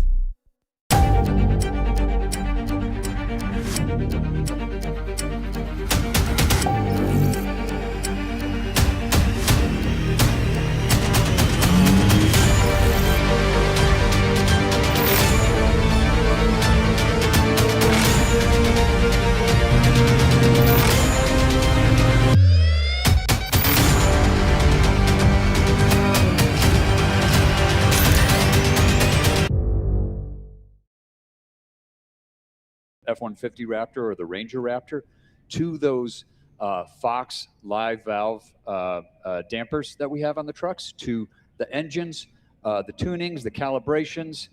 Not bit about it is what we've taken away from racing and what we've gone out and made specifically for those Raptors. They are not packages. They are specific models to go off and do high-speed off-roading. So go ahead. Cool. So what's the future? Where are we going now with Ford? I mean, there's so much exciting stuff going on here right now. I mean, I'm sure you're not going to spill all of your secrets, but what are we looking forward to in the future? Are we going to see some new cars coming off of the back of this, or are we going to see some development of existing vehicles? Yeah, I think what you're going to see is as we take a more active role with Ford Racing and Ford Racing steps up and really does more around the world, like Dakar, going to Dakar, is those lessons are going to come back just like with Raptor starting out like 15 years ago in the Baja 1000. Well, now we've grown that. We went from Baja to King of the Hammers to Dakar. That's just more lessons learned that we can put back and figure out what we want to do to make our off-road trucks and SUVs even better. Now, when you're here in Hammertown, I know, like we just talked about, go out and experience it. You can actually experience a Bronco here on this week, right? Yep. Yeah. Oh, absolutely. So, we've got Bronco Nation is out here. So we have for our Bronco customers, we've got a place for them to go camping. They're going to go out. They're going to go take some trips off-road around JV. They're going to go out to what we call Bronco Knoll. Maybe you guys have heard of Bronco Knoll. So they get to take, that's part of the testing cycle for Bronco. Our customers actually get to go up and see where our engineers take the vehicles. Yeah, and so you're taking people on rides out here, people to sign up, get a ride in a Bronco for a roundabout trip out there in the desert this week. Yeah, well, for our customers, we've got our Bronco customers. If you bring your Bronco and you hook up with Bronco Nation, you can join us on some trail drives. Awesome, and we also had Raptor, all the Raptor customers out here last week with Optima batteries. So Optima Batteries was doing a great job of doing what we call Raptor rallies, where we had 77 trucks. And all the different Raptor clubs from Arizona, California, Utah, they were leading different trail adventures, and then they all met up for lunch right behind Dave's place, and got to go for a ride with Brad in a Bronco Raptor. What important question? What was for lunch? Easy. It was Panera, and it was delicious. Well, if you're looking for the best lunch on the lake bed, head over to Bufadoro Taco Truck. It will change your life. I have had those tacos before, and I can affirm they are definitely life-changing. I love those tacos. I love coming out here, love spending the time in Hammertown, love getting to meet all the vendors, love getting to go and grab food from all the different places. Like this, it does not, to me, I've been out here since the weekend, it does not get better for off-road racing in the U.S. than King of the Hammers. Like this is the deal. Absolutely. Yeah, it's absolutely fantastic. We are so proud to be associated and to work with Ford and Ford Performance and to see your products out here on the racetrack and doing great things. We're also so happy to see the development that goes from this racetrack into our roads and onto our streets that keeps us safe and keeps those cars performing at such a high level. So thank you very much, Mike Levine. We look so forward to seeing your cars on the track later on this week, and all the very best. All right, thanks, guys. We'll see you out there on the course. Absolutely. Thank you very much, Mike. Thanks for stopping by the booth. As Mike steps out, we are now going to get back into qualifying for our 4,400 cars. And right there on screen is number 13. That is Bailey Cole. We'll see him go out today in this 12 o'clock hour. We should have Hunter Sparrow, Chris Brenton, Harold Fidgeman, Bailey Cole, Cameron Sorensen. We got, as Jim was saying, tons of heavy hitters heading out in this mix. Yeah, we have indeed. I cannot wait to see this. Christopher Branson, of course, he is a solid qualifier. He likes to throw it right out there, and I wouldn't mind betting that if he doesn't come down with one of the fastest times, he'll do something that hits the highlight reel for sure. I am excited, just like you, Jim. I'm excited to see Dan Fresh in that LaserNet car. That was an absolute work of art when it first showed up out here. I know last year they finally got a finish with that car with Dan behind the wheel, and so I'm sure that he wants to improve on that finish. I'll have to get a hold of Miles. He'll tell me exactly where he finished last year, and we'll see if he's going to be able to come in and grab a podium finish for that car. I know Cody Wagner and the crew at LaserNet will be happy to see that. But right now on the line, it is Hunter Sparrow in that 72. It is indeed. Hunter Sparrow is running with a Miller chassis with an LS441, Yokohama tires, Raceline wheels, Redline, Yukon, and JE Reel. He first raced in Ultra 4 in 2012 and drives and co-drives with his wife, Kimberly Sparrow. Yeah, it's great to see them back out here. They've always put on a good show for us. Yeah, it's great to see them. But this is one thing I love about this race. We keep saying this every time. You meet so many people that have been racing here for so many years. They just keep on coming back. But what's more, they come back with the family. They come back with friends. And they do it all again. Well, and now we're seeing, as we saw earlier, they bring their kids back, and now their kids are racing in their old cars or their hand-me-down cars or a new car. Just depends how much they want to help out their kids or not. Yeah, don't start me on that. I got my kid busting me at the moment to try and put him into one of my old cars. I'm going to bust you for him. If you don't, you're a bad dad. Bad dad. Yeah. Thanks, Ian. You're really not helping. There's a few things that you need to do as a father, Jim. The first thing you need to do is, as a son, or a father, you need to teach your child how to drive a manual transmission, which I know you'll be okay with that because you're from the UK. Oh, absolutely no problem at all. In fact, the car he wants to drive is a 6-speed sequential, so he should be all right. There we go. So he's all right there. And you change a tire. You got to teach him how to do that. And stuff. Well, this might be harder. And change a plug. I know you're 220 over there. So no, we're 240. 240. Yeah, we like to know that if we're going to die properly. Yeah, so you change a plug, drive a manual, and if you're a former race car driver, give your kid a race car. Well, that's the trouble. I'm not a former. I still am. Well, yeah, I guess. Well, then just let him go. You could do it together. Well, I'll know he's serious if he's been listening to this, so we'll see what's going on. But right now, it's all about Hunter Sparrow, who's sitting on the start line here for the 20th anniversary of the Griffin Radiator Race of Kings. Yes, ladies and gentlemen, it is King of the Hammers. We are here in Johnson Valley, California. The sun is shining. There is blue sky, and we have wind. Perfect race conditions, Ian. Yeah, it's absolutely amazing out here. You know, it's so good. We've had the last couple of years, it's been a little cold, little wet, little muddy, but so far this year, the weather has been on our side. Currently sitting top of the box right now is Darian Gomez with a 152. He laid down that time early this morning, and it's been holding ever since. But right now, Hunter Sparrow is about to take off from our Monster Energy short course and head out into this 2.3 mile loop. All right, and Hunter is off. They'll come in now. Here you can see exactly what I was talking about earlier, Jim, where Steven, he's set up way further out on that second jump to set up for this big sweeping turn. As we saw earlier, Steven Watson come in a little bit low, catch an edge, and roll that car. Yes, a Hunter Sparrow makes it round and out of the Monster Energy short course and onto the Geolander Gauntlet. Yeah, this is this rough terrain section just outside of Hammertown. He's got a little bit of a kick in the back end. We had Tom Ways in here talking us through. There's 3 lines through that rough section, right through there, and then you take this turn at the bottom to climb up the hill. If you want to know what it's like to race on this actual qualifying course, head on over to the KOH General Store. They have some of the simulators set up, even a full motion sim where you can give it a shot. I've been maybe or maybe not practicing over in the Warren VIP tent. So later today, when me and Jim and Miles race each other, I'm prepared. Well, I'm glad to hear that. I came as a very poor last place last time, so I need to up my game as we watch Hunter Sparrow. What's he going to do here? Yeah. He goes on to Ways. Yeah, he's headed over onto that bypass is what we call it, but look, he's taking that far left-hand side. Tom was saying that's a tricky spot because you got that big ledge that's getting dug out. You want to get in there and basically weave that course back and forth, get away from that ledge that's been uncovered. Hunter's come over the top. He's going to do this other drop down. This is a spot where we've seen a lot of competitors pick up a lot of time on this course as Hunter picks his way down that drop. Yeah, big jump there from Hunter Sparrow as he comes on down. This is looking good. Yeah, very good time. I don't think he's going to put hurt on any of our leaders, but based on this pace right now, probably going to come into that top 15, top 18 mark right now. Yeah, I agree with that entirely. As he comes on round into turn 19, navigates it with consummate ease.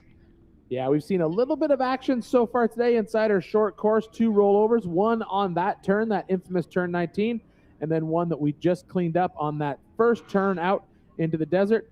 But Hunter has now cleared the little kicker that'll set him up for the chicane to slide in through our start finish. And no, we were off completely, Jim. I think it might not even be top 20.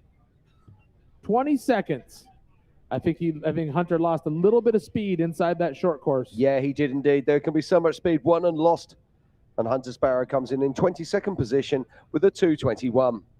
All right, on the line right now should be Chris Branton. But yes, it is Chris Branton of the 4046. Yeah, in the USD Stickies car, just check out those tires. Huge tread blocks. Now, I've never driven on these, but I can imagine they must be horrific going around these big bends. But they don't seem to stop Chris Branson. They are, I can attest to you, Jim, they are very sticky. They're very soft. They work amazing in the rocks. They have a very good sidewall flex. They can get a little unnerving out in the when you're in the desert, especially when you're in that 2-track where it's picking up those side lugs.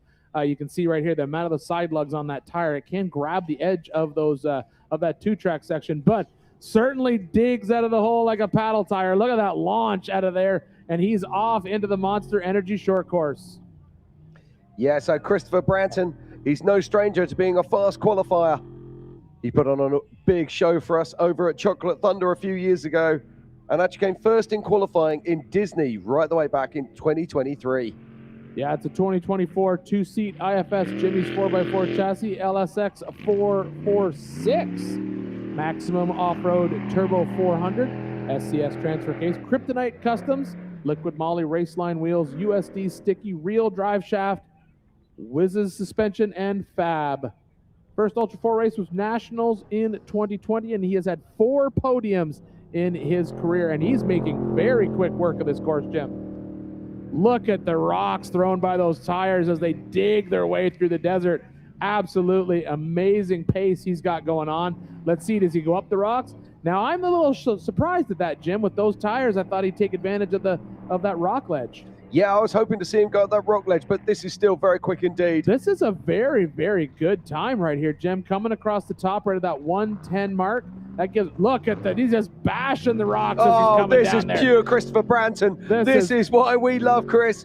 Check this out. Yeah, that's amazing driving coming down that hill. He definitely picked up a lot of speed coming down there, just destroying the rocks. Comes through the MBRP straightaway, up over that Yukon launch, sliding in to turn 19, taking it nice and low. Wow. Look at the tire. Look at those the rooster tails coming off those tires just make me smile. I love it, Jim. All right, so he's coming around the turn right here. This is fast, Jim. This is very fast indeed. I don't think it's going to upset our leader, but it is possibly a top 3. Yeah, Christopher Branton crossing the line right now. What's his time going to be? I think he's going to be 156, so he might be in that 4th spot. Let's see. He does indeed. Christopher Branton in 4th position with a 156. 156.4. That was an incredible run, Jim. Amazing. How does he do that? That is absolutely sensational stuff there from Christopher Branton. But we keep saying that this is a loaded field. There are so many heavy hitters out there. I think the time that he made up on that race course was 100% on that downhill. He just charged down that second downhill drop so fast. And this is Harold Fidgeman in the 777 Jimmy's a 4x4. Yeah, so Reddick, Florida, with Turned Up Racing. Nope, I've got that one wrong. I do apologize. This is San Ramon, California. You've got him. Yep, Jimmy's 2-seat Dragon IFS, Turnkey LS, 3 Aaron's Body Shop, King, Jimmy's 4x4, Spider Tracks, Allen Motorsports. Yeah, All Tech Motorsports helping him out with the tuning there. And his first Ultra 4 race was in King of the Hammers 2012. This is a very popular vehicle. We just saw another one of these being driven by Christopher Branton. And these Jimmy's Dragons are absolutely epic. All right, it looks like they're getting Harold set up to leave off the line. We'll see what kind of time he can lay down, as we just watched Christopher Branton lay down an absolute amazing qualifying run, coming in at 1:56. But the man of the day so far is Darian Gomez. He has been able to throw down an absolute stunner of a qualifying run at a 1:52.99, and that has held since about 9 o'clock this morning. Yeah, it's absolutely remarkable. And our top 3 places right now are dominated by UFO frames. So if you are just joining us, this is the qualifying for the 2026 Race of Kings here at King of the Hammers. It is our 20th anniversary, and let's just have a quick look through our top 10. In 10 right now, it is Justin Wicks. In 9th, it's Jeremy Brown. In 8th, it's Ted Dowker. In 7th, our highest place, solid axle car, is Casey Gilbert. In 6th, it's Eric Wicks. In 5th, it's Cody Miller. In 4th, it's Christopher Branton. In 3rd, it's James Mahoney. In 2nd, it's Brendan Thompson. And flying high right now, it is the young man himself, Darian Gomez, with a 1:52. So what has Harold Feischman got for us? The 777 car, making his way towards the rocks. Will he take Way's way, or will he head on up through the center line like our current pole setter, Darian Gomez? Now, it looks like he's made that left-hand turn over onto Way's way, is what we're calling it, which, you know, we say it's not faster. We say the rocks are faster just from what we've seen, but then at the same time, we just watched Branton take that way and basically clean up through there. So I think if you're set up correctly and you can get through there well, I think you can get a little bit of time, but I still think up that straight face is going to be where all of our fast qualifiers run. And let's not forget, we saw Brock Hager the other day laying down a 1:52, taking that countryside road route up the far side. So here we go. It's Harold Feischman making his way down onto the MBRP straightaway. Going to be entering the Monster Energy short course and up and over the Yukon launch. Into the infamous turn 19. Round there with no troubles whatsoever. A little bit off pace here for Harold, but he won't mind that. He's looking for a nice mid-pack to work his way through. This is the 20th anniversary of the King of the Hammers. Over the launch, coming round and through the Griffin Radiators finish line. All right, let's see what kind of time Harold comes back in with. So Harold Feischman crosses the line in 27th position with a 2:28. Now, this is none other than Mr. 13 himself. This is Bailey Cole. Yeah, I ran into Bailey earlier. He had some transmission troubles with this car a little bit earlier. They had to swap in a spare. So unfortunate for him. Hopefully they were able to get that in there. They were going to run the one they took out back to town to get it rebuilt and get it prepped for just to have in the pits in case something else happens.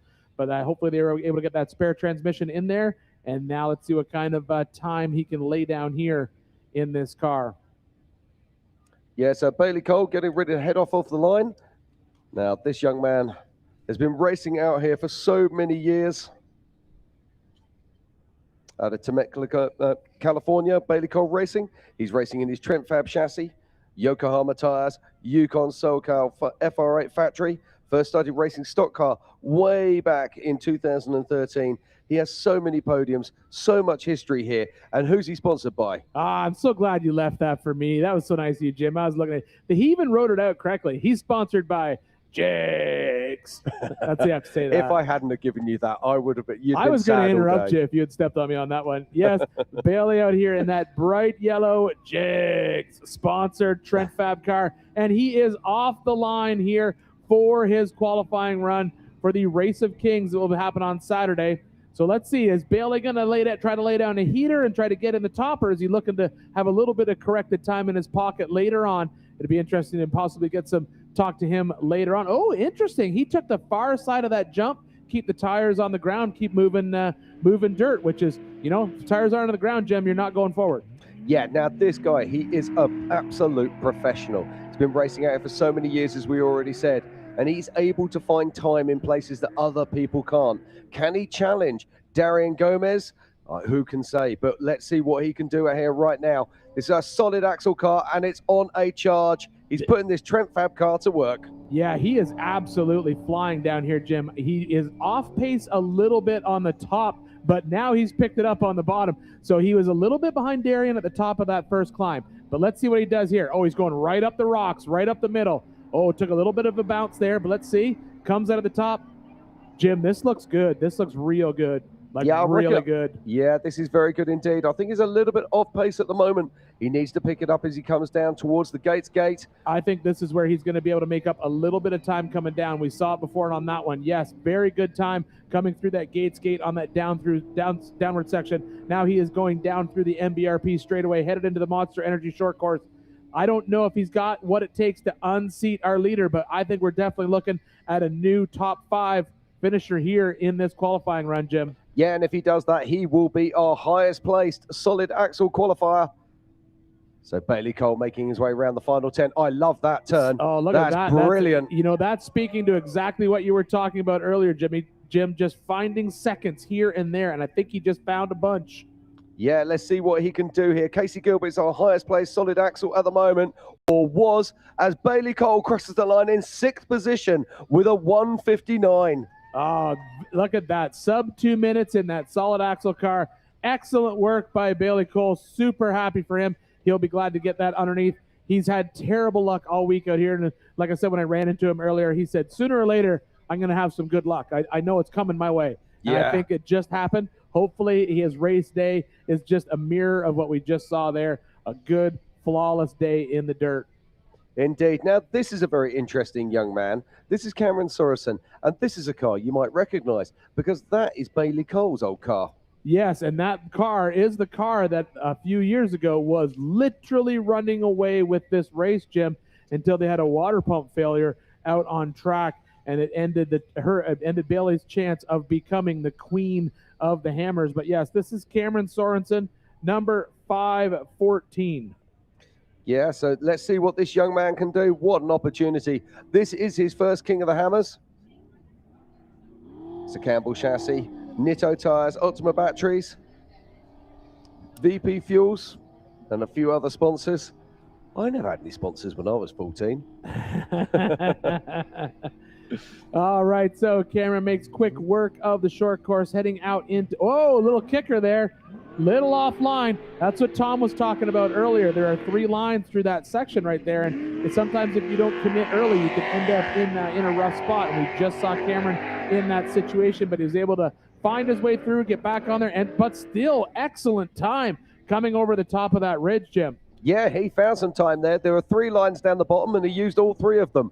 But that's okay. It's his race course. He can do that if he pleases. Yeah, let's see what he does when he gets to the rocks. Let's see, does he make the choice of taking that ways way, that far left, or does he charge up the middle like we just saw Bailey Cole do? I still think that and up the middle, just like Bailey, I think we're going to see a good time at the top. Let's see. Little bit of wheel speed, shed a little bit of time, but good time out. He is a little bit faster than Bailey out the top, but I don't think he's as fast as Darian was. But let's see if he can make him. Oh! Keep going! Get on it! No! He's pulling a Mel Wade. He's going to land on his wheels. He's got it. Oh, I thought they had it. Oh, I thought they were pulling a Mel Wade for me. A tough break there for Cameron Sorenson. That is a shame, too. It looked like that right front locked up on him and just stood him up on the nose of the car, threw him over into the dirt. Looks like we got some window nets coming down right now. Based on the Based on how those two front tires are sitting, it looks like one of them is pointed in a different direction. But there's our safety crew. Looks like the driver is getting out. So hopefully they're all right. Safety crew is there. That was a heck of a ride down that hill. I was hoping he was going to stick it on its tires and pull out and pull a Mel Wade.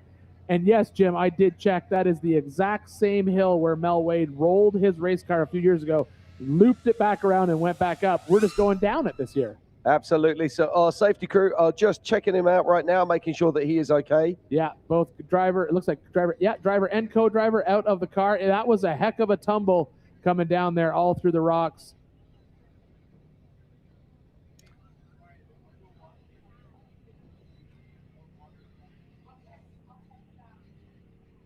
So Cameron Sorenson there going for a tumble on our qualifying course.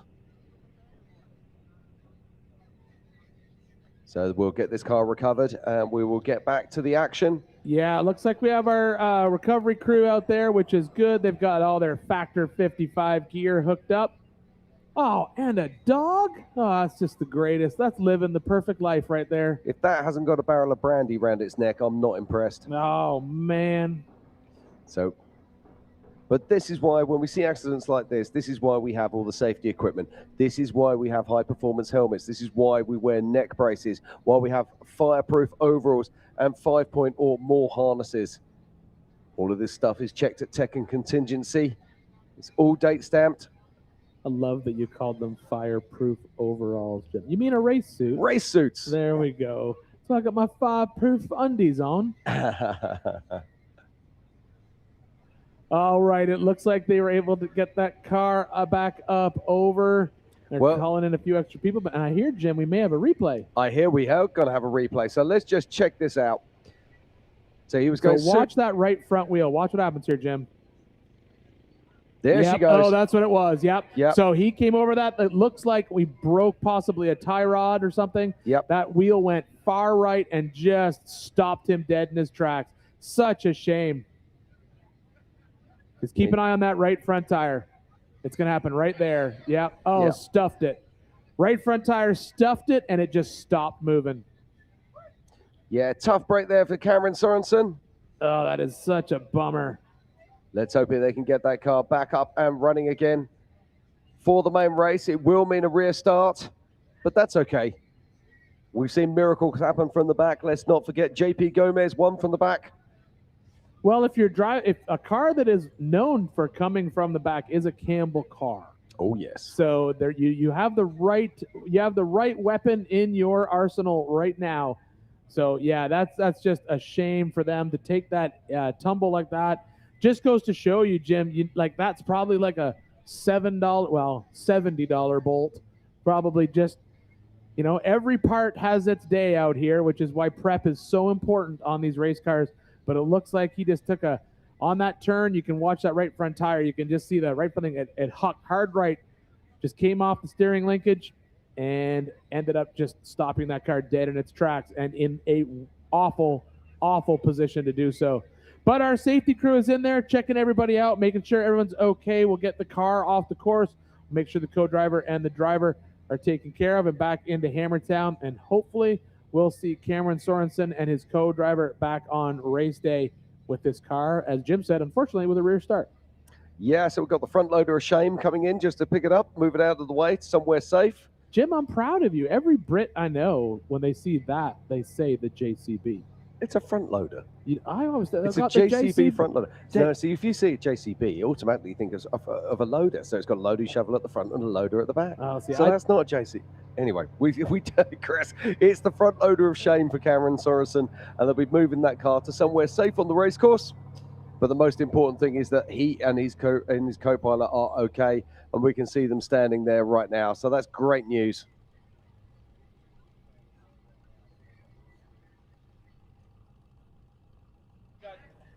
Hopefully everyone's all right, and they're going to get back into camp. We're going to get that car taken care of. There we go. All right, there's what I've been waiting for. Yes, up in the air, both hands up. We're just keeping an eye on him. I think he was just being checked out by our safety crew, making sure everyone is okay. And, yep, we got thumbs up from both driver and co-driver now, Jim. That's good news. That is great news. And why we have all of this safety equipment. and the best recovery marshals in the business. To me, Jim, it's the safety equipment, but it's also the design of the cars and the effort that's put in there. Because when you look at that car right there, that car just went for a full 2 trips down that hill and went down that hill in the rocks. But if you were to look at that car, it looks like the entire roof is still intact. All the cage is still holding where it's supposed to be. Yeah, that right front tire is messed up, but the rear suspension didn't shed off it on the way down. It's all still there. See, this is the crazy thing, because I just expect that from a Campbell chassis, because they are just so robust, so well designed by Shannon Campbell. And we're going to see Shannon racing later today. And let's not forget, he was our first 3-time king. Well, he's my pick for the winning king, Jim. I don't know if you heard. You're prepping our guest. My pick is Shannon Campbell, former king. Darian Gomez, new king. Ooh, I like it. Yeah, that's who I'm going with. We'll have to get Miles. I see Pam sitting over there. Let's see if we can get Pam to get her picks in. Oh, she's talking right now. We'll have to get her involved in this. So and then we'll get everyone's picks when they get up here, and then we'll know who's what.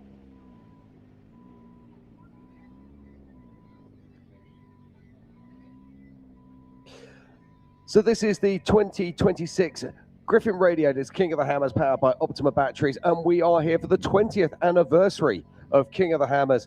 Where's the time gone? How can 20 years have passed? It seems absolutely incredible to me. It's so funny. Someone posted up on social media a couple weeks ago. They posted the starting line from 2009, which is the first year that we raced, and I was like, man, I remember that. And the big wide shot of Hammertown, and there's nobody here. Well, compared to now, I think we had 2 tents set about pit tents, obviously for a lot of people, but for vendor tent and stuff, we had like maybe 2 or 3 tents out here. It was a completely different world. Yeah, the growth of our sport has been absolutely incredible. When we look at the cars from 2008, 2009 to the cars that they have become today in 2026, there is almost no relationship. They are so far removed. Yeah, it's an absolutely different vehicle out there. But right now, as Jim was saying, we are qualifying for the 4,400 Race of Kings that will happen on Saturday. Racing starts tomorrow with our Can-Am UTV Hammers Championship.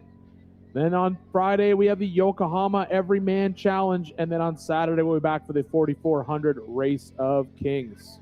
Yeah, Nas, have a quick look as we're still waiting for Cameron Sorenson's car to be moved off course to a safe place. Let's just have a quick look at our top 20 in our qualifying for the 4,400 Race of Kings. In 20th, it's Ryan Blount. In 19th, it's Glennie Page. In 18th, it was the first car off the line today, Robert Liebel. 17th, Craig Allen. In 16th, is Cole Johnson. In 15th, is Rusty Byler.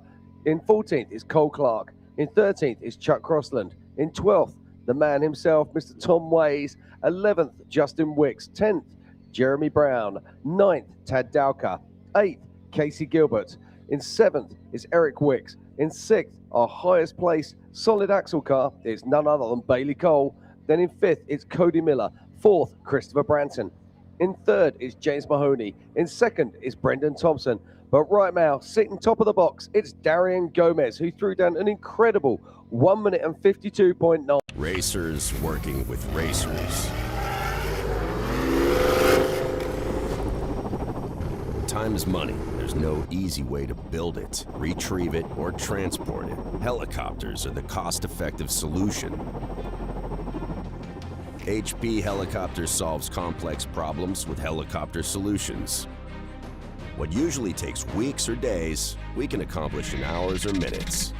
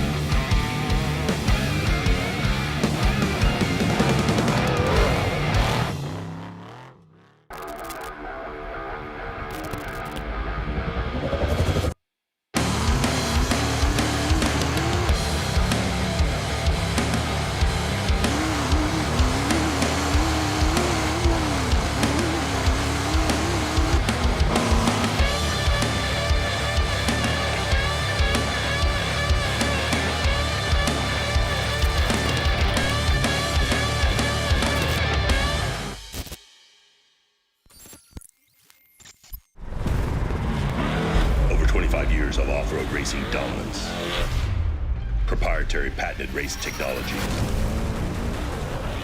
Proudly made in USA. Unparalleled customer service and support.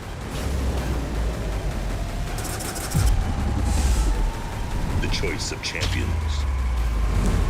King Shocks. The leader in off-road shock technology. So we're here for the 2026 Griffin Radiators King of the Hammers, powered by Optima batteries. Right behind me is Mega Merch. So we're gonna walk in there and show you everything she's got, see the chaos behind the scenes and how she makes it happen. The chaos is here. They're selling everything, and they're selling like hotcakes. Stickers, they got koozies, they got socks, hats, beanies. Come get them before they're gone. Roxy, thanks for all my stuff. I'd be naked without it. Who wants a hat? All right. And look at this. We got hoodies for days. We've got shirts. They're still printing stuff and bringing it back out here, but we got a great inventory, so make sure you come out and get some of the 20th annual King of the Hammer swag.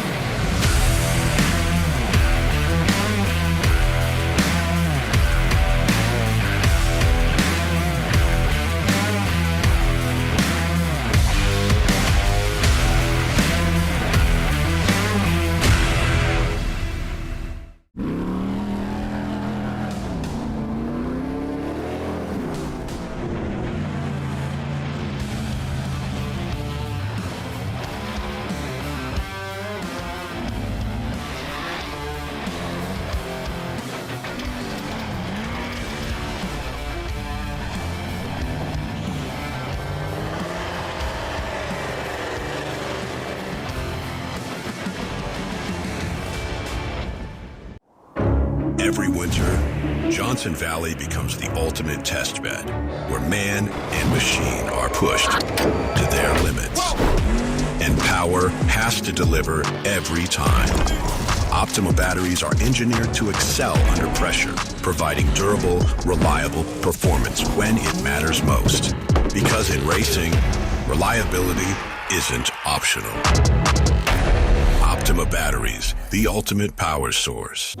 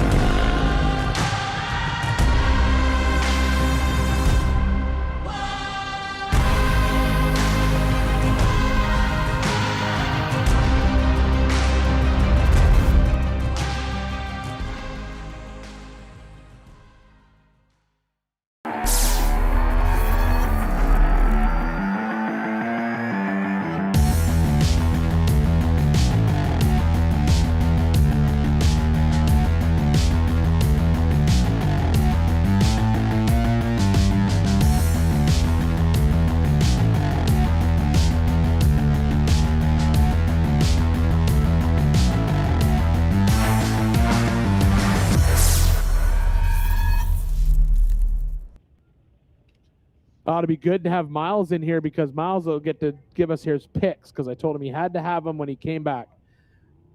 So Nacho Ariana out of North Hollywood, California, Nacho 4x4 Racing, Trent Fab Chassis, supercharged Ford 408, 500 horsepower, C6 transmission, Maxxis tires, King, Dirty Life wheels, TMR Customs, Factor 55, and Warren Azu helps him get to the start line. His first KOH was 2024.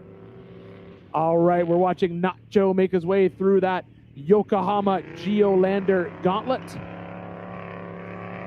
Hard right up the climb. I can see the Starlink mount on the roof, but I don't see the Starlink in it. When you see a car with those white boxes on the roof, those are their Starlink setups, so you can get some great in-car camera shots all during race day if you subscribe to our KOH premium feed. All right, Nacho coming down through this section. Let's see, does Nacho go up through the rocks in this climb, or do they take the left-hand goat trail that we have renamed Ways Way over here? And looks like that's what they do. They head over into Ways Way. You can see it's really dug out and soft over there.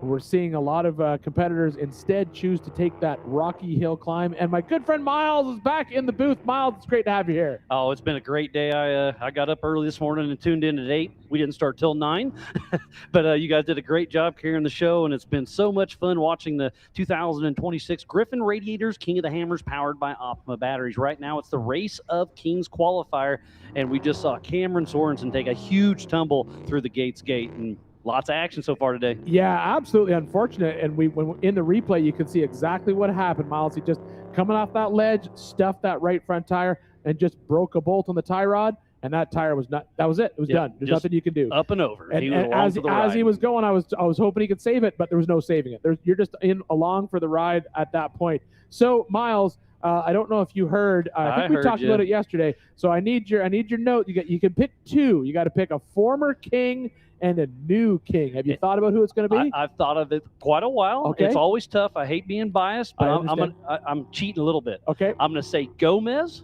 for a former king. Are you good? Because you're just going to leave that open to either Gomez? And then I'm going to say Paul for a new king. See, Horschel and Wolf. Oh, See? look You at like you. it? Yeah. I'm going to give you that little loophole right there. I'll give you that. All right, so Nacho Ariana came in with a 236, currently in 30th spot.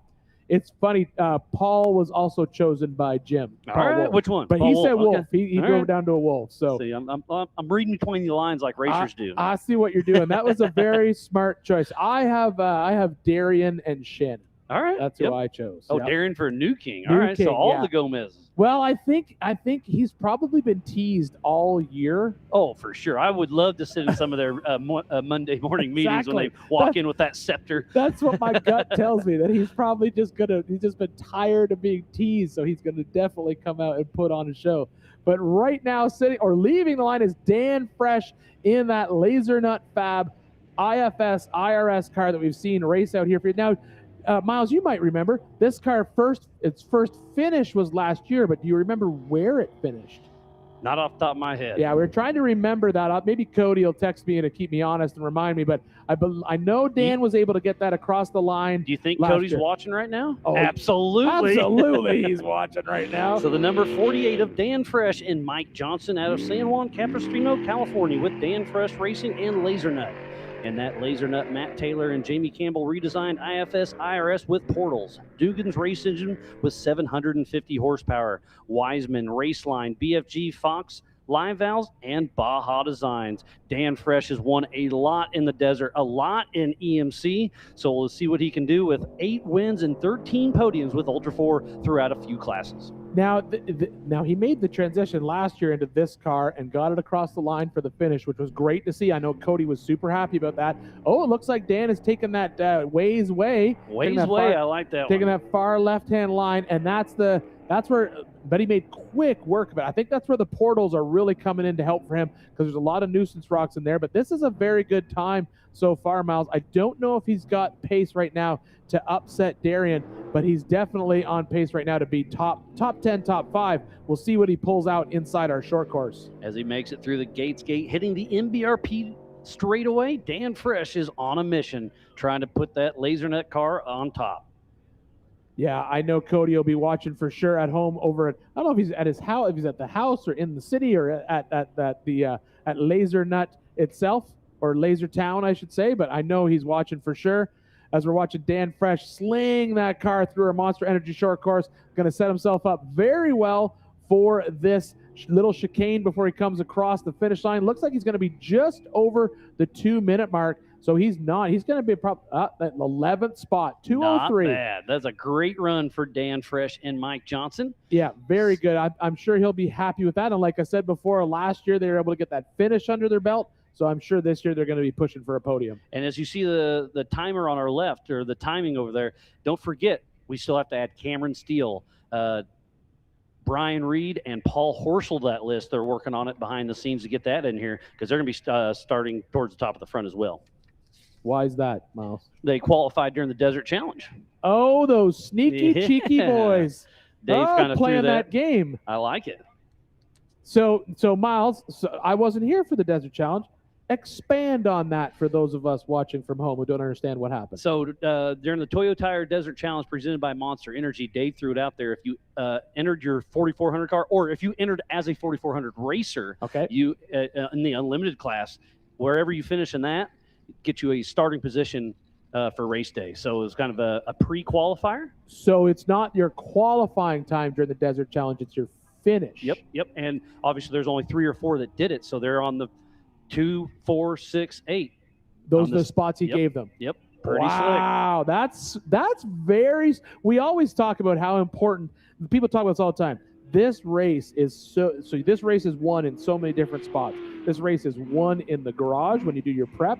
This race is run out here when you do your pre-run. And now there's another factor that this race can now be won based on. Well, that was a very smart move to choose those qualifying to get those qualifying spots. And Brian Reed did even one better. He rented a Brenthal truck to save the prep on his race car, so it's pretty slick. That is incredibly slick. But right now it is Tom Gilpin out on course. We just saw him leave Hammertown, head on through that Yokohama Geolander gauntlet. He's come up over the hill through this cross grain. Let's see, where does he go? Does he go up through the rocks, or does he head on over to the Ways Way? And he does. Ways Way. So that's the 1982 of Tom Gilpin with little Scotty Gearhart out of Sun Valley, California, with SEI Racing and a Get Mitfab 2C IFS chassis, RHS Talbot deck with Chip and Denny Sterndale. He's been racing with us at King of the Hammer since 2013.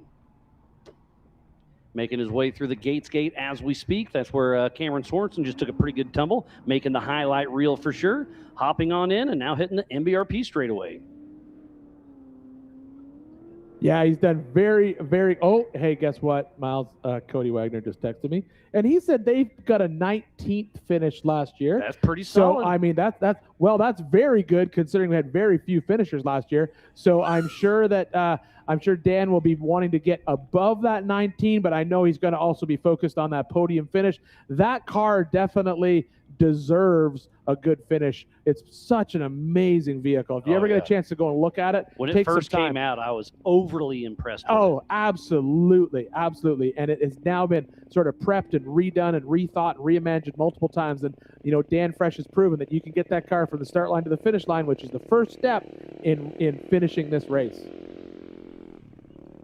Looks like 25th position for Tom Gilpin with a 216.8. Oh, up next, that looks like Dustin Robbins, if I had to guess. I think you're right, Miles. Miles, what I'm going to do is I'm going to now step out for a few minutes. I'm going to let Mrs. Pam Hall come in and take over for me. I'm going to go grab a quick lunch break, and I'll be back shortly.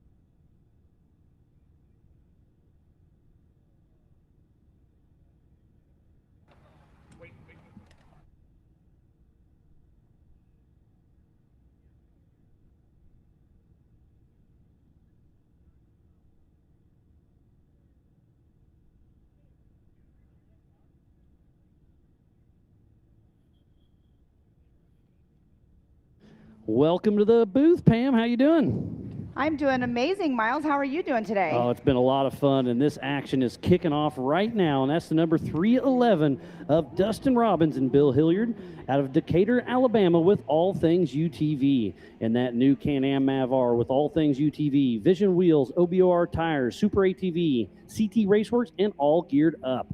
He's got 4 first place and 8 podiums with Ultra 4. He's been racing with us since 2017. Yes, and Dustin Robbins has already been on this qualifier course once in the 4900 class that he will be racing in on tomorrow. So for him to actually already see that, but now on course again, is completely changed since he was on it yesterday. Or actually 2 days ago, excuse me. But he is doing a quick run right here. But it's been a pretty action-packed full of qualifying already today with a couple of rollovers. And we just saw Cameron Sorenson as well with a gnarly downhill rollover. But right now, Dustin Robbins looks like he's putting down a really good time. Yeah, Nick Allegri took a little tumble in the Monster Energy short course as Dustin Robbins makes his Way's Way in that 4400 built UTV. All right, why did we name it Way's Way? Because he took that way. Was he up here when it was named? You'd have to ask Ian. I missed that one. So Dustin Robbins making his way, getting ready to drop down the Gates Gate. Making pretty good work. Oh, a huge nose stuffer. That was a little tricky, but he's still going. What a save. That Can-Am is built tough. That was a hard hit. I'm sure he felt that one in the steering wheel. Exactly, 100% true on that. But, I mean, that's where the taller tires come in handy whenever they're in the lower center of gravity of cars. It looks like his front left might have been getting a little bit low just now on the first camera view, so hopefully not. But he's almost done making his way through. As he enters the Monster Energy short course, Dustin Robbins, after stuffing the front end, still pulling strong as he hits the Yukon launch. Yeah, he definitely was trying to make up some quick time, but let's see what his time will be here. This is going to be a very fast run. This is top 10 for sure. It's always top 15 a probably. waiting game whenever we're waiting for this to update. Looks like 13th position for Yes. Dustin Robbins with that 205 flat.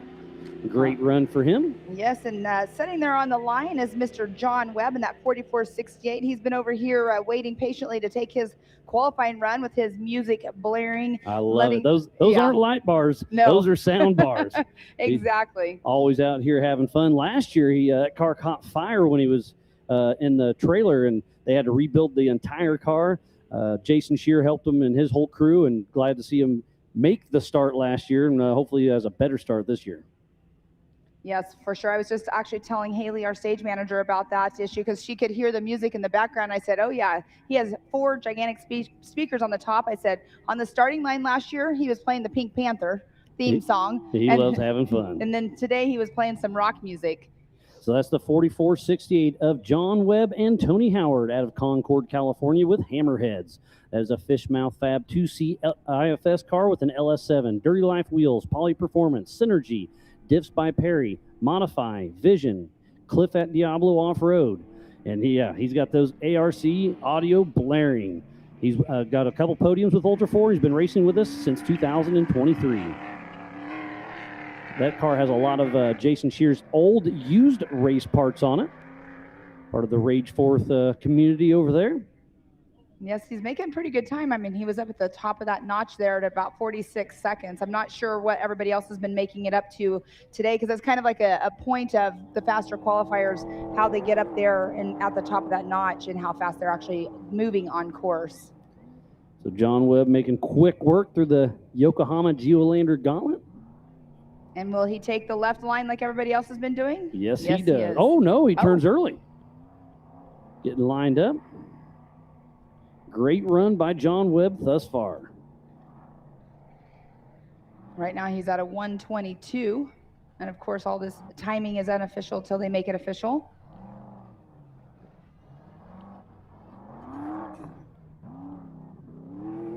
Making his way down that hill very, very smooth and fast.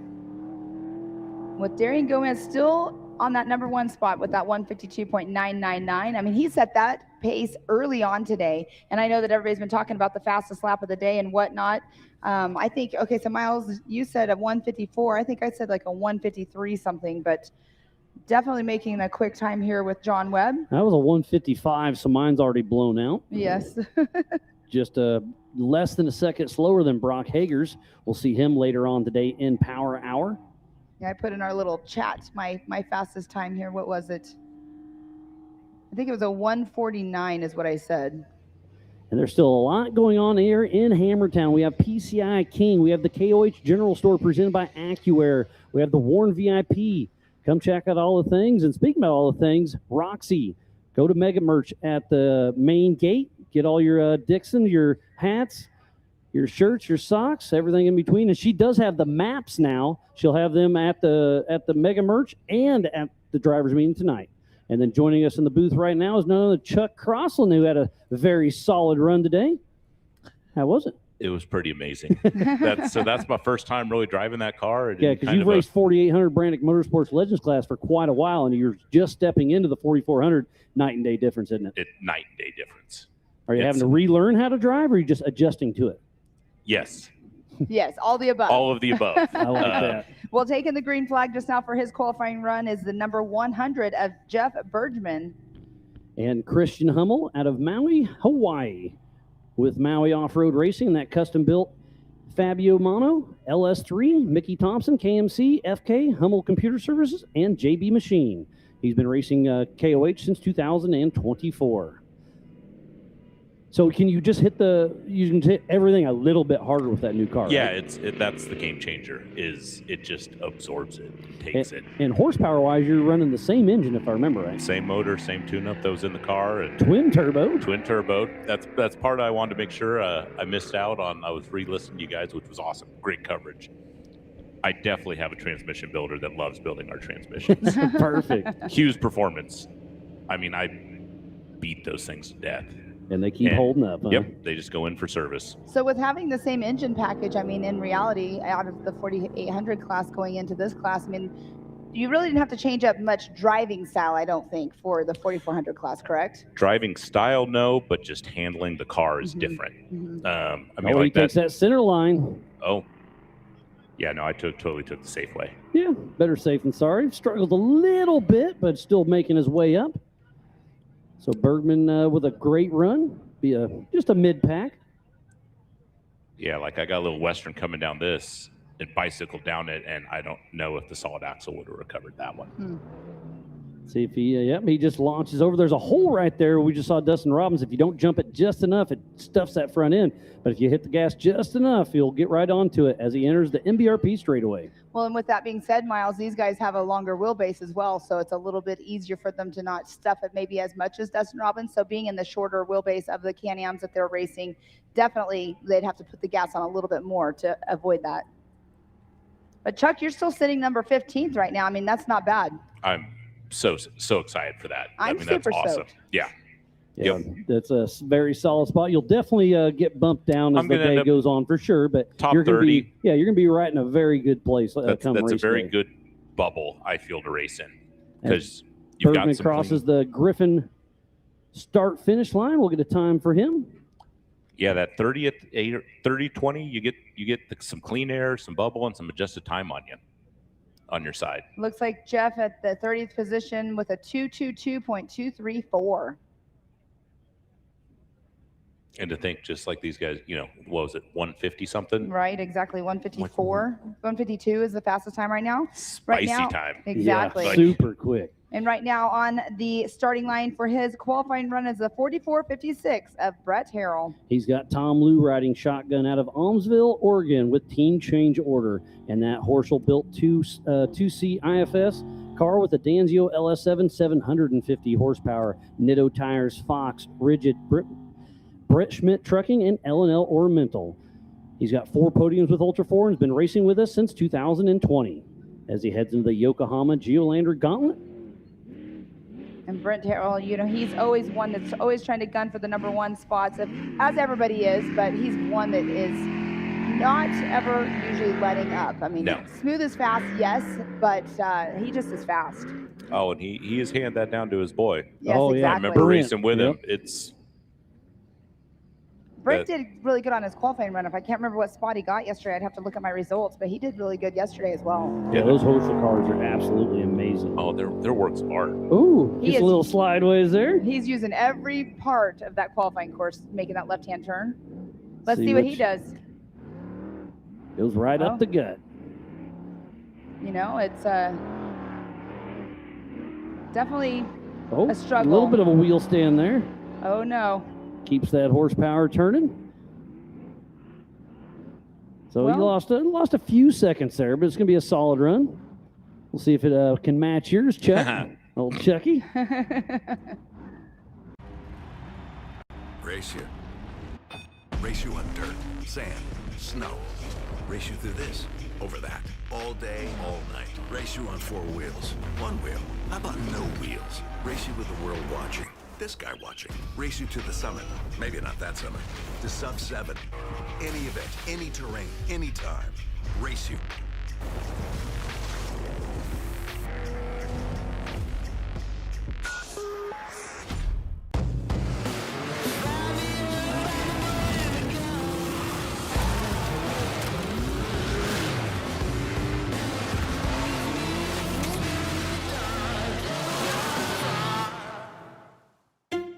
Whenever someone asks, "How was your weekend?"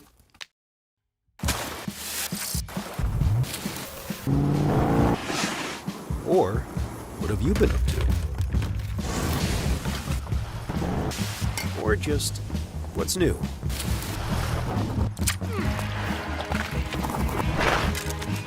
Have a good answer. Just do what you love. Toyo Tires.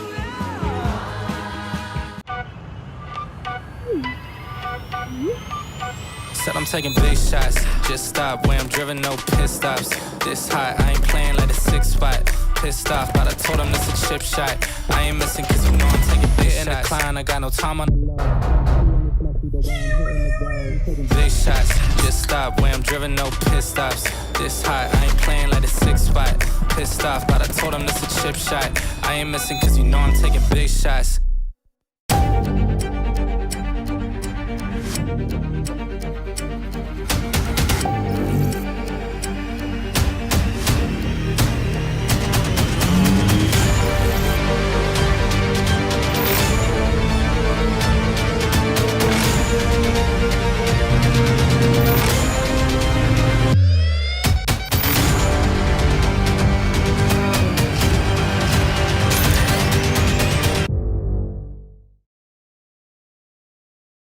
Toyo Tires, and by Monster Energy. So please support who supports the sport. And without all those amazing marketing partners, we would not be racing here today. And Miles, while you were going through all of the amazing people that support this, I was noticing on the ticker on the bottom side of Darian, that first little peak that he was at, we've been trying to gauge that on the fastest cars. He was up at 42 seconds. Yeah, because 50's fast, so Yes. 42 is, man, that's a smoking run.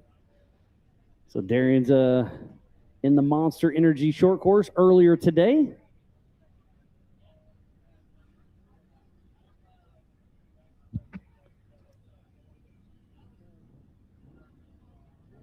So Darian, that's the run to beat today. We'll see if it can happen, but at 3 p.m., it's going to get interesting. Yes, exactly. It sounds like we're going to have an interview with Tiffany Stone. She caught up with John Williams yesterday after the qualifying run. So let's hear what Tiffany has to say. Run 239.4. You actually bumped Vaughn Gittin Jr. out of second in class right now after his qualifying run. We know that it's important to have clean air. What are your thoughts? It's going to be very important this race. The desert's so short before we get stuck back in the back and aftershock and have issues there. Getting out front is going to be a huge benefit for us this year. Well, best of luck to you. Can't wait to see what happens on race day. Well, thank you, Tiffany. Always great catching up with all of our amazing racers out here. Pam, you and Tiffany have been kind of tag teaming a lot of them, and you guys are doing a great job. It's been a lot of fun to watch. Yeah, it's been a lot of fun going over there and getting the racers as they come off of the race course and seeing what their times are and talking with them about the strategies of race day for them. And, you know, some of them have a good qualifying time. Some of them are very disappointed in what they did. But it definitely is. It's fun getting over there and talking with the drivers, like you were just saying, as soon as they come off the race course. And it looks like we're moving into our 1 o'clock hour. Looks like first up off the line is going to be the number 4 of Chip McLaughlin. And then followed in the old Danger Ranger, Adam Lovell. Oh, and then that third part will be the number 1018 of Paul Wolf.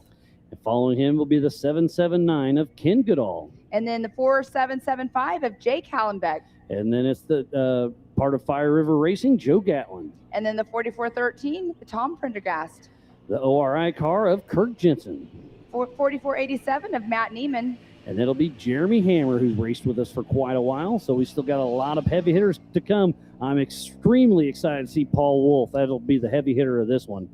And then ending it out will be Tommy Dykstra. And the 717 of Mark McCleary. And then Denny Sterndahl. We saw his teammate Tommy just qualify a moment ago. And now as we're watching these racers go on over for their qualifying run, I have to say, talking with Chip the other day after he was out doing some pre-running in the rocks, I mean, he was already losing his panels off of his car. Chip is one of those. He's not scared easy to have fun, that's for sure. No, and then it was found. I can't remember who it was. I think it was Caden Gamble who found it out on course and brought it back to him. And Chip ended up signing it, and they were going to give it to him. I love it. Yeah, if you're here on site, just go mingle through the pit. Just kind of give them a wave, and most of them will invite you in, let you check out the car, Yeah, even sit in some of the cars I've Mhm. seen him do. I saw Cameron Steele do that a couple days ago after the desert race. A kid was walking around looking at it, and he's like, get in there. Just don't hit the red button. Yeah, exactly. So qualifying for the Race of Kings has gone extremely smooth today thus far. We'll see if we can keep that rolling. Yes, and with that being said, rolling is what some people have done today, so maybe we want to keep them rocking fast, right? Yeah. And we do have a lost and found at the KOH General Store presented by AccuAir and at Mega Merch. So if you find a wallet, find a cell phone, please return it. And if you're missing something, go check it out. Hopefully they've got it. And then we do have an auction at Nitto Tires 5 p.m. Thursday night to help support Cody Addington and Kendall Glines. They've got some swag. They've got some sponsor items, some body panels. So thanks to Brian and Bailey Campbell for doing that, Brian Cross. And it's just a cool thing because our thoughts and prayers are out to Kendall Glines and Cody Addington for sure. Yes, they are definitely missed here this year, but they both pretty much in the same time frame found out about their battle. So hopefully they all pan out and, get well soon, and we'll be back with this in 2027. And Anthony St. Clair, Cody's St. Clair's dad, usually comes out and helps Pitt, but he was unable to make it. He's fighting his own battle as well. So again, just keep everybody in your thoughts and prayers. We've got a great community out here, and we want to keep everybody safe and sound. That is for sure. And again, that will be the first off the line, the number 4 of Chip McLaughlin. You can see they're sitting there patiently waiting for that green flag to drop. Now, I'm not sure if Chip is running his co-driver or not in the qualifying run. I'm sure he probably is. I don't think they usually do too much switch up. Yeah, him and Brad usually have a good time. So the number 4 of Chip McLaughlin and Brad Christensen out of Allen, Texas with Rufus Racing. In that Tribe 16 2C IFS car, Irene with a Grom LS7 with 900 horsepower. Maxxis tires, Vision wheels, EcoStaff, Baja Designs, Mama Ange, and the man above, Zandy.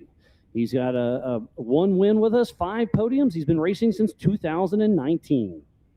I have to say, Chip's one of those guys that will welcome you into his pit, welcome you as family. The whole Rufus Racing team is like that as well. But we all love to give Chip a hard time, but he's a pretty big jokester himself. But hopefully... yeah, well, I call him the class clown of Ultra 4 USA. I thought that was you. Well, it depends on the day. We bounce back and forth. Take turns, not getting too selfish, right? Yep.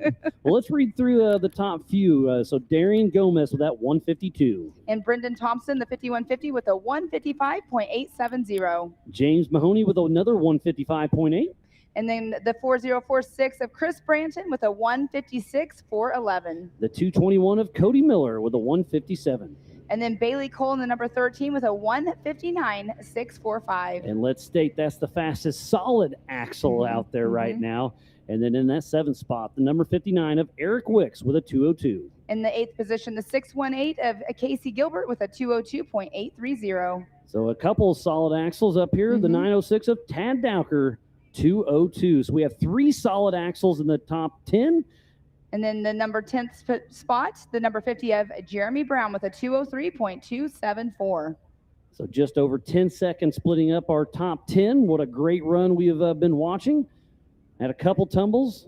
Nick Allegri, Cameron Sorenson. Well, that one was going to hurt. Hopefully we can get that car back and going. But I think he's only 14 years old, so his body will recover quick. But hopefully they can find the parts. Hopefully exactly. Hopefully they can find the parts. They have a couple days to get the car back in one piece if they're able to, but that was probably the gnarliest tumble I've seen out here this weekend. And off the line is Chip McLaughlin hitting the Yukon launch with a great start thus far. We'll see if he can pull it together. All right, and we know that Chip's just wanting to make sure he doesn't hit any rocks because there's no trees for him to hit on this qualifying run, but making it a smooth run. As he exits the Monster Energy short course right into the Geolander Gauntlet. It does not look like... Oh, yeah, I can see a helmet. I can see Brad in there. I'm sure they're chatting it up, having fun. They're always big smiles, and it's cool to have your co-driver as your best friend as well. Yes, exactly. So he hit that up there just now with a 143, so 1 second off of Darian Gomez's time when he made it to the top of that peak. 43. There isn't a 1 in front of that one. Did I say 1? Yeah, it's all good. I misspeak all the time. I think I was talking about that one hill. Yeah, there you go. Making a great time here, though, so far. Let's see what he's going to end up doing. If he's going to play the safe route, and he is definitely making that left-hand turn. Going around Way's way as we speak. And there were some people talking actually about that being roughly about a second faster is what they're guessing that side is, taking the left-hand lane. Everybody's got their own opinion for sure as he makes his way through the Gates Gate. And don't forget, 3 p.m. is Power Hour, where all our former Kings and the biggest and baddest names of our sport will showcase what they can do. And Chip has a new wrap on his car. He was pre-running the other day, like I was saying, when Caden Campbell, I believe, is one who found the panel with his old wrap or his old panels on. So he had these new panels sitting there all wrapped and ready to go. So he's now showcasing his new Maxxis Tire sponsors there on the side of his Rufus Racing vehicle.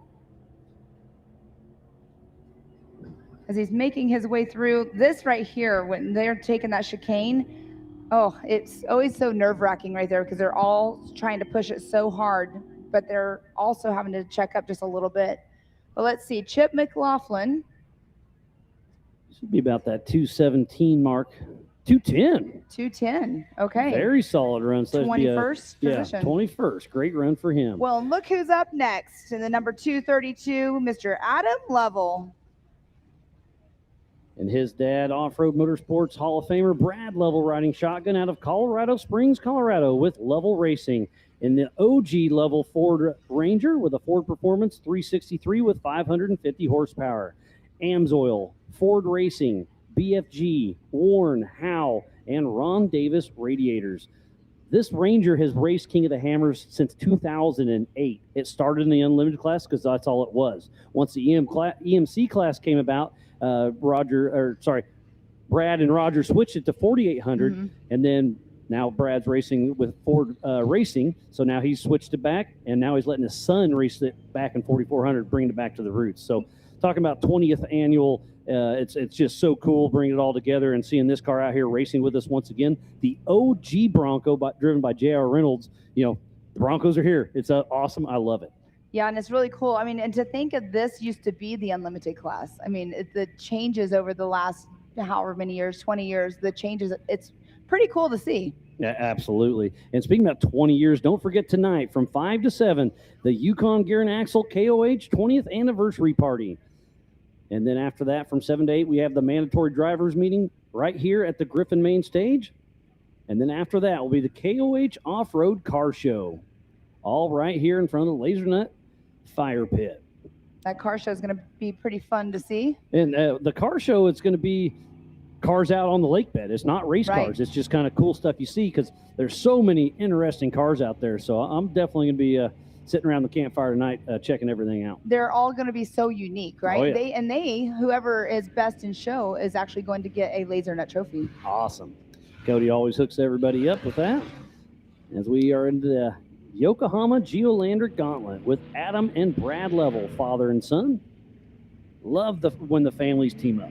I saw them yesterday when they were going out for some pre-running, and they both had huge smiles on their face. I love it too because, you know, Brad bringing, you know, his sons into racing out here, you know, with him, and then also doing other races outside of King of the Hammers and Ultra 4. You know, it's such a great bonding moment for him and his boys. Oh, for sure. As Adam Liebel's making his way down. A very solid run. Not going to bump Darian out by no means, but just a very good, smooth and easy. And I believe he's having his boys prep that as well. I think so, yep. And they did a lot of prep to it as we go around the Ways Way, it looks like.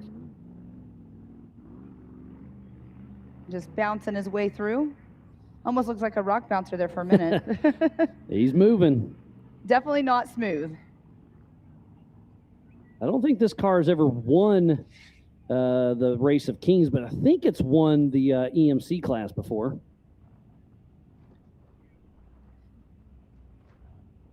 Yeah, I'm not 100% on that. Miles, you're really good with those stats on the normal, so. But we're getting to be so many races, it's getting hard to keep them all lined out. So he's through the Gates Gate, right into the MBRP straightaway. Adam Liebel and his dad, Brad, as they hit the Yukon launch, entering the Monster Energy short course.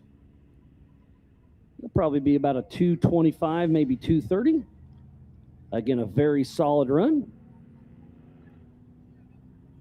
Yes, it is. I'm going to guess 35 or so. 35-ish. That's probably a good rough estimate there.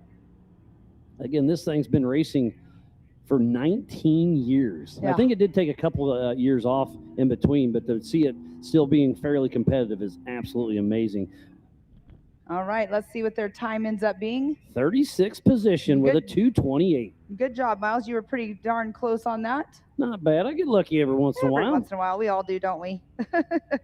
Our times are usually pretty close. So my good buddy Ian's just telling me that Adam and Brad joined him in a trail ride last October, and Adam drove that truck through a bunch of trails, and it gave him the bug. So he's like, we got home, started prepping it, and they were hooked once again. All right, and on the line is the number 1018 of Paul Wolf. Out of Alton, Illinois, with Wolf Racing in that 2018 UFO single-seat IFS with a Schofield Performance LSX 434. Nitto Tires, Raceline Wheels, VP, ADS, and Simpson. I think he's got the most wins at Ultra 4. He's got 31st place between UTV and 4400 and 46 podiums. So this is definitely one to watch. Don't get off the couch right now. Paul Wolf is getting ready to go hunt down this course. We know that he is always a fast driver. He's one of them that's normally qualifying on the top. Last year was not quite his year for qualifying out here, but we shall see, what's going to happen right now. But that's 152.9. I don't foresee him being too far off of that. I think he's going to be trying to give it all he's got right now. He wants that clean air. He was in the lead last year and had, I think it was transmission issue. So he's definitely backed for redemption, and we'll see. He could be a new king. I expect a very fast time from Paul Wolf as he exits the Monster Energy short course straight into the Geolander Gauntlet. He's got a little bit of smoke coming out of his engine. That's not good. I'm sure Chris Hickman's in his ear saying, oh, goodness. Yeah, that's not a good start. Definitely not. He's fast, but I don't like seeing the smoke coming out, but I don't see it anymore. Hopefully it was just getting cleared out.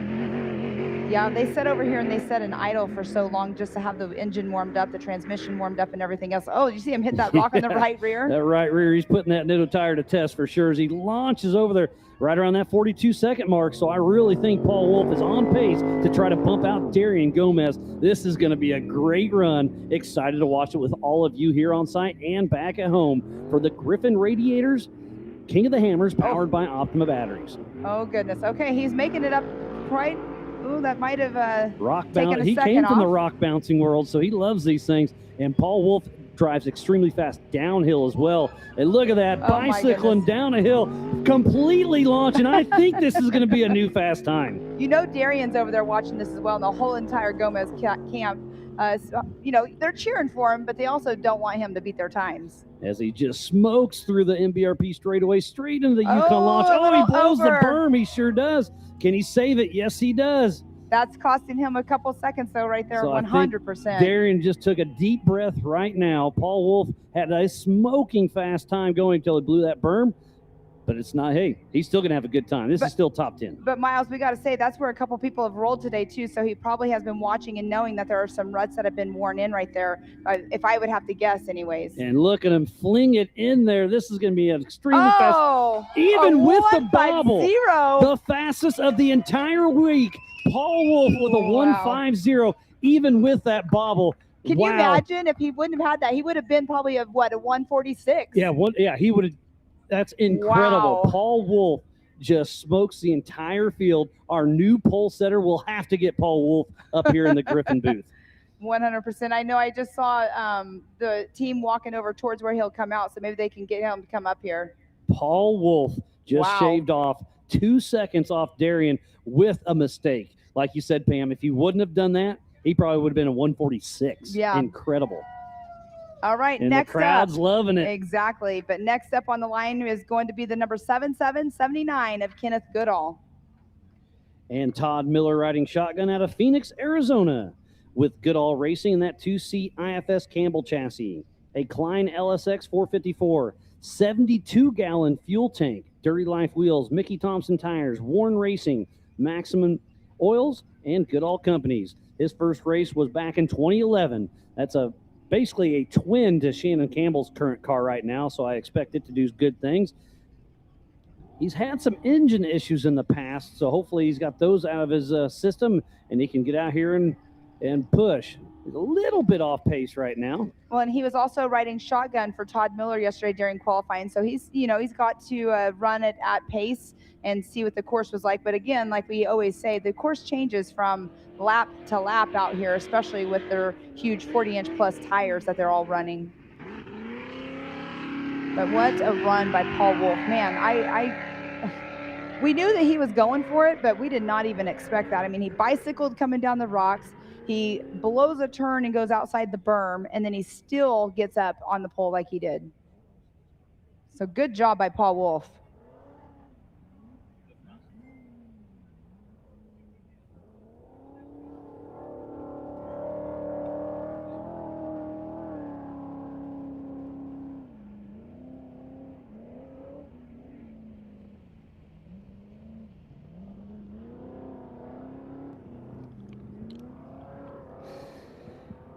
And on the leaderboard on your left, you see we added a couple names in there. That's Cameron Steele, Brian Reed, and Paul Horschel, who qualified in through the Toyo Tire Desert Challenge presented by Monster Energy. And our event director, Ben Napier, will be in the booth here shortly to explain it a little bit more. But it's just another cool feature we added to it.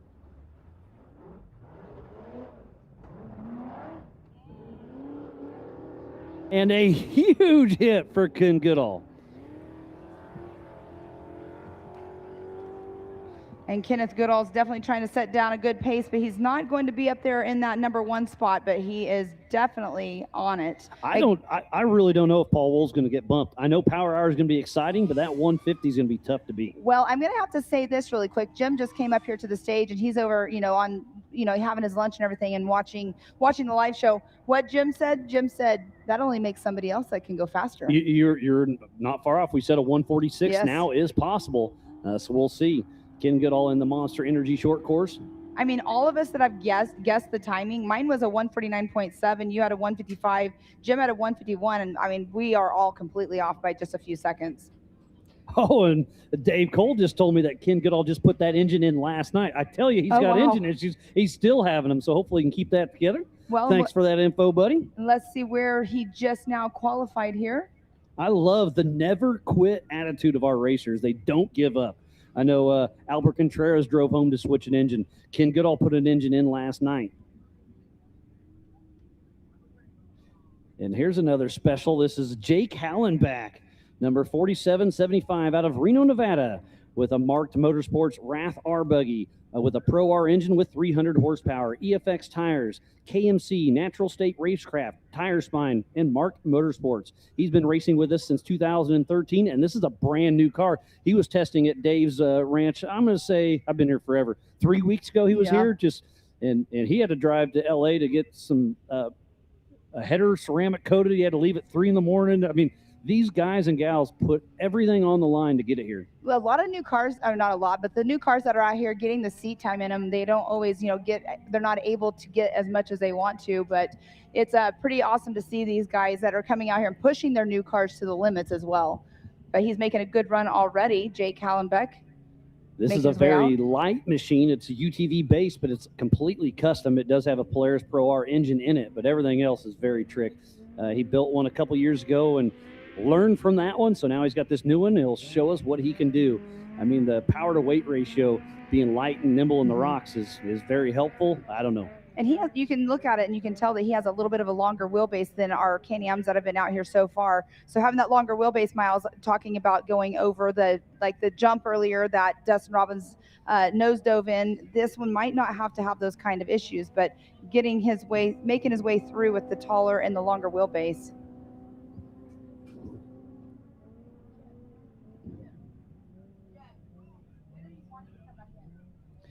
As he makes it up Way's way on that left preferred line.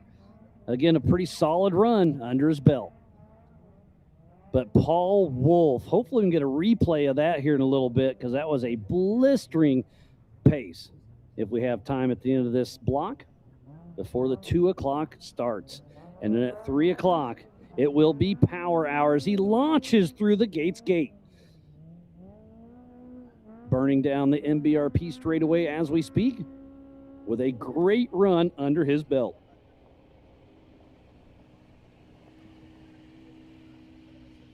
Hits the Yukon launch and sliding in to the Monster Energy short course, and that's where Paul Wolf just almost rolled, bicycled, steered over the berm, and kept on the gas, and I still can't believe with the bobble a 150.762. I can't either. I mean, again, Miles, he bicycled down the rocks just a little bit and then going that was outside. fast. That didn't cost him time. That Did gave not. him time, but it almost cost him the qualifying run. Exactly. And again, I would love it whenever, if we can get him up here to pick his brain about what he did and going over that berm. Because again, we had some people that were, earlier on that were rolling in that turn. But Jake Callan back in the 4.475 with a 212.4, putting him in the 28th position. A very, very solid run. And it looks like up next, we should have Joe Gatlin in that number 4570. With out of Chino Valley, Arizona, with Fire River Racing. I think he's got Steve Graff in the co-driver's seat. That is in Tom Prendergast's old Jimmy's 2-seat solid axle machine with an LS 418, 750 horsepower, HD signs, Mickey Thompson tires, Dirty Life wheels, Adams polish, and KDM shock technology. He got second place in the EMC race in 4,500 back in 2022. Joe Gatlin always has a smile on his face, always having some fun out there. As the green flag will be dropping here in just a moment.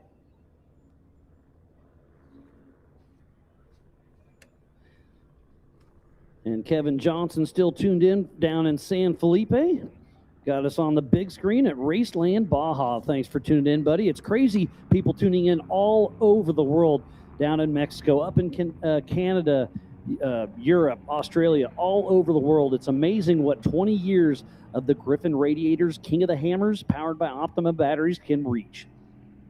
Yes, I mean, so many people that want to come and watch this race too. I'm always telling them, you guys need to make sure you just do it. Just do it and come out here and spectate and have some fun and watch us in person, because we have all the amazing camera angles and cameras all over course, but it really doesn't do justice for actually being here on site. For sure, and our good buddy that's home this year, John Dykus, is telling me, yes, Graff is riding, so I was correct on that.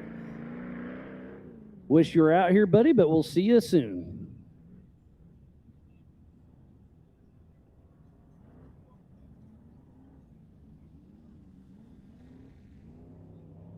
Yep, Kevin Johnson was tuning in yesterday too as well, so that's awesome to see, again, like you were saying, everybody tuning in.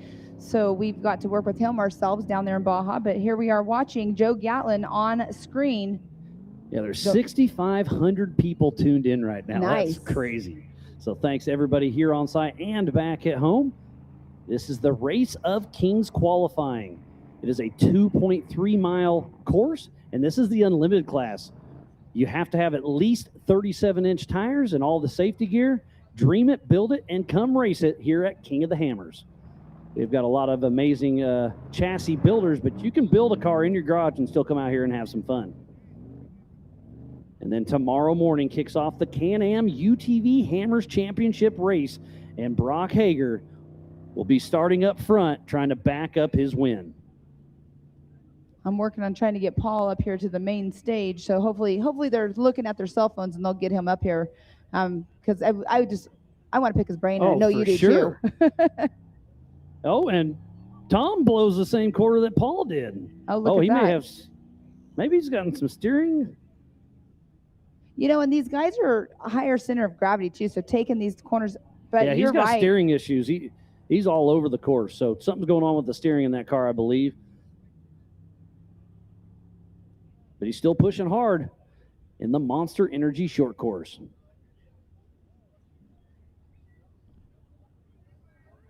Yeah, you can definitely see that, slowing down right there as well. But he still made it across the line, because again, Miles, we were talking about this with qualifying yesterday and the day before. I mean, what's going on? If you don't have your great qualifying time, there are still people that might not qualify as good as you and be behind you. So you can go back, get your car fixed a couple of days into it, and still not be completely in the back of the pack. Because right now, that's putting him in the 42nd place with a 238. And we should be having roughly 86 cars qualifying today. And you do not have to qualify. You Right. can choose to take a rear start. But if you don't qualify, even the person that DNFs like Cameron Sorenson, he will still start in front of you. Mm-hmm. Exactly. Hopefully, again, they can get that car all fixed up. Bailey Campbell, had much success in that chassis, and Almost winning I that know. race until we almost had a Queen of the Hammers. That was probably 3 or 4 years ago, until a simple water pump pulley left the chat. Game over. Yes, it can always be. It can be the simplest of little things and something you might not think that would happen, and there it happened. As on course right now, we're just waiting for Tom Prendergast to make his green flag drop for his qualifying run.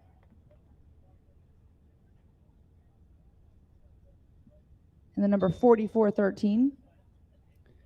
So Tom Prendergast, Wreck-It Ralph himself, with John Cahy riding shotgun out of Castle Rock, Colorado, with Fire River Racing. That is in an off-road Armory Eurofighter 2C IFS, LS3, Mickey Thompson tires, Dirty Life wheels, the Happy Medium Approach, 5-star tuning, and HD signs. His first race was up in Montana or in Moab back in 2020. Yes, and I love the way his car looks. I mean, he had some bad issues at Crandon. I think it was last year or the year before, but always getting that fixed and getting back out here. So he's just patiently waiting for the green flag.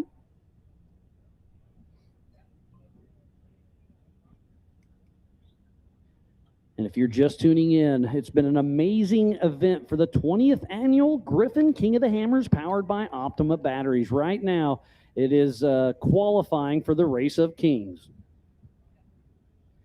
Up next is Tom Prendergast, patiently awaiting to take on the course.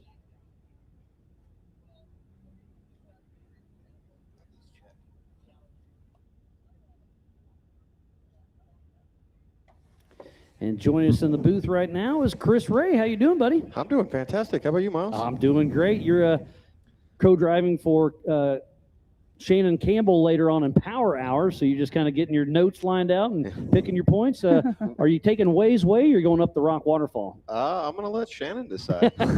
Which it depends on which one he sees, right? Yeah. Which one Does looks he better? listen to you? Yeah. Oh, yeah. 100%. If I tell him to go left, he goes left. So it's not that's not the end of the world there. But yeah, it's more where the car is going to go, and we want to make sure we don't scrub as much speed as possible and just get it up as fast as possible. I mean, you did decent yesterday riding with Randy Slauson. I mean, number one's not too bad, right? No, not at all. Not at all.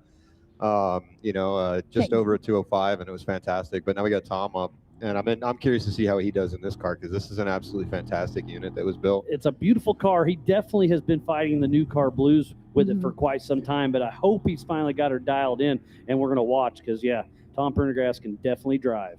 Yeah. Yes, he can. Like we were saying, he was, having some new car blues whenever we were at Crandon as well. But right now, he looks like he's making a pretty fast run so far. As he's entering the Yokohama Geolander Gauntlet. So it looks like that right line is really well burned in now compared to where it was 2 days ago when I raced UTV in the qualifier. Who you riding with in UTV? Shabs Piercy out of the UK. Right. Yep. Yeah. So, and then he comes over that blind crest is actually kind of scary. And then when you come over this, you got a rock on your right there. And it's just crazy how you got to miss that one. And then there's this one right here. And if you don't miss those, it can send you freaking cartwheeling. Yeah. We've seen that happen a couple times. I mean, Mitch Guthrie, a seasoned racer, just went offline just a tick, and that's all it takes. And let's talk about the blind rise, because I went up there a couple of weeks ago in that same exact spot. And, yeah, you're going up. All you see is the hood of your car, and you have to memorize. I think it was Bailey Cole I was talking to. He says he looks out his window to see, all right, when I see this rock, I turn left.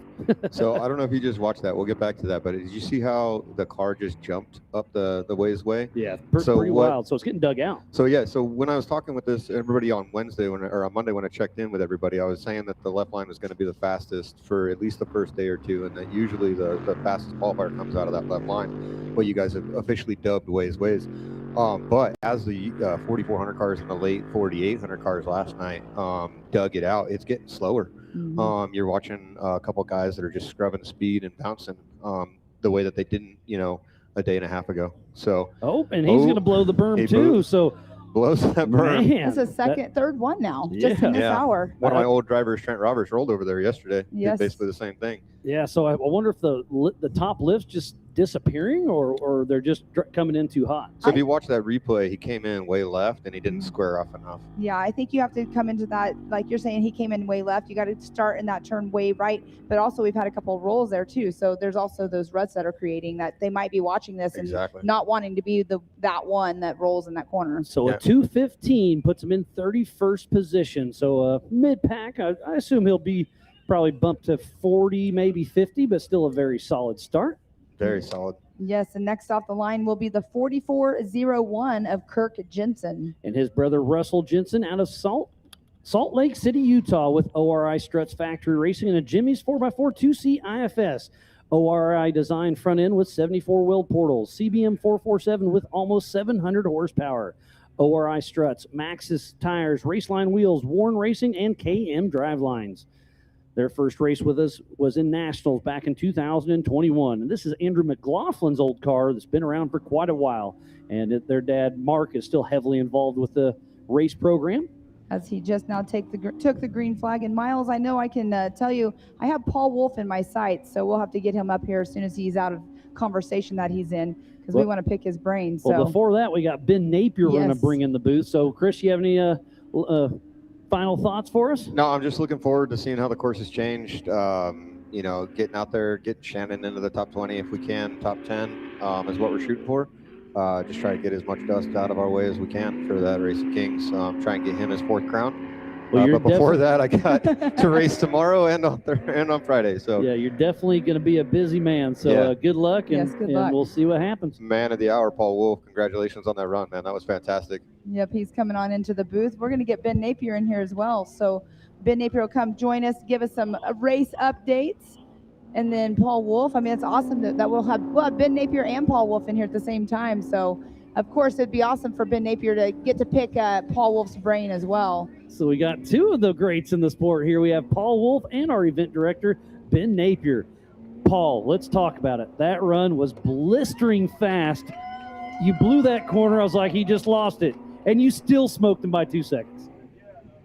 Oh. There we on now? All right. Yeah, that run was really, I think I left about 4 seconds out there, to be honest. We said a 146 is possible. Yeah, I think so for sure. I think we broke the shifting cable in the car. I went to go in that corner and tried to grab second gear, and it stuck and stayed in third. And I couldn't get it to rotate at that point. So I probably should have let off the brake, but it is what it is. And when you took off the line, I saw a few puffs of smoke. Do you think it was just loaded up, or? Yeah. They have us idle them cars through town and everything, and it just really kills them. They load up real good. They're race cars. They're not made to cruise through the city. They're performance engines is what they are, not to sit there and idle. You don't set it on cruise control unless it's wide open, I guess. Yeah. That's normal. I have an on and off switch in there. So, when they make you idle it everywhere, it's hard to flip that switch. It doesn't turn on quite as fast as it should. Well, yeah, I was a little nervous because whatever, but I'm excited, and you threw down a great run, but we saw you left some time on the plate, so we'll see if it sticks. I think it's going to be a great run, but it's going to be interesting during power hour. Yeah, I think so. I think somebody will knock me off there. I definitely feel like I left a little time out there.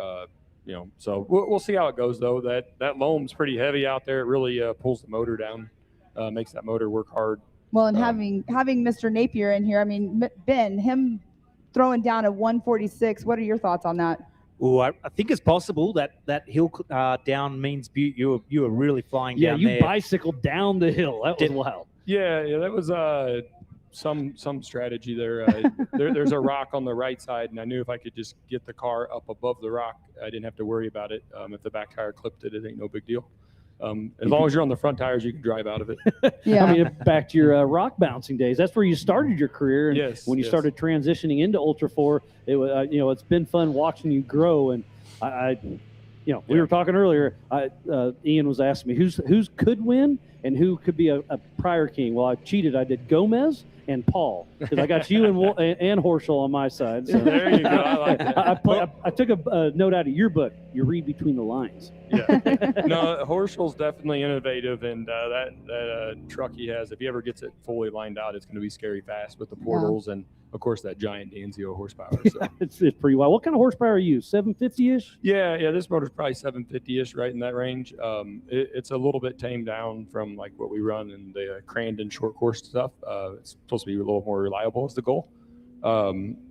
And I didn't even change the gearing for running short course here. I left the gearing that we're going to run through the whole race in. So makes sense. I never even used fourth gear in the transmission. So. Oh wow. Okay. Yeah. And let's talk about Paul's a little bit. So obviously you're going to be starting towards the very front, but also Paul Horschel is. So Ben, kind of give us an explanation on the new names we see at the top of the list. Sure. So for the 20th anniversary of King of the Hammers, we're really trying to grow linkages between our events and celebrate our competitors. So we put a unique opportunity in for this year only to anyone who raced the Unlimited Desert Race and finished earned a spot on the starting grid at Race of Kings. And the fastest person that opted to actually race of Kings was Cameron Steele, and he has earned a second place in the grid. So whoever qualifies first today still gets to take off by themselves up front. No, we start two we two are by doing- two. okay. Yep. So Cameron will be on the outside of the corner, currently next to Paul. So the And, Paul's out front. I've had pretty good picks so far. And then what's a bit interesting is that we said that's actually a banked lap, and if they wanted to run the rocks, they could improve. So Paul had the opportunity to turn up this morning and move from 6th further up. Now he opted not to qualify again and use his desert position. So he's obviously pretty happy with that 6th place. And Paul often goes for the pole, and he's decided to, 3 rows back is a good spot to start, and he's accepted that. And then also in there, number 4, Brian Reed, Monkey with the Knife Racing. They had an exceptional race as well last weekend, and they've transferred across as well. So very exciting. It is exciting to see that you guys are doing that this year, and gives them the desert advantage too, and get them to see the desert lap at speed as well. But I like that you did that, and they have the option of not qualifying today if they don't want to. And we had a set of rules that clearly defined it. And one of the things was you didn't actually have to use the same vehicle between the two. Yeah, so Brian Reed rented a Brenthal. Yes, and Cameron was out there in his geyser, but Paul Horschel actually ran one of his Ultra 4 cars. I don't think it was the one he's racing. Nope, it was a single seat that's more of a short course car. Absolutely. So he had to stop every time for fuel. And it was 300 miles of desert, brutal desert. So it was a well-earned position there. These transfer positions have been well-earned, and it was open to everyone. Yeah, I think it's definitely awesome. And I don't blame Paul Horschel for not taking a run out here in the rocks. Save the car, right? Yeah, save the car, because it's a lot of wear and tear on the car to get towards the front of the field. I really think any starting position in the top 10, I think you're in really good position to strike and make a move. Just got to stay up there in that top 10 area. I think actually probably being on the pole's a disadvantage at this race with the third lap. Because you pretty much to win, you'd have to go through the third lap first, which means you're breaking the ground, you're setting the tracks. Where if you can get somewhere in that 10th range, you're kind of not in the real bad dust, and you can get to the third lap and maybe follow a leader. Yeah, because like you said, you're going into it blind technically, because you still don't know the course. Yeah. You may find out about it tonight. You may not. Or you may. We'll see. Well, even if you do, it's a race tomorrow, so there's no pre-running. Yeah. So you're kind of at this point, I'm trying to navigate and drive through it. So yeah, the single seat is going to be tricky this year, because it sounds like you're going to have to get out and winch a couple times. Racers working with racers. Time is money. There's no easy way to build it, retrieve it, or transport it. Helicopters are the cost-effective solution.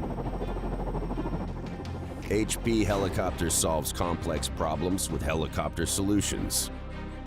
What usually takes weeks or days, we can accomplish in hours or minutes.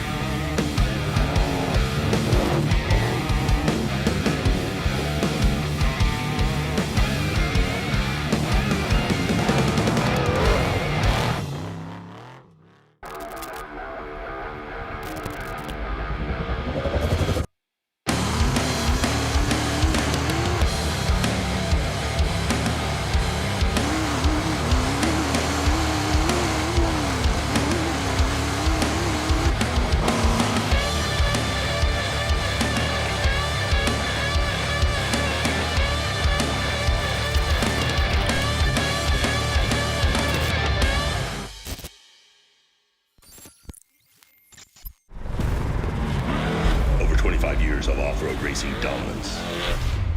Proprietary patented race technology. Proudly made in the USA. Unparalleled customer service and support.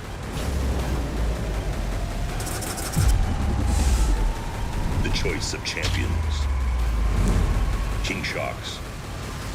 The leader in off-road shock technology. So we're here for the 2026 Griffin Radiators King of the Hammers, powered by Optima batteries. Right behind me is Mega Merch. So we're gonna walk in there and show you everything she's got, see the chaos behind the scenes and how she makes it happen. The chaos is here. They're selling everything, and they're selling like hotcakes. Stickers, they got koozies, they got socks, hats, beanies. Come get them before they're gone. Roxy, thanks for all my stuff. I'd be naked without it. Who wants a hat? All right.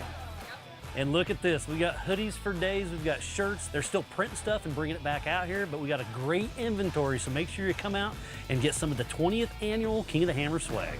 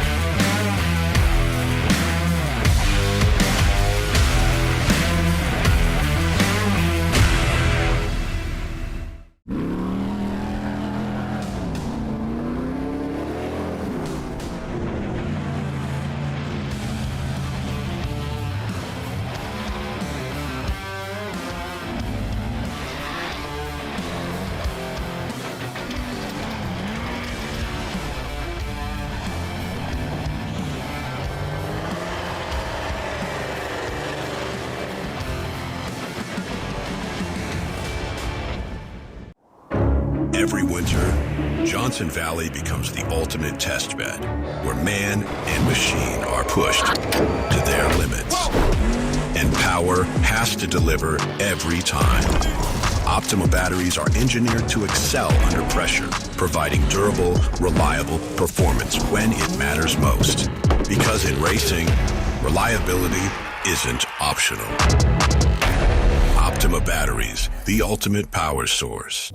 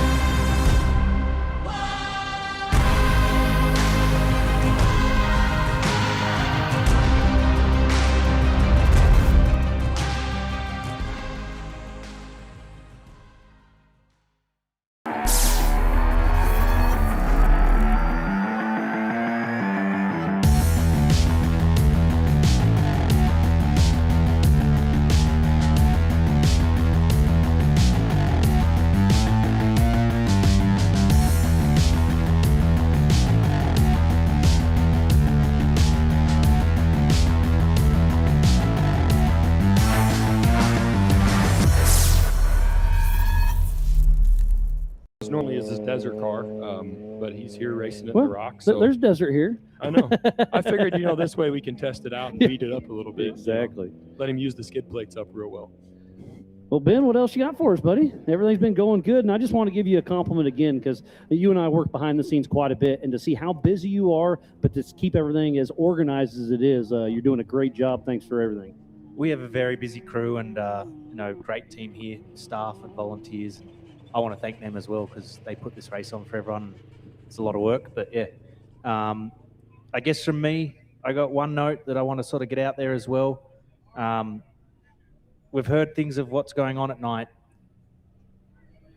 We need to make sure we police ourselves. We need to make sure that we do better. The people causing the issue are not our people. Let's not share it. Let's not encourage it. Let's act responsibly, because what they're doing is putting our ability to run the race at risk, and it's very important.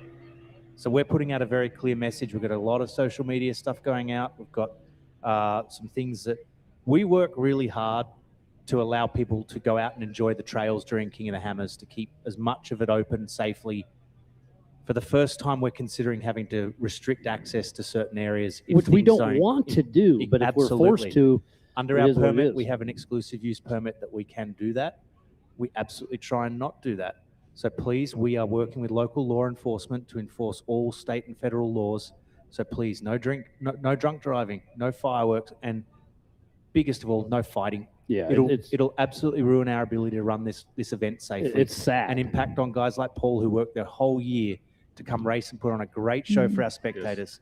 So please spread that word. We really appreciate you guys working with us. So yeah, I mean, respect the Hammers. That's what we're trying to do here, is just keep everybody safe, but come out here and have fun. This is a bucket list place to come. So come out and enjoy it, but be respectful. We have some amazing racing coming up. 3 days of some of the most brutal rock trails and desert with some of the most talented drivers in the world. That's our focus. That's what we want to show the world. That's what we want to be known for, and that's what we are known for. So let's keep doing that. Great. I love it. Thank you, Ben, for that note for sure. And it does seem like, it's just, changed over the years. I personally don't go outside of Hammertown during race weeks just because, so much is going on in safety and hopefully people will start listening to the note that you guys are trying to We get want out. to work with everyone so that you can enjoy going out to Hammers. Exactly. We want anyone to feel welcome out anywhere on the trails. So let's work together and let's fix this. I love it. All right, the number 726 of Danny Sterndale and Scott Gearhart out of Santa Barbara, California, with SEI Racing in that Get Bent Fab 2C IFS chassis. Turnkey RHS tall block with 800 horsepower. SEI Racing, Vision X, Method, Evan Weller Racing, Fluid Logic, and Team Redmond. Been racing with us since 2020. And let's talk about the the hardest one-day off-road race in the world. It is the Griffin Radiator King of the Hammers, powered by Optima batteries.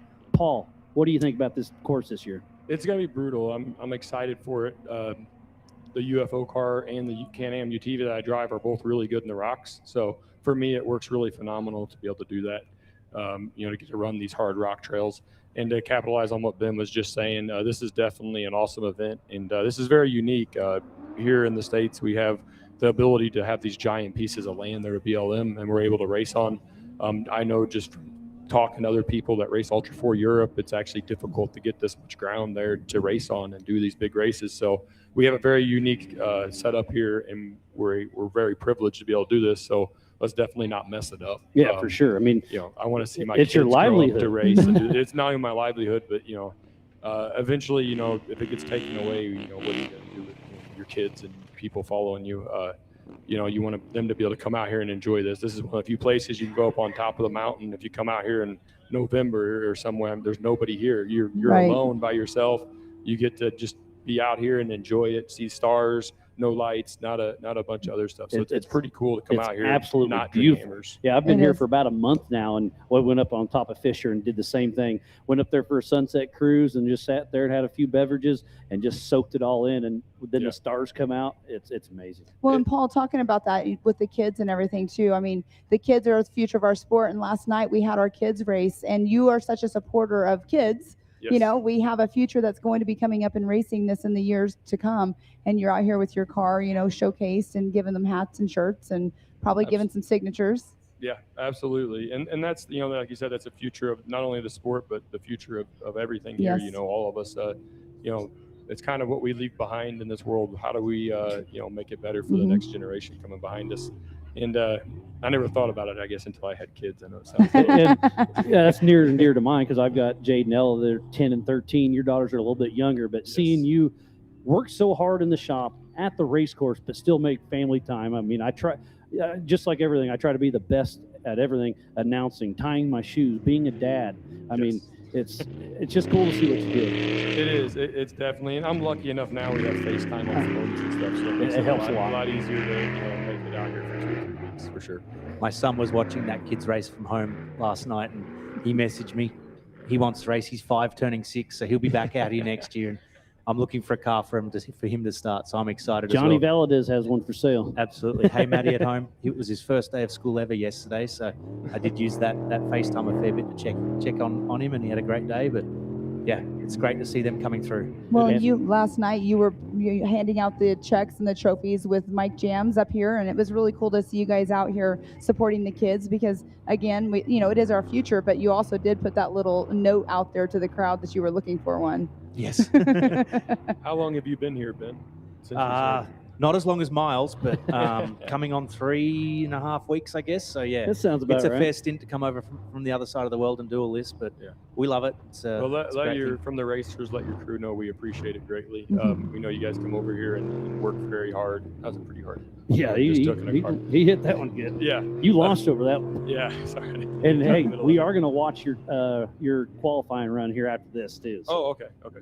So on course, finishing up now, the number 710 of Tommy Dykstra and Guy Miller out of Colorado Springs, Colorado with FAB 710 at Trident Engineering IFS with 74 weld portals. Danzio P600 big block with almost 1,000 horsepower.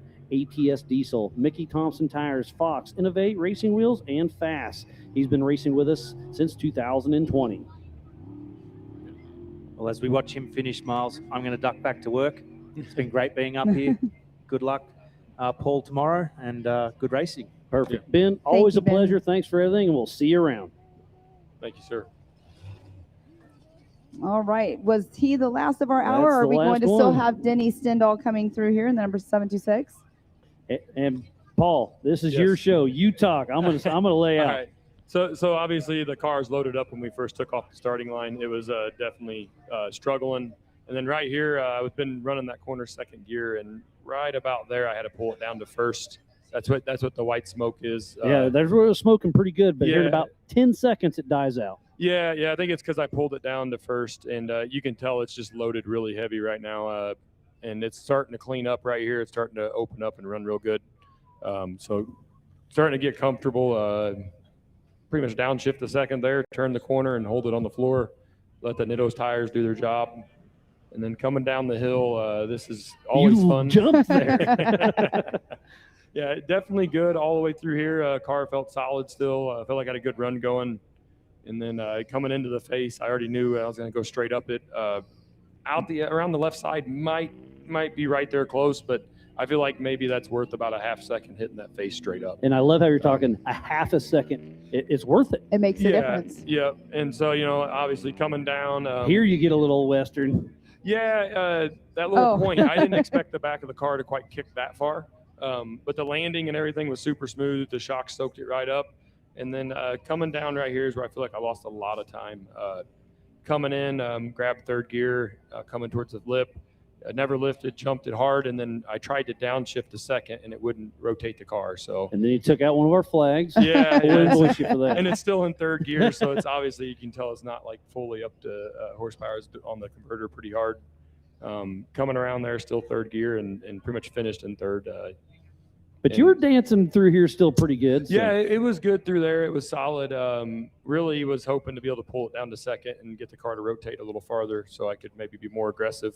And the same thing kind of right here, you'll notice when I try to go pull off the car, the linkage is jammed. Yeah, you're just really lugging, which is hard on the converter and everything else. Yeah, so I actually had to back up 2 or 3 times to get the cable to free up, and then I got it to free up, and then it pulled right off. So I'm assuming it's a cable, not a transmission issue, because it probably wouldn't have pulled off the course if it was something else. So the guys are already actually tearing it apart right now at the pit. I pulled it in, and they were ripping panels off. You're supposed to say we're at the tent tearing it down. Yeah, he will be in just a minute. We called him up here. We had to get him up here. Yeah. So and I got a good crew. I got to give a shout out to the guys, all the crew guys. So it's pretty cool. I have guys there's a gentleman from Spain, Thomas is over there. We got 2 guys from South Africa over there working in our crew. And these guys are all volunteers. They just showed up, gave me a phone call. Hey, or actually do you need help? Yeah. Do you need help? And they showed up and started working. And then we got Garrett. He's kind of our crew chief. Race you on dirt, sand, snow. Race you through this, over that, all day, all night. Race you on 4 wheels, 1 wheel. How about no wheels? Race you with the world watching, this guy watching. Race you to the summit, maybe not that summit, to sub 7. Any event, any terrain, anytime. Race you.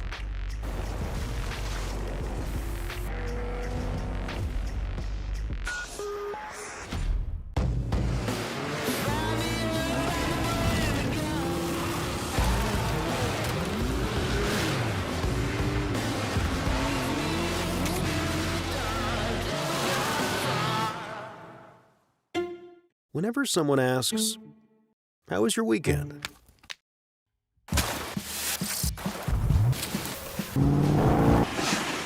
Or, "What have you been up to?" Or just, "What's new?"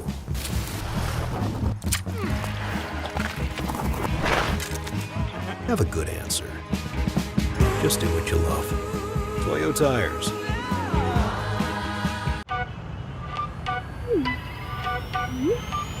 Said I'm taking big shots, just stop where I'm driven, no pit stops. This hot, I ain't playing like a 6 spot. Pissed off, but I told him this a chip shot. I ain't missing cause you know I'm taking big shots. That climb, I got no time on big shots, just stop where I'm driven, no pit stops. This hot, I ain't playing like a 6 spot. Pissed off, but I told him this a chip shot. I ain't missing cause you know I'm taking big shots.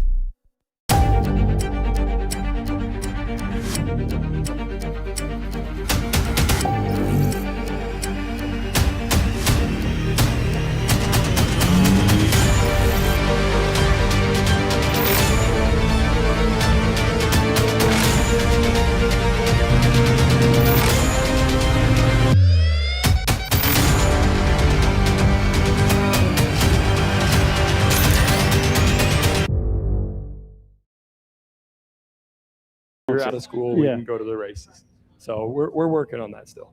She has some pretty cute interviews too. I love when you bring her up there. She's very put together. She's definitely takes after my wife more than me, but the youngest one takes a lot after me. So she's got markers out, drawing on walls, doing all the usual stuff, just kind of tormenting everybody in the house.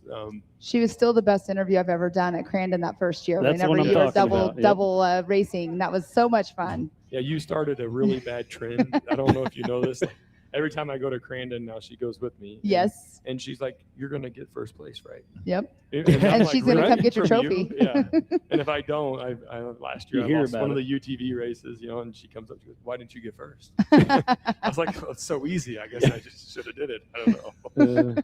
Well, Well, Pam, it looks like yes. Tiffany's up here. You guys are going to go do a couple of interviews. Yes, so we I'll are. let you go to your fifth job. But thanks for coming in Fifth or here and sixth. filling the booth with me. Always a pleasure. Thank you so much, Miles. And Paul, good luck to you on race day. I'm pretty positive I'll be talking with you once again. And Matt's right here next to me. So, Jim, welcome back to the booth.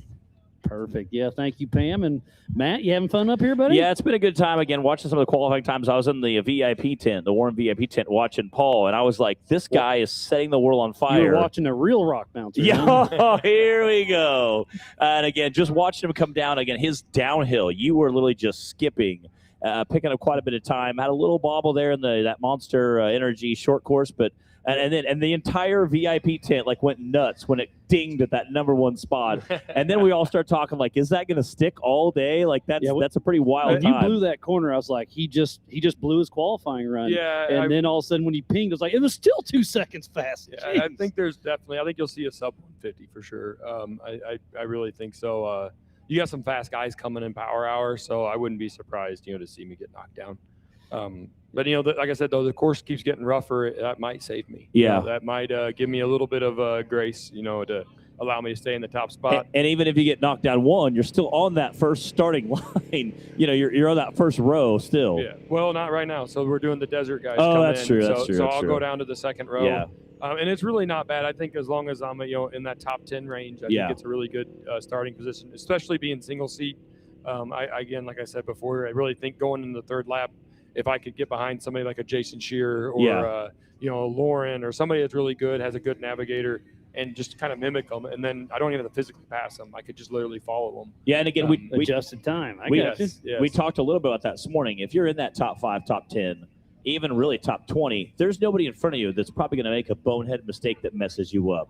You're really going to be following guys that are making good choices that could help you potentially. Yeah. The only downfall is if you're in the top spot going on the third lap and being a single seater, if I have to winch, guess what? That guy behind me's got to wait for me. Oh, yeah. Well, okay. So I can just you hold did that. up everybody. You did that last year, and you actually had JP pull you off that spot so he could go around. Lauren. it. Had Lauren. That was Lauren. That's right. Yep. We got up there and had Lauren pull me back off that spot.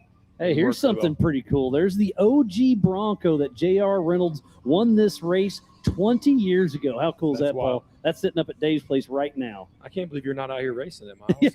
I think you and Jim could do that together. Yeah, I he think could it'd be a good great- co-driver. We're going to have to put a better winch on it, though. That's all I'm saying. No, That's it's it. just cool, the throwbacks we got there. You know, there's so much history here for racing for 20 years. You've been racing probably 6 or 7? Yeah, so I started in Ultra 4. My first year actually driving was 2021. And then the following year, 2022, we did 5 the 4400 car, and then been doing it ever since then. I was trying to set you up for the 6-7. Well, I was here, been here 6 years. So the 2 years prior to that, I co-drove. Okay. I rode in the passenger seat, which is actually very helpful. A lot of drivers never take the time to do that. If you got to be a navigator once, all of a sudden things make a lot more sense to you. I'm sure. You understand what your navigation guy's going through. Navigator. Yeah, pretty much. And then also you understand the maps, like when they start acting up and stuff, and it stops you from getting frustrating because you've been there. So Yeah. you understand, like, there's nothing he can do. He's not doing anything wrong. He's still doing his job. He's doing a great job, but it's just a part of it. Yeah, and having that little bit of understanding really helps you kind of remain calm and go, okay, it'll fix it. Just give it a minute, maybe updating or whatever. Yes. And again, also having pre-running, knowing your line too, being that you've been here so many years, you kind of have a good idea going in what your plan is as well. The GPS just kind of helps keep you honest. Yes, exactly. And a lot of these courses and stuff, like the first 2 laps, I've been here long enough now. I'm starting to understand the trails and where they are and the lead And how ins they and link lead to- outs. link together. So it helps tremendously. I highly suggest to anybody new coming here, if you can come here and not drink hammers and run the trails and just learn, like, okay, this is outer limits, this is spooners, this is wrecking ball. And then when you get the map and guys refer things to them, you understand. The first year I just showed up and they're like, oh, wrecking ball, you got to go here instead of here. And I'm like, well, I don't know what trail that is. So we'll The sort one it with out. the rocks in it. Yeah, we'll sort it out when we get there. So it was definitely a rough learning curve. I didn't do it the easy way. But Yeah. if I'd do it again, I would definitely come out here, in like, I don't know, November, whenever, and run and learn all the trails. Now, Paul, we've just seen the Desert Challenge earlier this week, and we're looking at Cameron Steele and Paul Herschel. They're going to be getting places on the grid for the Race of Kings because they pre-qualified, because they raced in the desert race. Are we going to see you looking to maybe go into the desert race next year? I just asked him that. I'm not opposed to it. I'm all about it, but I can't put that stress on my crew right now. I don't have the crew and the manpower to field a desert truck at the same time as what we're doing now. Well, Brian Reed rented one from Brenthal, so it's Miles, easy if enough. you pay for it, I'm all about it. I'm more than happy to drive. Do you want me it. to drive for you? I'd be happy. So Okay, well, we're about to get going here in Hammertown.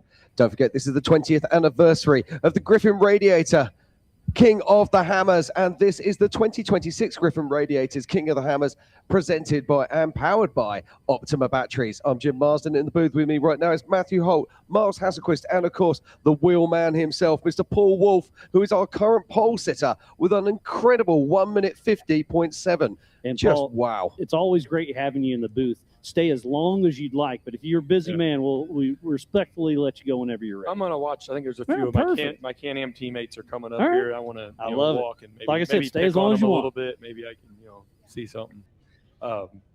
Hopefully they don't knock me off. They might though. Well, there's a very- Can-Ams are getting fast. You gotta give them credit. The other day we were chatting and we were talking about Marcus Gomez's car, the IFS and the IRS US.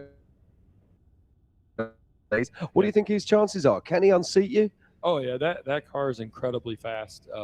It's one of my favorite cars on the whole grid that'll be out here starting is the IFS IRS car. I think it's one of the best IRS cars that out here. And watching the car go through the rocks, like I've purposely following behind him and pre-running and watched that thing work, and it works phenomenally well, really good. And same thing on the short course, it makes a ton of traction. So it is a really impressive vehicle that Joe Thompson built there.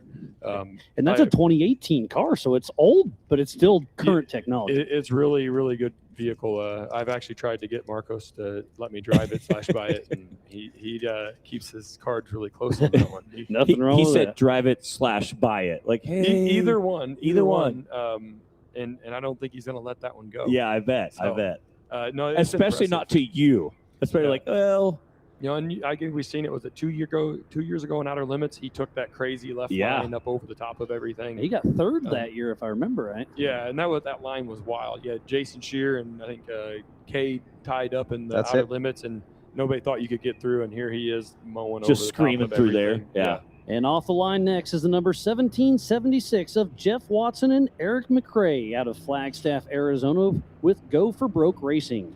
That's a Jimmy's IFS with a Klein's LS7, Phenom T-Case, BFG, Method, Rugged, Baja Design, Spider Tracks, Brannick, and he was a King of the Hammers rookie back in 2023. That's pretty awesome. So we're into the Yokohama Geolandar Gauntlet right now, and Paul, this is a rough track right here, isn't it? It is. It's definitely rough, and it's getting a little bit rougher. I think still maybe lean towards more of a short course setup in the vehicle. Yeah. I think I feel comfortable saying it now. I don't think it makes enough time to go change everything. So I think definitely leaning towards maybe more of a short course setup. Now, when you say a short course setup, for everybody sitting at home, they're sort of like, well, surely you just turn up with your car and you get in it and you go racing. But you do have different setups for different ideals and for different courses, don't you? Gearing and such? Absolutely. Yeah. So everything. The only thing I didn't do was gearing, and it's just purely like a time for my crew and everybody. And I truly don't think this race is that important to qualify on the pole. I think qualifying in the front's good, and I felt like I could achieve that without re-gearing the car. So just to save my crew the work and the effort, I decided not to re-gear the car. So like I said earlier, we never went to fourth gear in the car. I never used it. So I had an extra gear. We'll use it out in the desert. We get up, the triple-digit numbers, 100 mile an hour plus. We'll be in that fourth gear. But on the short course track, we never even used it. We never got there. So as we watch Jeff Watson coming off down the back here and heading towards the Gates Gate, I mean, what is the main differences between a short course setup and a long course setup? So normally the car's a little bit lower to the ground and it's a lot stiffer. So you run a lot of the compression and everything a tremendously amount stiffer. So it doesn't, when you're going uphill, it actually wants to bounce off the rocks, not really absorb the rocks. But in the short course, though, the plus side of it is coming over the jumps, you can be really aggressive, landing, rotating the car. You can actually slide it into the corners because it's not going to body roll and transfer all the weight and eventually catch. It's going to keep the car flat, keep it down where you can rotate it early into the corners and get it to drive out. If you can shift it. Yeah, you got to use a lot of throttle to do it, especially like I run a car that's spooled front and rear. So when you come in and rotate it, you got to use the engine power to get the inside tire to pick so the car will turn down into the corner. If you just do what I did and try to come in and use the brakes, it doesn't really work that well. You just kind of slide up the track. So there we go. We see Jeff Watson just crossing the line there. 42nd position with a 226.6. Yeah, Tom was talking about that this morning. He said the guys will run sway bars front and rear necessarily on the short course or qualifying, and they might adjust them, take them off, or take the front off, and do some things changing more like you said, a short course setup, and kind of get everything more dialed in. Put a little flatter on the ground, that way they can go a little faster, that short course area. So this looks like the 190 of Hunter Miller. Now, we saw Hunter Miller obviously qualifying yesterday. We saw his brother Cody out on track earlier today. And Cody is still sitting in the top 10 at the moment in 6th position. So we'll see what Hunter Miller and Chad Hughes can do out of Greensville, Texas with Miller Brother Racing. In the Miller Brother Racing Can-Am, Maverick R, CT Raceworks, Maxxis, Elka, Double E, and Liqui Moly.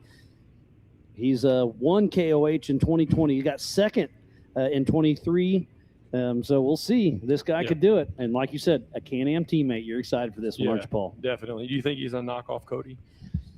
I think he's going to give it all he's got. I see how you covered that. Yeah, You didn't want to answer that one. I understand. Because, the brother rivalry, the Gomez are even more. But, I'm sure it's a lot of jabbing back and forth. There's got to be a little bit in there. But, no, they're definitely an awesome crew. Them guys work well together, and, they're good people. They're more than willing to help other Can-Am teammates out. So, really cool to be on part of that team with those guys for sure. And he's fresh off his Dakar, right? Yeah. So he just spent, I don't know how many hundreds of miles, probably 1,000 miles in a Can-Am and Dakar racing. And he's come from Dakar. I think they're home like 4 days, and then they come here. So that's nuts. That's a torturous schedule for sure, but them guys are really good. They not only take care of themselves and their vehicles, but they stay in shape and stay. I guess. I don't know what I'm trying to say there, Miles. And I bet you get very dialed into your machine after a few thousand miles. You're very well acquainted to everything, motor performance, shock tuning, everything. He is on the move. Yeah, he's Came got it across at rolling, for sure. 45 seconds, so that's only about 2 seconds off of your pace. I think he's throwing it down for sure. Like I said, things together getting fast. The Can-Ams are no joke. Will you step into a Can-Am for 4,400? Or will you keep the UFO? I'm not willing to answer that just yet. That's fair. That's fair.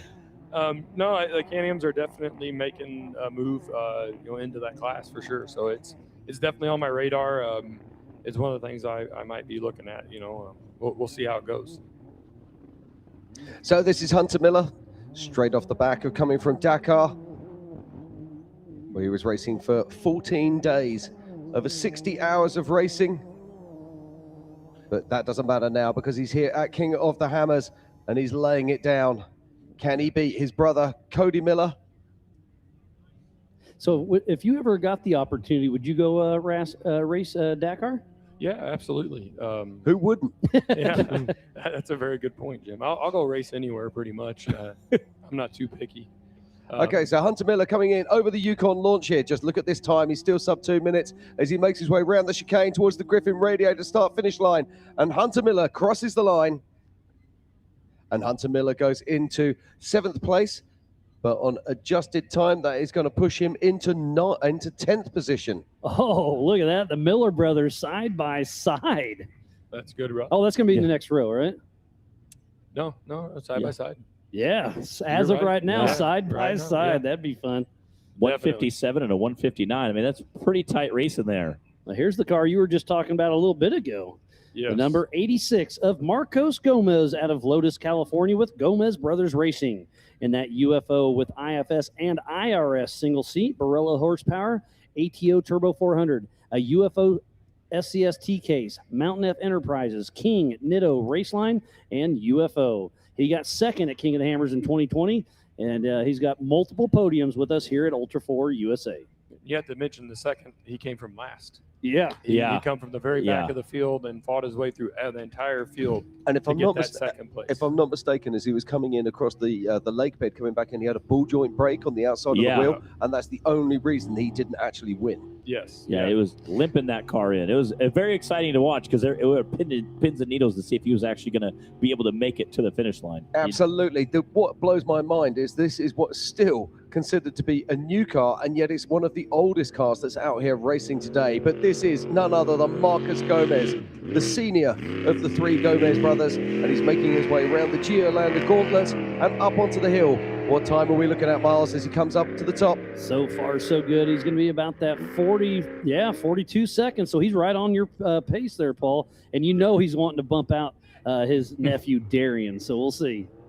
Absolutely. Them guys are competitive. It's funny because not only are we competitive with everybody, but the UFO family is it's the most cutthroat thing you can ever be involved in. Joe will always hit me up for stats on UFO stuff. So we work back and forth. He's like, I want to know. And then you hear the Gomez, you can hear their camp from 100 yards away when they start having fun. There he's picking it back up.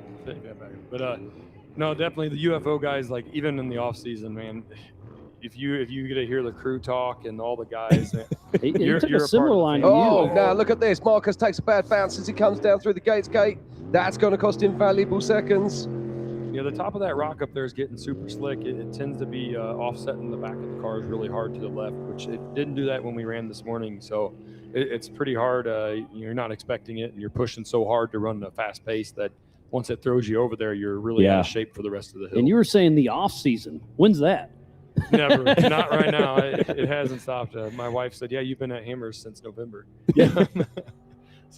So here we go. This is Marcos Gomez. He's coming on round. He'll be going over the Yukon launch, round on New Chicane here in Hammertown, and making his way towards the Griffin Radiators finish line. What's Marcos got? He's not going to be troubling our top 5, but he crosses the line. I'm going to say in roughly 12th, 15th position. Yeah. So very solid starting run for Marcos Gomez, senior, because we also have Marcos Gomez Jr. racing in the UTV race tomorrow. Oh, really? That's going to be neat to he's, see. I think he's the last person to register. Oh, really? Oh, we had one more. So he didn't make qualifying, so he'll take a rear start. Well, he's in the future, the Youth 1K, so they didn't qualify anyways. Up to 4889 of AK Watley. So this is AK Watley. First joined us, I think it was 3 years ago, but I'm sure Miles will keep me straight on that. This is a Triton-built Bronco. So that's A.K. Watley with gunner riding shotgun out of Winchester, Virginia with Chaos Motorsports. He's in that Triton Engineering 2C IFS Bronco with a JGRE Ford Performance D3 460 with 800 horsepower. Warren Racing, Nitto, RTR, and Fox. His first race was Lake Havasu back in 2023, and he won the first race of the 25 Ultra 4 USA season there in Rouse Creek, Pennsylvania. Yeah, that was an awesome drive. I was up there at that race, and it was really brutal conditions, super wet, slimy. You had to be very careful not to slide the car into the trees. Yeah. You know, the Bleilers up there. So he definitely ran a great race up there in Pennsylvania. It was impressive to watch him get that win. Those Miller cars are pretty lethal. I remember Eric, the first time I raced against him at AOP, he drove right away from me. There's nothing I could do. I felt so helpless in the car behind him. Yeah. AOP is a great race for the Miller cars. That and like Rush, maybe. I'll say those tight woods, that tight wood area. They do really good, but then you turn around and you got Mr. Bleiler out here every year, man. Yeah. I think he's got to be the fastest guy across the desert in solid axle. And he still says he has a little bit more he can tweak out of that solid axle, and Man, he is flying. It is so impressive how fast they run across the desert with that thing. It's pretty neat. You know, every time you think the solid axle might, you know, be Weilers, the Millers, you know, them guys just show up and put a hurting on us. And Yeah, let's not forget the Trent Fabrication. Our highest qualifier at the moment in the solid axle is Bailey Cole, who's really laying it down. But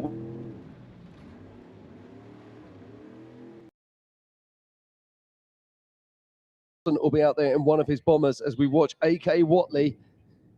He's actually going faster than that, but there's a frozen camera as he makes his way around into turn 19. Right here in the Monster Energy Short Course. I'm so glad we didn't have to rename that the Wolf Corner. I am too. I am almost really did. happy. Yeah. I kept it recovered. Yeah, you did great. You did, Only took out one flag. I know. This is a good time here from A.K. Watley.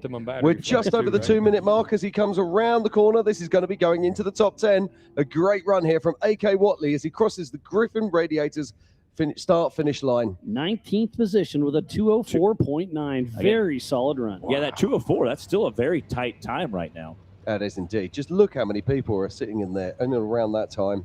And I love the in-car footage there. That picture-in-picture kind of is really so cool because you get to see what they're doing, how they're reacting, and it's interesting to see how many guys have chosen to have a co-driver during qualifying in this 4400 class. I'm going to let you take this one, Miles. This is Andrew McLaughlin. Number 4493 with Huck riding shotgun out of Mesa, Arizona with Let's Roll Off-Road Racing. And a Let's Roll Off-Road chassis with an LS 409 stroker with 600 horsepower. Nacho, Lights, Yukon, Raceline, Maxxis, and ADS. He's been racing with us since 2009. I am hoping he hasn't got my beers in the back of that cooler. They're going to be shook up, I'll promise. They're going to be a bit shaken up, that's for sure. And let's not forget that massive roll he had all those years ago. Those beers are going to be a real mess if he repeats that one. You might not be able to open those till after Hammers is over. Yeah, I love that. So Andrew McLaughlin, he stole the internet a few years ago in his Jimmy's IFS car when he came down and disintegrated a rock about the size of a small Volkswagen car as he makes his way around onto the Geolander Gauntlet. He's really a pretty solid pace for a solid axle with all that extra weight on the back. Yeah, I love it. Most guys are like slimming the car down for qualifying. He's like, let's go ahead and put the cooler on top. Randy Slauson did that a few years back, if I remember correctly. I love it. That's awesome. Does that mean you're counting on breaking down and needing a beverage, or does that mean you're just confident enough you can be that far ahead? Do you know what? There's a whole load of Aussies out there that are going, I identify with this. The recovery crew won't be mad if he rolls, though. Not at all. Yeah. Not at all. Yeah, got some Uncrustables out, handed some beverages out. They're all like, it's all good, buddy. Okay, Andrew McLaughlin, he makes his way round onto the cross-country way as he comes up round the back there. Now, this has been chopping and changing, but this is nice pace here from Andrew. This is really good. Solid run here. We'll see how he comes through as he goes down the Gates Gate. That line there he just took, it doesn't look that bad on this camera, but when you're up there. Oh, a huge hit. Oh, yeah. But when you come down that right side, you're rough. swerving over and you're right on the edge. You know, there's about a 10-foot drop. So if you're offset on a tire width, all of a sudden you're dropping off a 10-foot drop into boulders and chaos. I think we've seen a 48 guy go down that way and center punch a giant rock. Yeah, that was that was Josh Sowell. Yeah, I need to buy his axle, whatever he has in the front of that thing. That's the toughest axle Well, I've I can ever tell you seen. now that would have been a Spider Yeah. Tracks casing under that bomber. He smoked that thing. Okay, here we go. It's Andrew McLaughlin over the Yukon launch in to our chicane and heading round towards the Griffin start-finish line.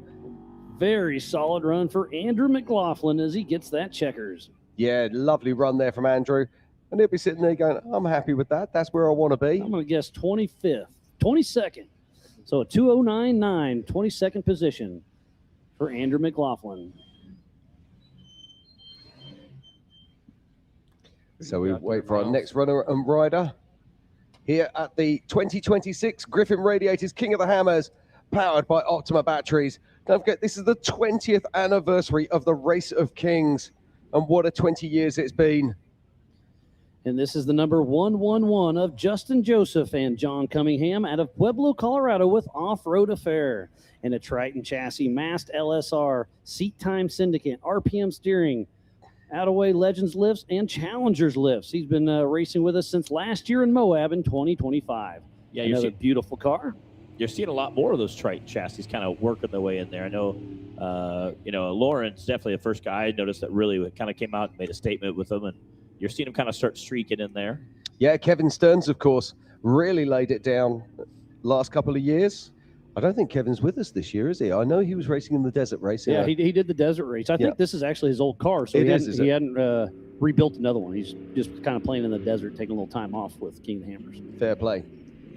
He was looking. He talked to me out at scene, right? All right. He was looking at some cars, so I don't think he'll be gone too long. He got the itch again, huh? Yeah, I think it's always there. Hard to get rid of, isn't it? It is. It definitely is. You come out here and you beat yourself up for 3 weeks doing all the pre-running and racing, and you're thinking, oh man, I'm tired. And then about a month later, you're like, you ready to go back? You're like, I miss it. Yeah. And Ian just confirmed, yes, I was correct. That is Kevin Stearns' old car. Okay. No, these Triton chassis, though, are definitely impressive. It's kind of neat to see them getting produced because kind of like the Can-Am, the UTV world, they're very similar. So a lot of them you can mimic shock settings from car to car, and they're actually able to evolve a lot faster versus building one-off cars. Yeah, Lauren and Vaughn have a very similar car to this. Yeah, so it helps with the the progression of the sport and the evolution of the vehicles that we're driving. So it's pretty neat to see. And that's one of the things with the Can-Am, we're all running off the base same chassis and kind of the production chassis similar to that. And it's able to, develop really quickly. We're able to find shock settings. What works on my car works on another guy's car and vice versa. So when you get to the one-off cars, that kind of goes away and it slows down the evolution of the sport. So it's kind of neat to see like Triton and UFO building multiple cars that are very similar. Because then it allows, something that works in my UFO car will turn around and work in JP's or Darian's, and same thing with them. They find some trick, I can steal it from them, put it in my car, Borrow make myself borrow. borrow. But it wouldn't fit with McGilton's UFO. That's really cool. I think that Can-Am that he built is It's really amazing. awesome. Okay, so this is Justin Joseph coming across the line. And let's get a time on that, Miles. What do we got? I'm going to say 37. Oh, yep, 37th with a 2:15. So a solid mid-pack run for Justin Joseph. And I think that's a great point, Paul, that, if it makes me faster, it's going to make you faster and vice versa. If we can work together and we both become faster and better, that helps us overall in the field. And again, sometimes it's the $4 seal that takes you out. It's not the guy that, the race of the chassis similar to yours. So unfortunately, sometimes that's the breaks. But, helping make everybody faster really helps help the sport evolve and makes the field that much better as well. You just need more help than Paul does. Yeah. Thanks, Miles. I love giving you a hard time. Do we buddy. know if Phil, did he race the Campbell car or the UFO chassis in We 4400? haven't seen him yet, have we? He Phil qualified the UTV during UTV, right? Yeah, Phil McGilton's going in Power Hour today, and he will be in the 4400 car. Okay, that's what it says. Yeah. No, he is going to be Okay. in the 4400 car. Okay. I seen him out there this morning in the UFO chassis Oh, really? Well, he's pre-running for tomorrow. in the qualifying course. Just saying. Just saying. Well, chatting to him the other day, and he was like, well, no, I don't think this is the year for that. But you never know, do you? Yeah, them Can-Ams take a minute to get used to. You got the paddle shifters, but selecting the correct gears and then understanding the car works really well, but you need to almost set the gear as you come to the obstacle. You can't do it while you're in the obstacle. So it's not like an automatic transmission like a 400 turbo, or you don't have the converter there. It's more like a manual.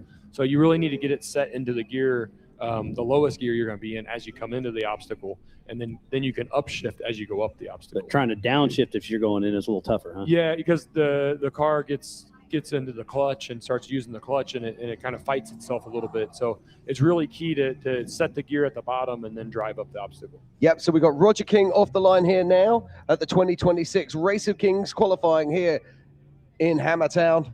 So Roger King and Justin Cower out of Sparta, Tennessee with Team Robbie Bobby and a partially committed Andetti's big block chassis with an LS3, Dirty Life wheels, Brannick 5-star tuning, AMSOIL, Mickey Thompson tires, Yukon, and Rugged. He's been racing EMC since 2012. We'll see him racing again, but he's in the 4400 this year. So old Robbie Bobby's been racing with us for a while now. Oh! He's able to save it, though. Do you see that? Gets on the gas. That getting dug out right there. It's getting a lot rowdier than people. When in doubt, throttle out. He was able to save it. Roger King put on a little bit of a show for us. Yeah, he's going to need a new race suit after that one.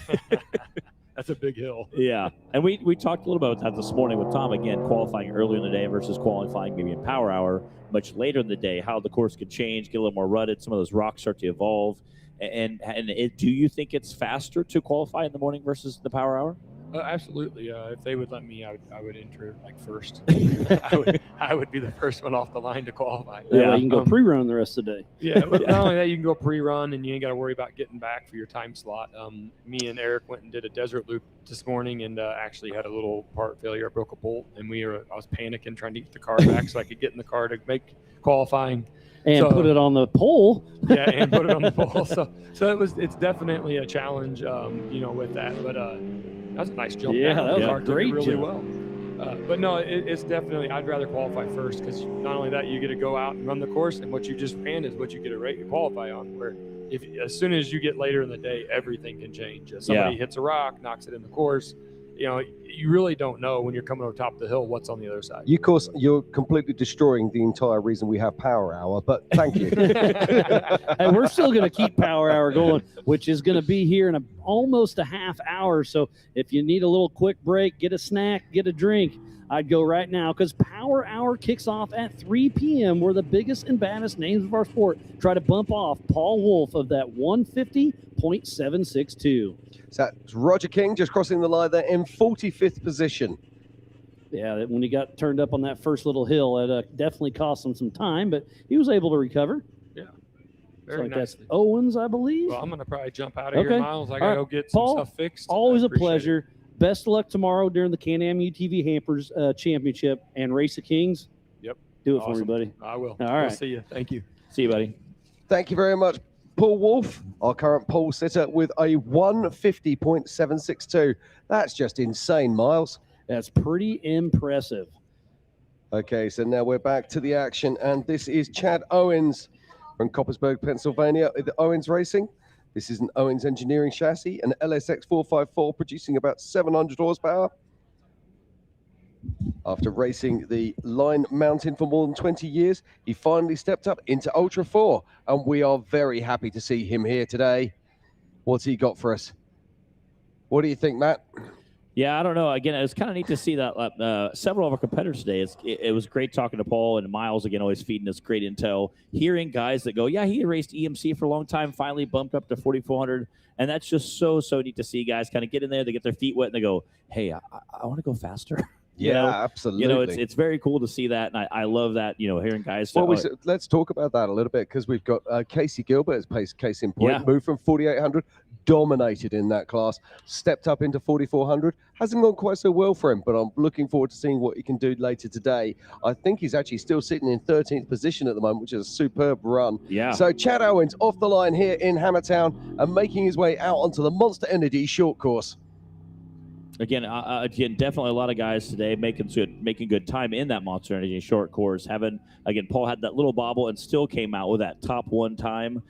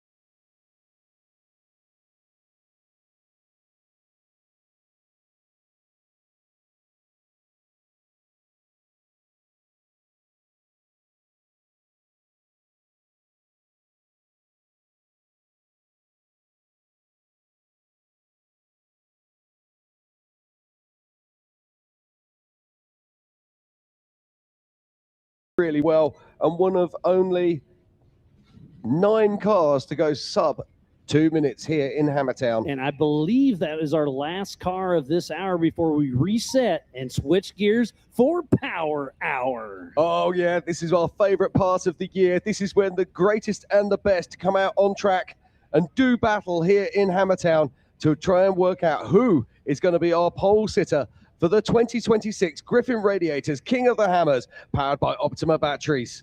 I'm Jim Marsden. I have Matthew Holt next to me and my great friend Miles Hasselquist alongside. Gentlemen, are we ready for this? It is going to be wild. The biggest and baddest names of our sport are getting ready to throw down. We'll start off with Vaughn Gittin Jr., then Max Gordon, Casey Curry, Wayland Campbell, Chad Hunt, Philip McGilton, Lauren Healy, Eric Miller, Shannon Campbell, Jason Shearer, Josh Blyler, Randy Slauson, Raul Gomez, JP Gomez, and our current king, Kyle Cheney. Now, I just want to point out there, I don't think Eric Miller is joining us this afternoon. You are correct. Yeah. His name's on here, but he did not bring the car. Unfortunately. So, hoping to bump into Eric. I believe he's co-driving for someone this weekend. Yeah, I was actually texting with him. I think he's driving for ADRAC, which is Chris Hicks, and for Paul Wolf in the UTV. Fantastic stuff. So it'll be great to see Eric out here anyway. But let's just talk a little bit about our drivers. Vaughn Gittin Jr., ever so successful, a bucket load of podiums here in the 4400. Then we're looking at Max Gordon, a young gun, so much talent. What is he, 17 years of age, 16, 17? 19 possibly. Is he? Not sure. Yeah. Obviously the son of the legend that is Robbie Gordon, and expecting great things. I think Max and Robbie are actually going to share driving duties. Wow, looking forward to that. Then Casey Curry, no stranger here. Let's not forget, he nearly won here 2 years ago. He was leading the race for a long time. He was. Until Hammers bit. Oh, yeah, he lost the rear end. It was tragic to see. Wayland Campbell, the nearly man, so fast. He's podiumed here in the past. Chad Hunt, been dominating display from him all around the USA in the national races. Can he put it together here in King of the Hammers? I believe he was a podium sitter as well last year. He was, yeah. Yeah, absolutely. Philip McGilton, he's in Brian Croft's old single-seat Campbell car, incredibly fast. Although, are we going to see him turn up in the UFO? We'll find out. I don't see him yet. Then, of course, it's two-time king Lauren Healy coming out to party. He's a man who could have 3, 4, even 5 titles. Little things taking him out right at the last moment, and he's one of our fastest qualifiers. And my daughters, they're probably his favorite fans. You know why? 6'7". Then we've got Shannon Campbell, of course, who'll be racing a 3-time king. Be great to see what he's going to be doing with Chris Rea sat alongside him. But it does look like we have a late qualifier here. And this is Zach Savage in the 4400 car. So we got one more to go before we kick into Power Hour. Again, if you communicate with Race Ops and Ben Napier if you're having some car issues. We're going to work with you to get you to qualifying. So let them know, and we'll let you come in. We'll fit you in when we can. So I think that's what happened to Zach Savage. Must have had a little bit of an issue, but we get to watch him before we kick off Power Hour here at 3 p.m. Yeah, so he's lined up and ready to go. We're just waiting for a confirmation from our course marshals that we have clear course, and he will be on there and doing what he does. So Zach Savage, number 4400, and Brad Goodfellow out of Greenville, South Carolina with Savage Racing. In a PCR Savage chassis with an LS3, Warren Racing, Mickey Thompson, Savage Cabinets, Eldebrock, and Factor 55. He's been racing with us here at King of the Hammer since 2024, and he is off the line hitting the Yukon launch of Zach Savage.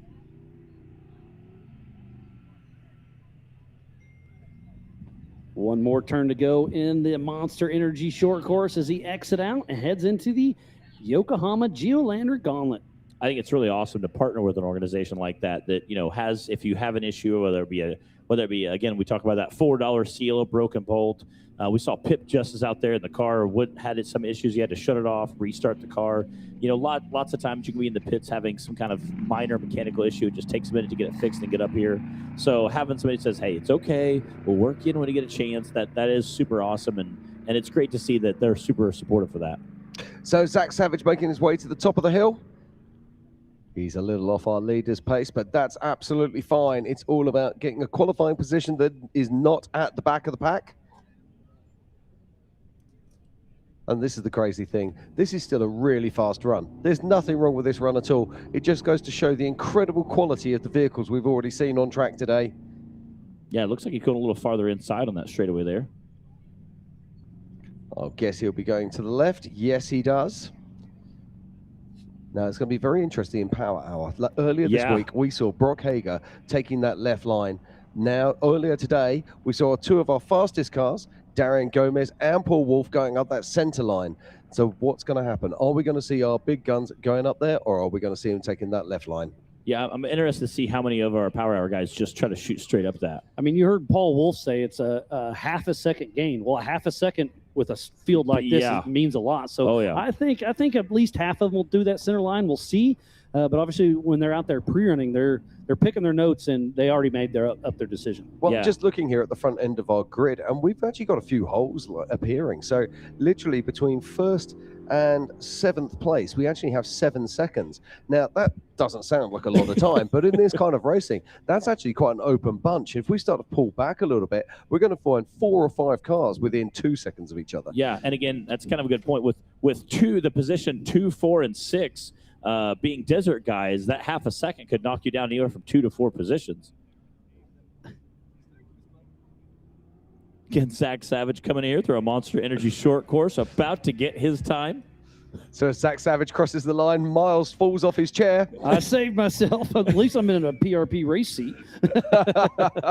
So Zach Savage crosses the line, and we'll get a time for him any moment now. Looks like 2:37. 2:38, so he goes into 57th position. Yeah. Well, what a great run. Again, if you have anything to do, I do it right now. Grab your snacks, grab your drinks. Power Hour kicks off here in about 20 minutes. And while we wait with this, we're going to show you what the Warren VIP experience is all about. Miles here. We're here at the Warren VIP experience. We're going to kind of give you a walkthrough to show you how cool it actually is. So once you get in here, there's a lot of space, a lot of couches, there's tables, you can play some games. As you walk your way through here, we got a lot of great food. It's buffet style. You make over here, they got a charcuterie board, and who doesn't like a good charcuterie? Come, bring your friends, and you can just chill out. Racing's right there, but it's also right there on the big screen. And just kind of come out here, chill. There's Wi-Fi in here. There's really nice restrooms that actually flush. If you keep going, you can play a little simulator. You can go there and actually race the same course they'll be racing on race day right here in Warren VIP. No, thank you. And then you come out to the track side. We're 30 feet away from the actual race course, and they are going to be slinging some dirt. You're safe here, but you'll see it flying in the air. It's just, you can't get any closer to this as a spectator. It's absolutely awesome. Warren VIP, come check it out.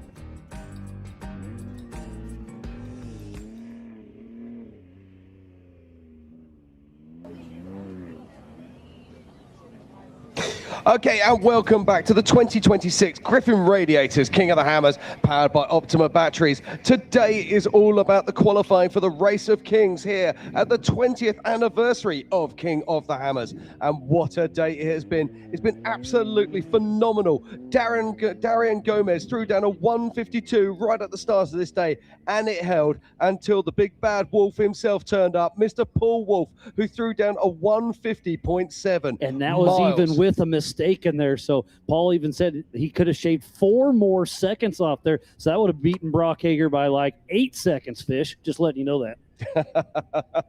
And if you're wondering what that's in reference to, Fish from Fish Gestics, who joins us up on stage so often, he was saying that the UTV of Brock Hager that laid down a 152 earlier this week couldn't be beaten. So pleased to see that our 4400s are performing at the highest level.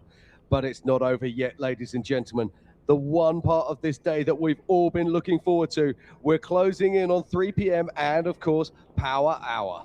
But while we wait, we're going to throw you some highlights from earlier on today, and we're just kind of going to let you enjoy, and we're going to lay out for a little bit, but Power Hour is about to start.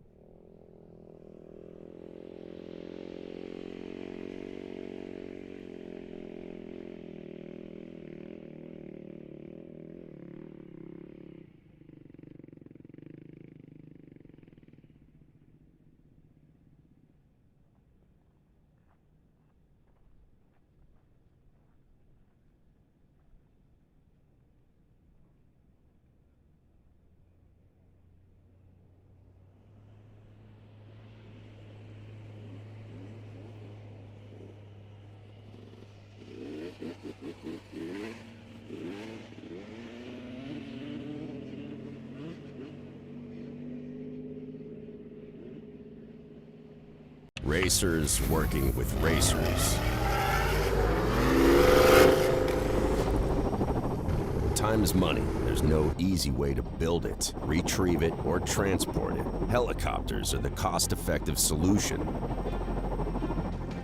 HP Helicopters solves complex problems with helicopter solutions. What usually takes weeks or days, we can accomplish in hours or minutes.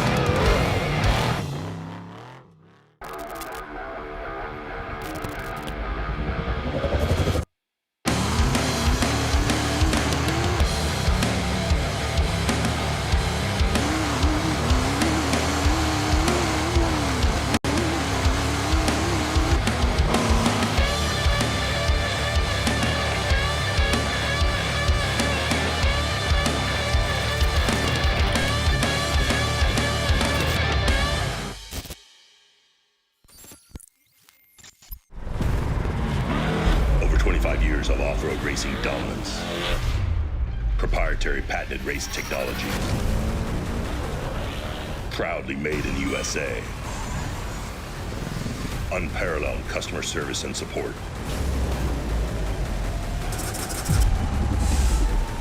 The choice of champions.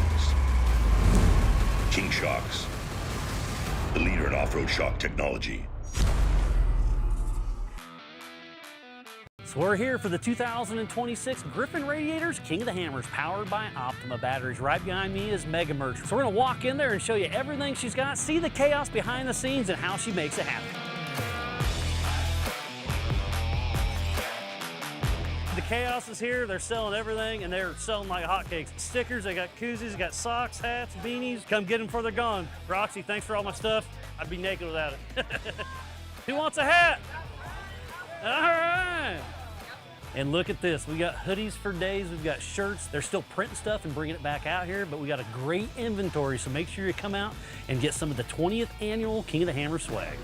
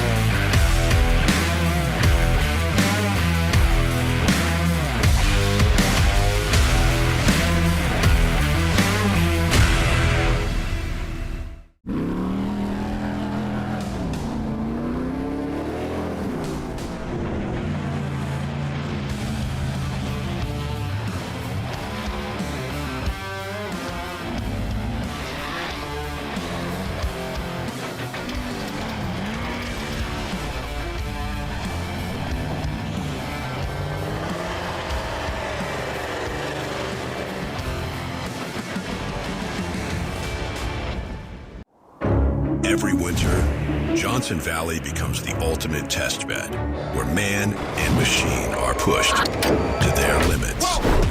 And power has to deliver every time. Optima batteries are engineered to excel under pressure, providing durable, reliable performance when it matters most. Because in racing, reliability isn't optional. Optima batteries, the ultimate power source.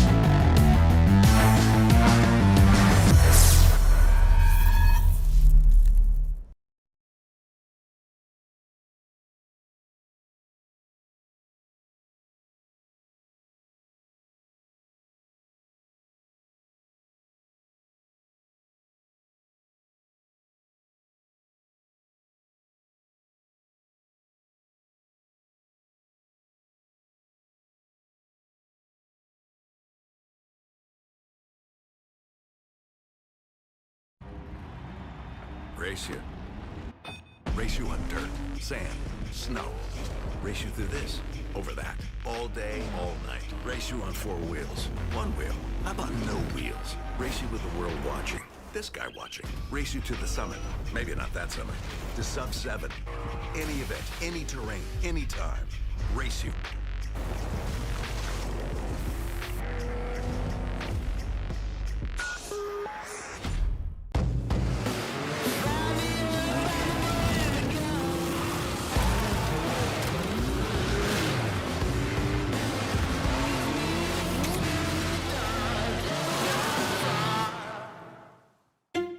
Whenever someone asks, "How was your weekend?"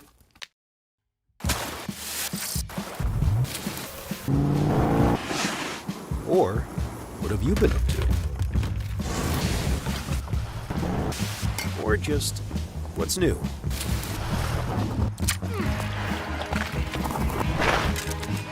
Have a good answer.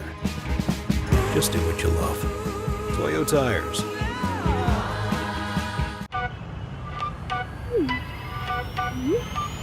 Said I'm taking big shots, just stop where I'm driven, no pit stops. This hot, I ain't playing like a 6 spot. Pissed off, but I told him this a chip shot. I ain't missing cause you know I'm taking big shots. In the climb, I got no time on big shots, just stop where I'm driven, no pit stops. This hot, I ain't playing like a 6 spot. Pissed off, but I told him this a chip shot. I ain't missing cause you know I'm taking big shots.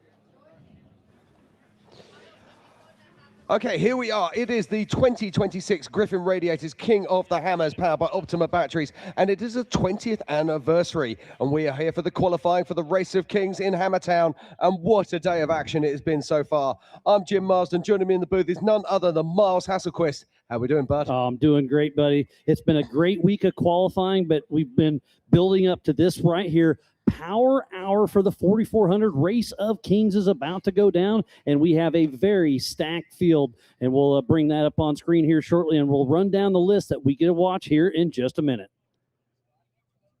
Yeah, absolutely. We saw young gun Darian Gomez coming out on track earlier today and laying down an incredible 1 minute and 52 seconds, 0.9. And it looked like he was going to hold on to that top spot until the big bad wolf, Mr. Paul Wolf, turned up and chucked down a 1 minute 50 seconds. But let's just have a look through our top 20 right now, Miles. In 20th is AK Watley. In 19th is Justin Wicks. In 18th is Dan Fresh. In 17th is Jeremy Brown. In 16th is Marcus Gomez. 15th in the solid axle is Tad Dowker. Yeah, then up next is Casey Gilbert. And then 13th is Eric Wicks. Then in 12th position is Bailey Cole. The highest finishing solid axle machine. And then in 11th, it's Hunter Miller. Yeah, then in front of him in 10th is Cody Miller. And number 9 is Bill McGibbon. And in 8th position is Christopher Branson. And number 7th is James Mahoney. And then in 6th position, qualifying via the desert race, is Paul Herschel. And then sitting in 5th is Brendan Thompson, Bam Bam himself. Oh, yeah. And then in 4th position, having qualified through the Desert Challenge, it's Brian Reed. And in that 3rd spot, it's Darian Gomez. And then in 2nd position, also qualifying via the Desert Challenge, it's Cameron Steele. And top of the box, the fastest of the entire event thus far is Mr. Paul Wolf, the number 1018. But we've got a whole load of talented people coming up soon who are going to try and knock these guys off the top of the box. Let's go through the list of them. Who have we got in Power Hour today, Miles? Starting off, it should be Vaughn Gittin Jr. Then just after him, it's Max Gordon. Then Casey Curry. Wayland Campbell. Chad Hunt. Philip McGilton. Lauren Healy. Shannon Campbell. Jason Shearer. Josh Byler. Randy Slauson. Raul Gomez. JP Gomez. And of course, last year's winner, let's not forget Kyle Cheney. So as we get ready for action and to go live here in Hammertown. And here is Paul Wolf's fastest run of the day. Is it going to get bumped off in Power Hour? We are about to find out. Power Hour is going to kick off here in about 4 more minutes. And this run will take you about 1:50 to watch. Now, this was a wild ride from the start to the finish. We had smoke as he came off the line. And it was like, oh my, has he blown his motor already? But no, he made his way round onto the Geolander Gauntlet, laying down the power all the way in this UFO car. And Jim, we got a very special guest hopping in the booth with us right now. It's the co-founder of King of the Hammers, Mr. Dave Cole. How we doing, buddy? I'm doing great, Miles. How about yourself? It's been a lot of fun. I mean, obviously, I'm still just one of the biggest off-road fans at heart. So to be able to live it, breathe it, and watch it, it's been a great event, and it's only going to get better starting now. I've been watching you guys pretty much every minute of the production so far, from the comfort of sitting on the couch, watching it on TV, and you guys are crushing it, and I appreciate it. And the racers are just throwing it down. So. I appreciate you bringing me on the show back in 2012. Can you believe that? 13, 14 years? Yeah. Well, we all make dodgy decisions. Oh no, that's been one of the better decisions that's been actually one of the better ones. You've had a lot of decisions, and I'm one of the better ones, huh? Yes. I'll take it. Well, yes, thank sir. you again, buddy. It's been a fun ride, and I can't wait to see where it goes in the future. So who's your pick for a fast qualifying run during Power Hour? I'm thinking Jason Shearer, Lauren Healy. Lauren is Vaughn in Power Hour? Yep, he starts it. Vaughn's going to be fast.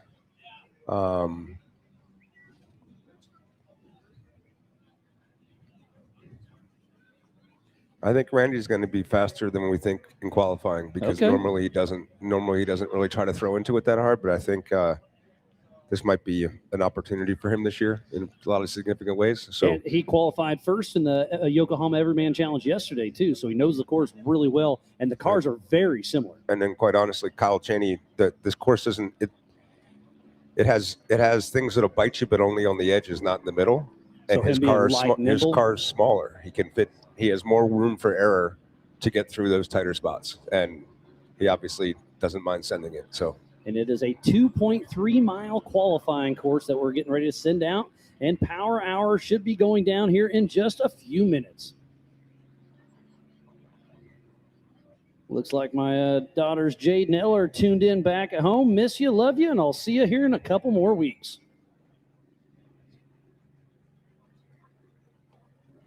So as we watch the Ford Raptor making its way around our short course, showboating us and showing what this incredible T1 Plus Ford Performance Raptor can do around our King of the Hammers short course. Dave, this must be super special to see one of these incredible cars here at King of the Hammers. You know, for me, it's awesome to see the OEMs support not only all of off-road, but then want to use this venue to be able to show it off more. Yeah, that's rad. But the technology is cool. I like the guys that are going on course. I think that technology is the stuff that's really, yeah. And we've been talking about it with bringing the Toyo Tire Desert Challenge in with King of the Hammers. A lot of their new technology came from King of the Hammers. The Mason all-wheel drives, I think. I mean, it came from us. See Casey Curry on here. We were at a party at Brian Smith's house in like 2009, and I talked out of mine.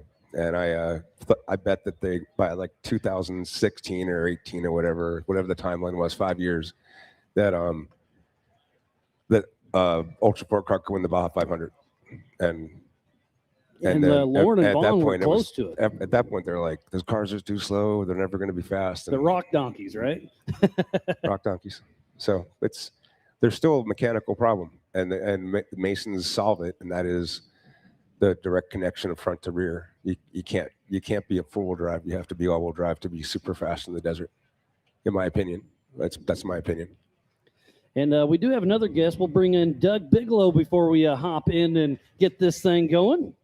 He's going to tell us a little bit about what he's been doing behind the scenes to try to grow the off-road community. He's been very, very, very supportive and very helpful for our cause with Ultra 4 as a series, a charter being charters, and maybe able to get to the next step of making a sustainable business plan. And it's been an absolute pleasure.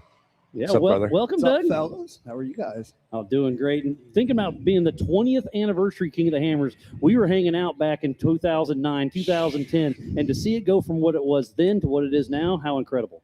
I literally was just having that conversation with Terry here a second ago, thinking about the first time we came out here in 2008 and just the progression of what this looks like now. It's commendable. Like, Dave, you've done an incredible job out here. Your team's done an incredible job, and it's badass. It's incredible. It really is. I love it. Appreciate you, man. So kind of give us a rundown what you've been doing behind the scenes to keep the off-road community moving forward. Yeah. So I'm the executive director of the USOHV Alliance. We're out doing off-road education, trail stewardship projects all across the United States. So obviously we look here in public ground. Johnson Valley is one of one. This is our Rome. So as Johnson Valley goes, so will the rest of the United States and the Rubicon, the Nangahelia National Forest, and we really got to take care of what's going on here. So our nonprofit's dedicated to doing things the right way, wheeling responsibly, wheeling right, and being responsible on public ground. And that's the message that we're trying to get out in front of everybody. I think we're doing a good job. We are fighting that a little bit right now. So do you want to dive into that a little bit and kind of please tell everybody to respect the hammers. Actually, I had an idea now that we're sitting here. So you say respect the hammers, and that's actually bothering me. Okay. We just need to respect each other. Yeah, I agree. This is nothing to do at all about respecting a rock or a piece of dirt. It's about respecting a human being. That's right. It's just dumb. Agreed. I love it. Wheel right, be responsible, respect each other. Just be we humans. see so much of that, and I don't even want to go into it because I think it's just breeding negative energy. But there's just a whole lot of disrespect that's happening up there in Chocolate Thunder, Backdoor, all of these craziness. Like, why would you ever think about throwing a beer or a firework or something stupid like that at another human being? Like, don't do it. Yeah, it is. So I got something for you then. Let's do it. We're going to be hanging out here watching these guys do awesome stuff. And then they're going to do a car show, I think, and then a driver's meeting. And we have the 20th anniversary Yukon Gear and Axle party at 5 to 7. Okay, perfect. Then the driver's meeting. And then I'm going to go wheeling a Chocolate Thunder. Would you like to go wheeling with me? You're damn right. I want to go wheeling a Chocolate Let's Thunder. go wheeling a Chocolate Thunder the way it's supposed to be done. I'm in. Let's go. All right. After the driver's meeting. After the driver's meeting. Yes. That's what it looks like, and let's be a great example of what this looks like for everybody else. It's supposed to be done the right way. Yeah.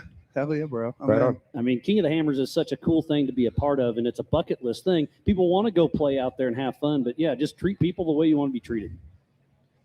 I don't think anybody will throw a beer at us or a firework or want to try and fight either you or I. I think we'll be fine. It's not even about that. Nah. Like, just don't even let it get there. Just be good to each other. That's right. Let's have fun. Thanks. Cool. So I can tell you this though.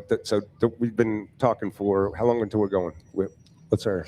4 minutes ago is when we're starting. Okay. So any Then I'm minute. gonna shush my mouth. And But yeah, Doug, we've been trying to bring the off-road industry together as a whole. If you've been looking around, this event wouldn't be going this smooth if we haven't been able to make partnerships and alliances with other people to do this in our world, because there's just not that many of us, and you need all the help you can get. That's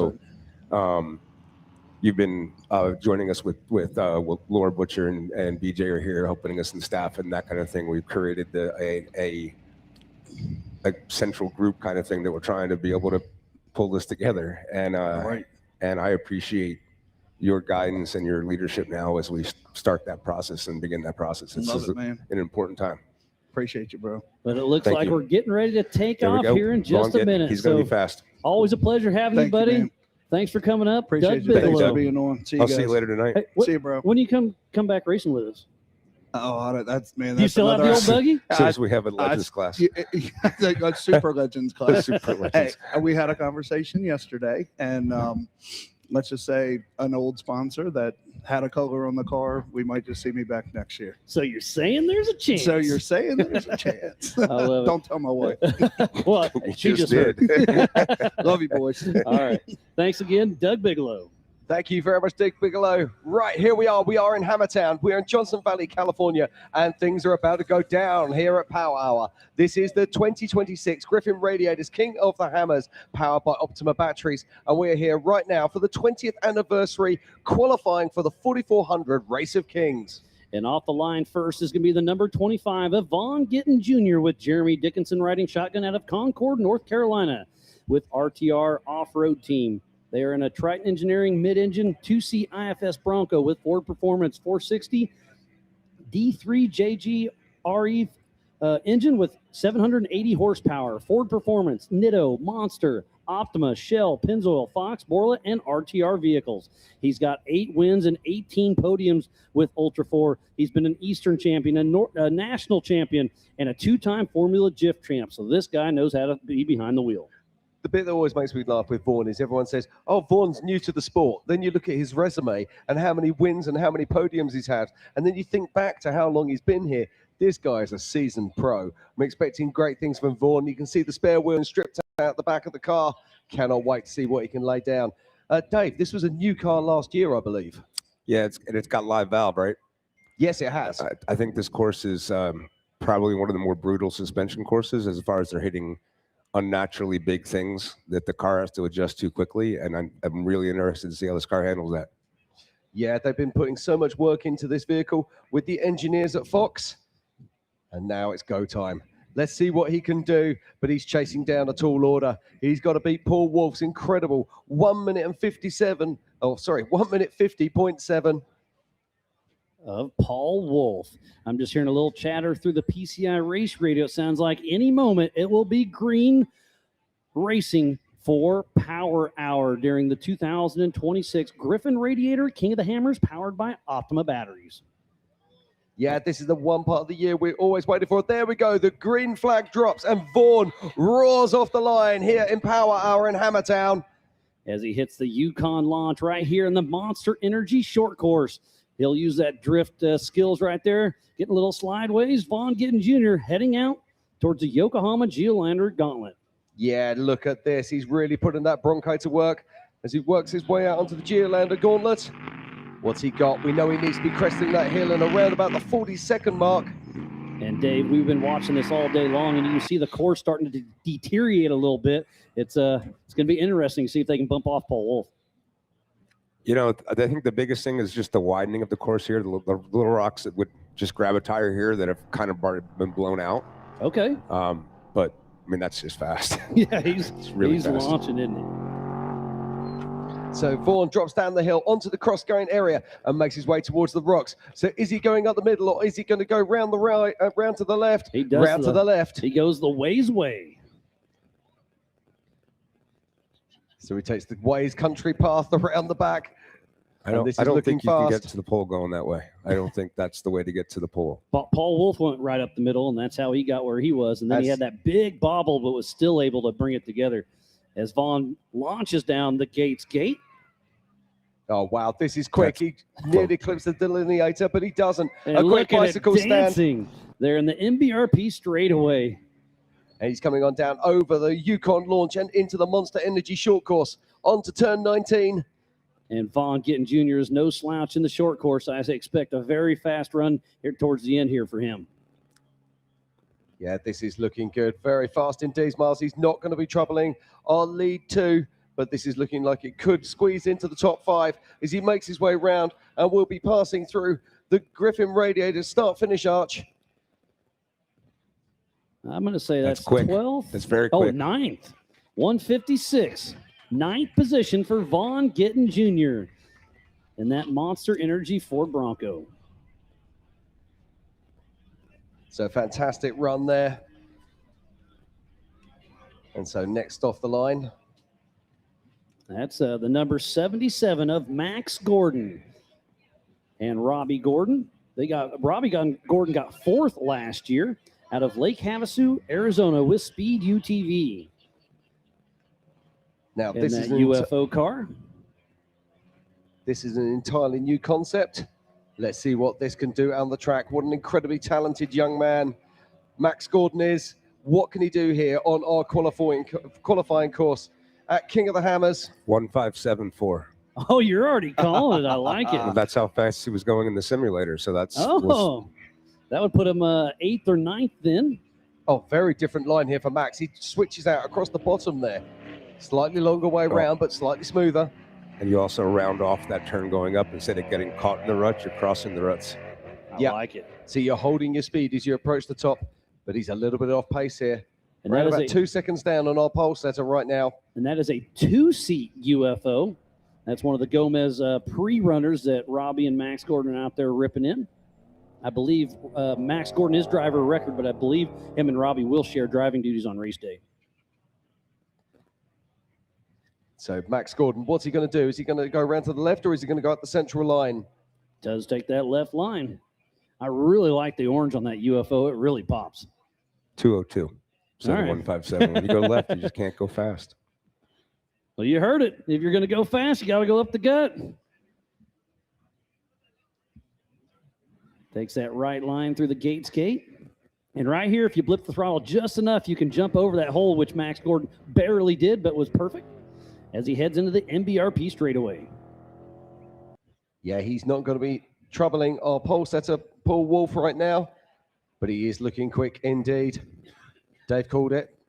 202. Let's see what he can do here. That was an edited kick. You can't call in the middle of the run.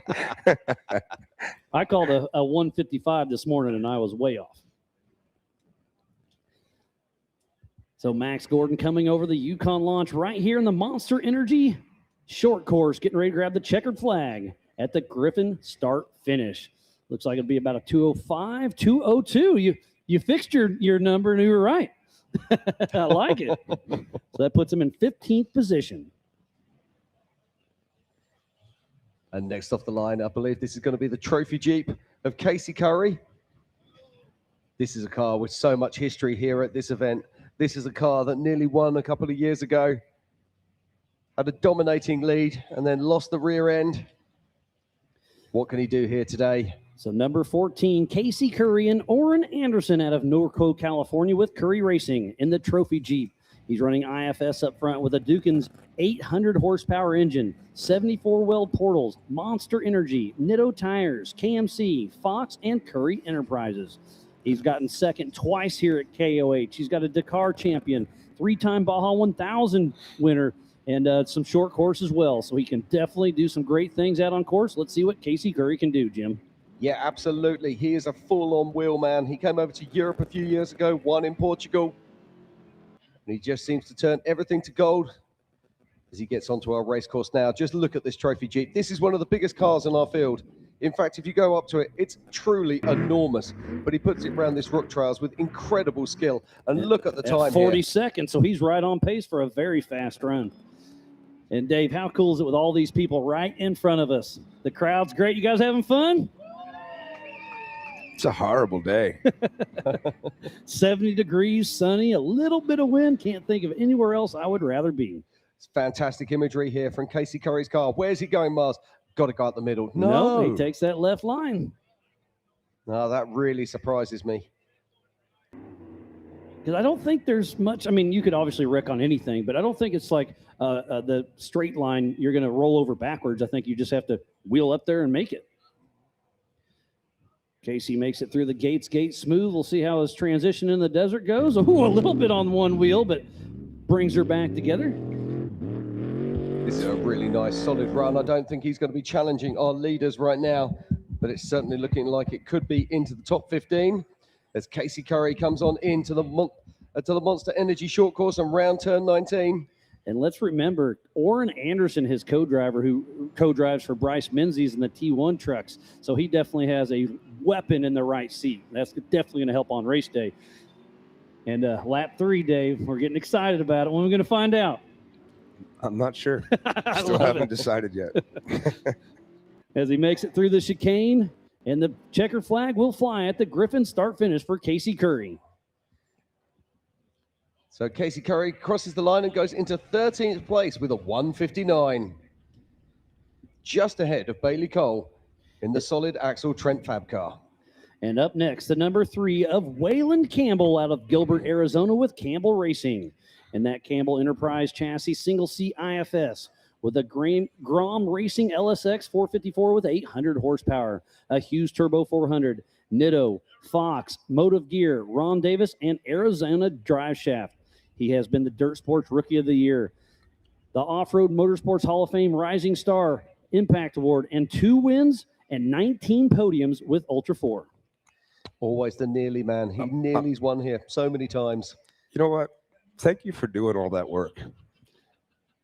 You do that. I probably have all of the 1,500 information. hours into building this sheet. You spend your time so you know all of those things, and you do it to support that. I do it for them. I love it, yes. and to make myself sound a little better. You know what, Miles? Thank you, man. Yep, I love it, buddy. Rockstar. Yep, appreciate it. All in good fun as Wayland Campbell heads out into the Geolander Gauntlet. So here we go. It's Wayland Campbell on our 2026 King of the Hammers qualifying course here in Hammertown in Johnson Valley. What's he got for us? He needs to get to the top of this hill in around about 40 seconds. And Wayland is there exactly on time. So another fast run so far. We'll see if he can bring it on home. Wayland Campbell really smooth down this hill. He'll take that little left-hand turn and head towards the waterfall.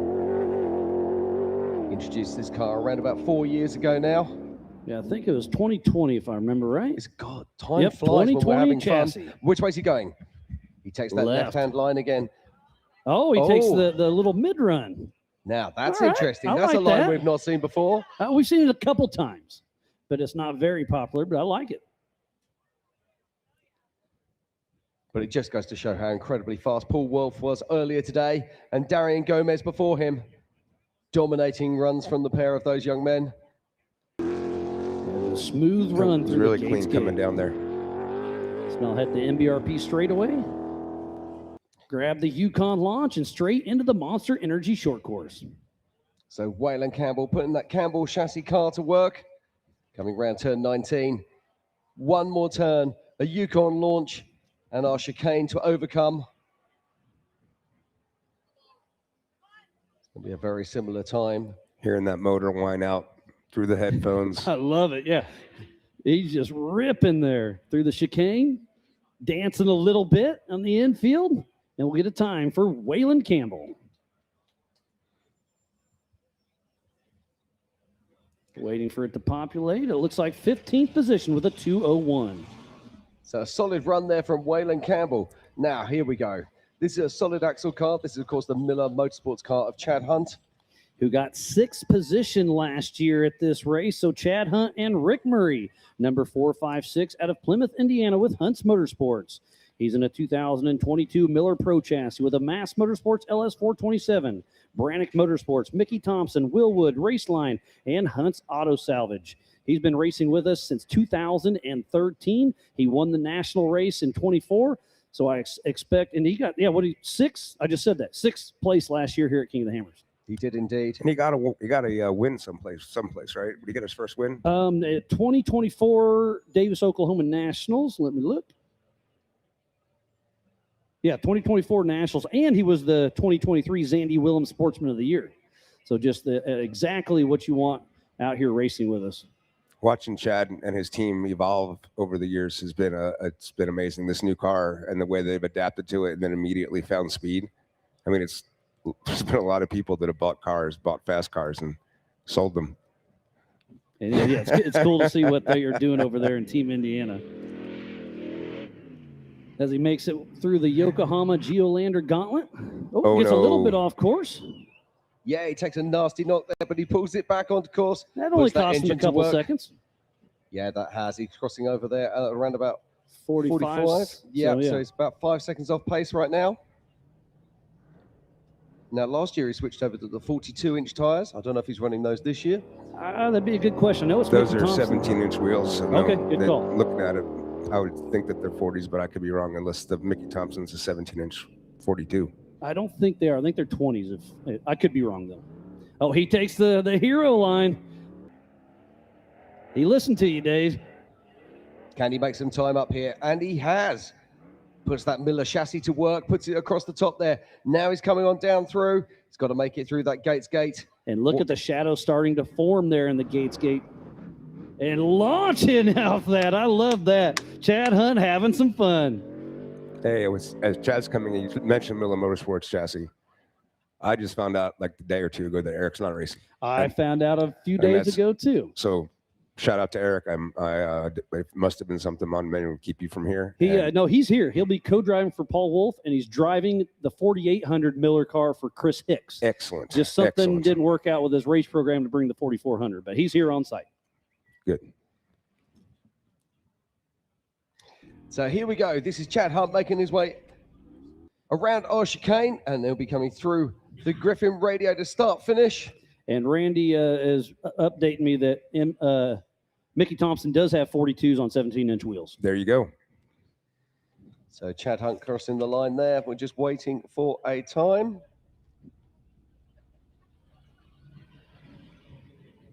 And Chad Hunt goes into 19th position with a 2:03. Very solid run. He'll be happy with that. And let's talk IFS versus solid axle. So obviously in the desert, IFS is an advantage, but in the rocks, there's nothing like a solid axle, is there, Dave? I don't know. I mean, I've been dealing with Mark Underwood in that IFS rock crawler for the last, 10, 15 years. It does pretty good. They've came a long ways. Okay, this is Philip McGilton who's on the start line now. This is Brian Croft's old Campbell chassis car. Number 47, Philip McGilton out of Tuscaloosa, Alabama with 47 Motorsports and Rusty Nail Racing. This is a 4th-gen Campbell chassis, single-seat IFS with a Schofield Performance LSX 454. Southern Tire Mart at Pilot, Yokohama, KMC Wheels, Simpson, and Willwood Brakes. He's been racing with us since 2016, and he used to race the ARCA Craftsman Truck Series in NASCAR. He's got 2 first place and 5 podiums with Ultra 4 USA. Yeah, he's smoking. He introduced a new UTV built by UFO earlier this week, but right now it's all about his big 4400 car. And what can Philip McGilton do? We'll see. It's on top of this hill. He's already about the 40-second mark, so he's a couple seconds off. Do you know what he ran in the UFO? He had a problem. He was a shifting problem that cost him a few seconds. Yeah, so I'm going to say 20th or something's a guess. But he's smoking rocks there with the front of that Campbell car as he comes on down into the cross grain. And this looks quick, Miles. I think it's going to be good. So what's he going to do? He's arriving here at just on the minute. That's fast. Then he takes the left-hand line. Dave's already sitting there going, why did he do that? No, I know why he did it. Save the car. Yeah. I wouldn't be, I would never have the speed to go for pole here, and I wouldn't be, that's a risk that you take, and you move from 20th to 50th if you mess it up. Oh, look at this. A huge leap through the gates there for Phil McGilton as he makes his way down onto the MBRP straightaway. It almost looks like the harder you hit coming off those rocks, the smoother it is because there's that little dip. If you can clear it, I think push hard and hope for the best. Oh, so front flat tire. Yeah, that's going to hurt him. Hard in this turn. There you go. That's a real shame because he had a really good pace going there. Just when I said go really hard off that last jump, he must have got a tire, so maybe not. Don't listen to me. They'll slow him down here in the Monster Energy short course, make him jump a little funny off the Yukon launch. Yeah, so he's got to try and stop that tire from rolling away from underneath him as he crosses the Griffin radiators. Start-finish line. Tough break there for Philip McGilton. Looks like 15th position with a 2-minute flat. I'm telling you, if he hadn't have had that flat tire, you could have taken another 4 or 5 seconds off of there. He was absolutely smoking hot, but check this out. Who's this on the line, Miles? This is two-time king Lauren Healy and Jesse Amex, number 67, out of Farmington, New Mexico, with RTR Off-Road Team, Triton Engineering Mid-Engine 2-Seat IFS Bronco, Ford Performance, Jeff Ginter Racing Engine, 800 horsepower, Ford Performance, Nitto, Borla, Optima, Shell, Pennzoil, RTR, and Fox. He won in 2010. He won in 2014, and he has led this race multiple times. He's got 28 first-place wins and 46 podiums with Ultra 4. Absolutely amazing. Let's not forget, he broke the internet here a few years ago in qualifying, jumping off a cliff. What is Lauren Healy going to do today as he roars off the line and onto our Monster Energy short course? So here goes number 6-7. You had to get it in there. My daughter's watching. She loves it. So Lauren Healy is on course now and making his way out onto the Geolander Gauntlet. What a piece of engineering masterpiece this is. And don't forget, probably about a week ago, he rolled this during pre-running. So the team got it back together. He opted to skip out of racing the Desert Challenge, and his Ford Raptor let Vaughn Gittin take the wheel. So he was a little shook up. So hopefully he's back in action, and the car looks great. Up and over at 40 seconds. He's right on par for a good run. He is indeed. Let's not forget his teammate, Vaughn Gittin Jr. is in 9th position right now. So what can Lauren do here? Can he lay down something special? Can he unseat Paul Wolf, who's currently our pole sitter, with a 1:50? Where's he going to go right here, right now? Is he going to go up the gut? Nope, he goes ways way. But watch him. I think him and Paul Wolf will be the fastest coming down the waterfall. They love going downhill fast with gravity. Ooh, I saw that coming the right rear. We'll see if that tire can hold up. That was a huge hit as he enters the Gates Gate. It's a Nitto. Nitto is Portuguese for never flat. I love it. As he launches down and into the MBRP straightaway. Getting ready to hit the Yukon launch. And then do a little drifting in the Monster Energy short course. Yeah, so here comes Lauren into the Monster Energy short course, round turn 19. On to that final big Talladega style bend. And I think you're right, Dave. That right rear's holding up. Those Nitto tires are extremely strong. I love that line there through that corner. One more chicane. He'll get a little slideways around this corner, straighten her back up, and grab the checker flag. And Paul Wolf will be breathing a sigh of relief right now as Lauren Healy crosses the line. Just waiting for a time to pop up for Lauren, and there we go into 15th place. That's actually going to be right where he wants to be. He'll have a little bit of adjusted time on his side. And up next, 3-time King of the Hammers champion, Shannon Campbell and Chris Ray, number 5, out of Pine Top, Arizona, with the Coupe Racing and Fabrication, that 2-seat IFS chassis with a Klein 540 big block with over 800 horsepower. He carries 72 gallons of fuel, Monster Energy, Nitto tires, Vision wheels, ADS, Motive Gear, and Brannick Motorsports. Off-Road Motorsports Hall of Fame inductee in 2015. He's got 11 wins and 23 podiums with Ultra 4 and was the Dirt Sports Driver of the Year. So a crowd favorite, Shannon Campbell, getting ready to take off. The crowd's loving it. And I guess this is the year we're supposed to be thinking about all the years past, but this guy changed the way everyone else is driving. When you watch everybody jump off the rocks over there, no one drove like that until Shannon did that. Yeah, it was pretty wild.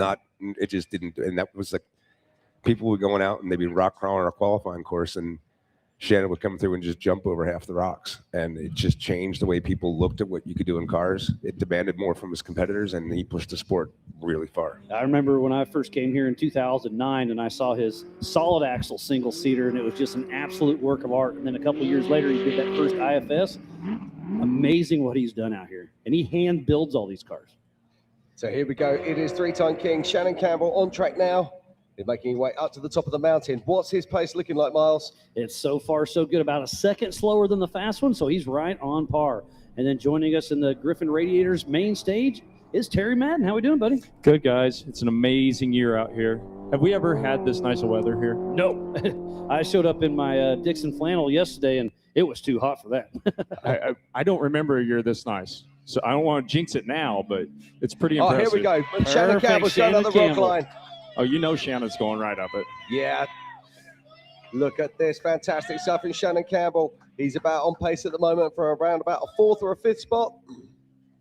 What's he going to do coming down this far side? And John Crowley just reminded me that Shannon won the UTV race back in 2017. Thank you. Need to add that to my notes. But with that many wins, you can't say them all. The original pioneer for our sport. It really was. I don't think you can count Shannon out of anything. I wouldn't be here if it wasn't for Campbell's. I think there's a lot of us. For sure. So Shannon Campbell in the Monster Energy short course, getting ready to hit the last Yukon launch before the checkered flag. Not just an icon in the car, he's an icon out of the car, giving us so many incredible designs that we still see here to this day. And Check you can this hear him out. all over the throttle. So Shannon Campbell crosses the line and goes into 14th position. A 159. Great run for Shannon Campbell. And having a co-driver now with Chris Ray in the right seat is going to help him out tremendously. Here's another one you never count out. That's one of the most famous numbers here in Hammertown. Number 76, Jason Shearer. He's got Mike Kim riding shotgun out of Danville, California with Rage Forth. And that Get Bent Fab 2C IFS Ford Bronco with 74 weld portals. A Dugan's Ford Performance engine with 850 horsepower. ATO 4L80E, SCS, Fox Live Valve, BFG, Ford Racing, the Pelican Group, and Dreamtown CrossFit. 3-time king, Jason Shearer getting ready to go out. Here we go, ladies and gentlemen. This is why we come to Power Hour, for moments like this. And here goes Jason Shearer off the line. What a fantastic image as he makes his way onto our Monster Energy short course. What can Jason Shearer do? Can he unseat the big bad wolf, Mr. Paul Wolf himself, with a 1 minute and 50? And he opted to go up by himself. We'll have Mike Kim in the passenger seat for race day, but shedding a little weight. He's going to give it all he's got. How many times has Jason Shearer started on the pole position? 8, 9 times probably? That's a stat I wish I had. Did it for like 7 years in a row. Yeah. So we'll see as he comes up and over this.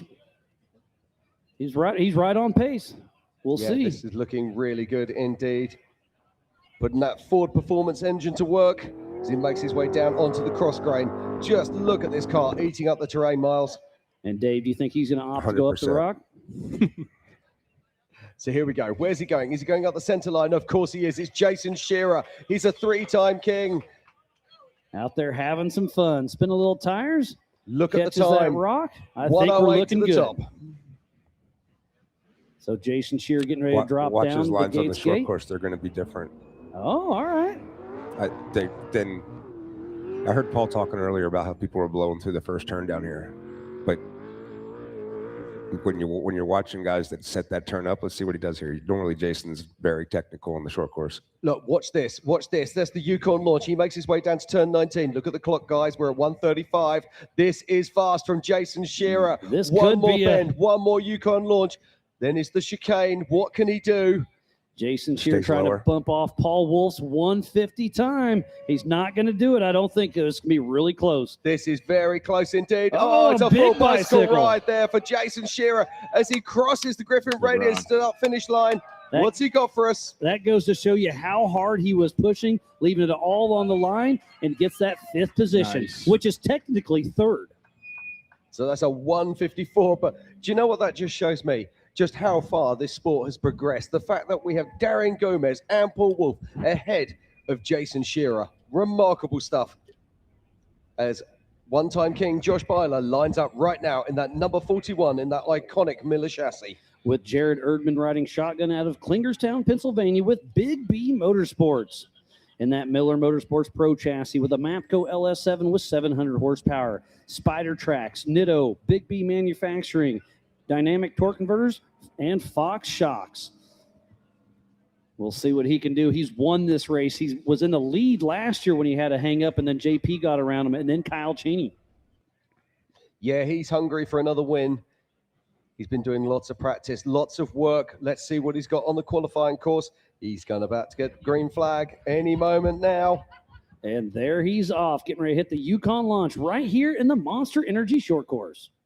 So here we go. This is Josh Byler, one-time king, on our Monster Energy short course, heading out and out into the desert. And I kind of like how he rolled those and kept the tires on the ground to keep that traction.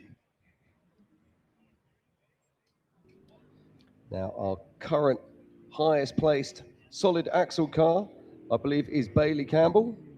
Bailey Cole. Oh, it's Bailey Cole, sorry. You took a page out of my book. Yeah, I was going to say, I've just done a reverse miles. And Bailey's sitting in 13th position. There's a lot of rocks this year, though. Solid axle, you can't count it out. So here we go. This is Josh Byler making his way back down the far side. Looks to be a little bit off pace at the moment. I say he looks a little bit off pace. Just look at the pace he's laying down here. This is absolutely exceptional. I'll be amazed if he doesn't go up the rocks. Let's see what happens. But also think of strategy. Some people don't like starting on the pole position. They want that adjusted time on their side. They do indeed, and absolutely. There's not a single racer that actually believes that when they start the start line. They just say that they can after say they it all they want, but every one of them still comparing themselves to the fastest time. It turns out they're all racers. I would agree with that, but There's with strategy. I agree with the strategy.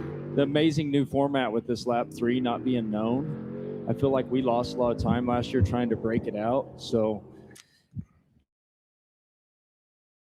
get to lap 3 if you got that adjusted. Do not believe it's possible to win the race from the lead in lap 3.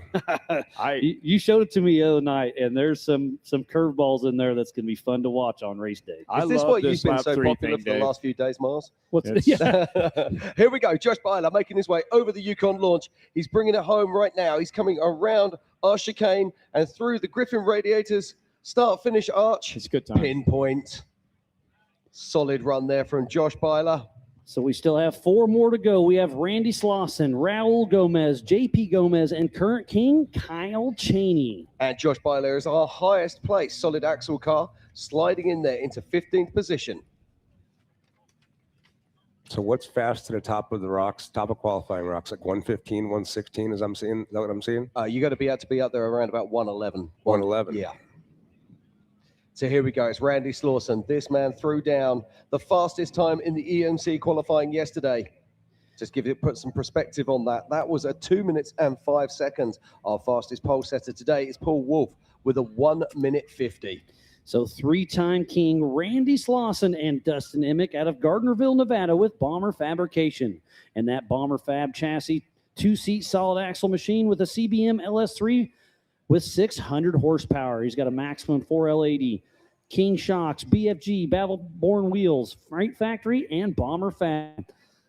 He co-drove with J.R. Reynolds, who won this race 20 years ago, and he's raced the other 19. So he is the only racer in the field that has been in the race for 20 years. So he knows these rocks well. Yeah, he comes out recreationally wheeling out here. His location on Pirate used to be closer to the Hammers than you. I love it. But then he's moved to Gardnerville recently. Yep. But he still comes down quite a bit.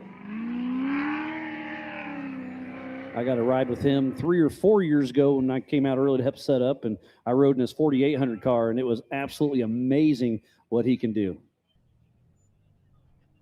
Yeah, he's a real wheel man.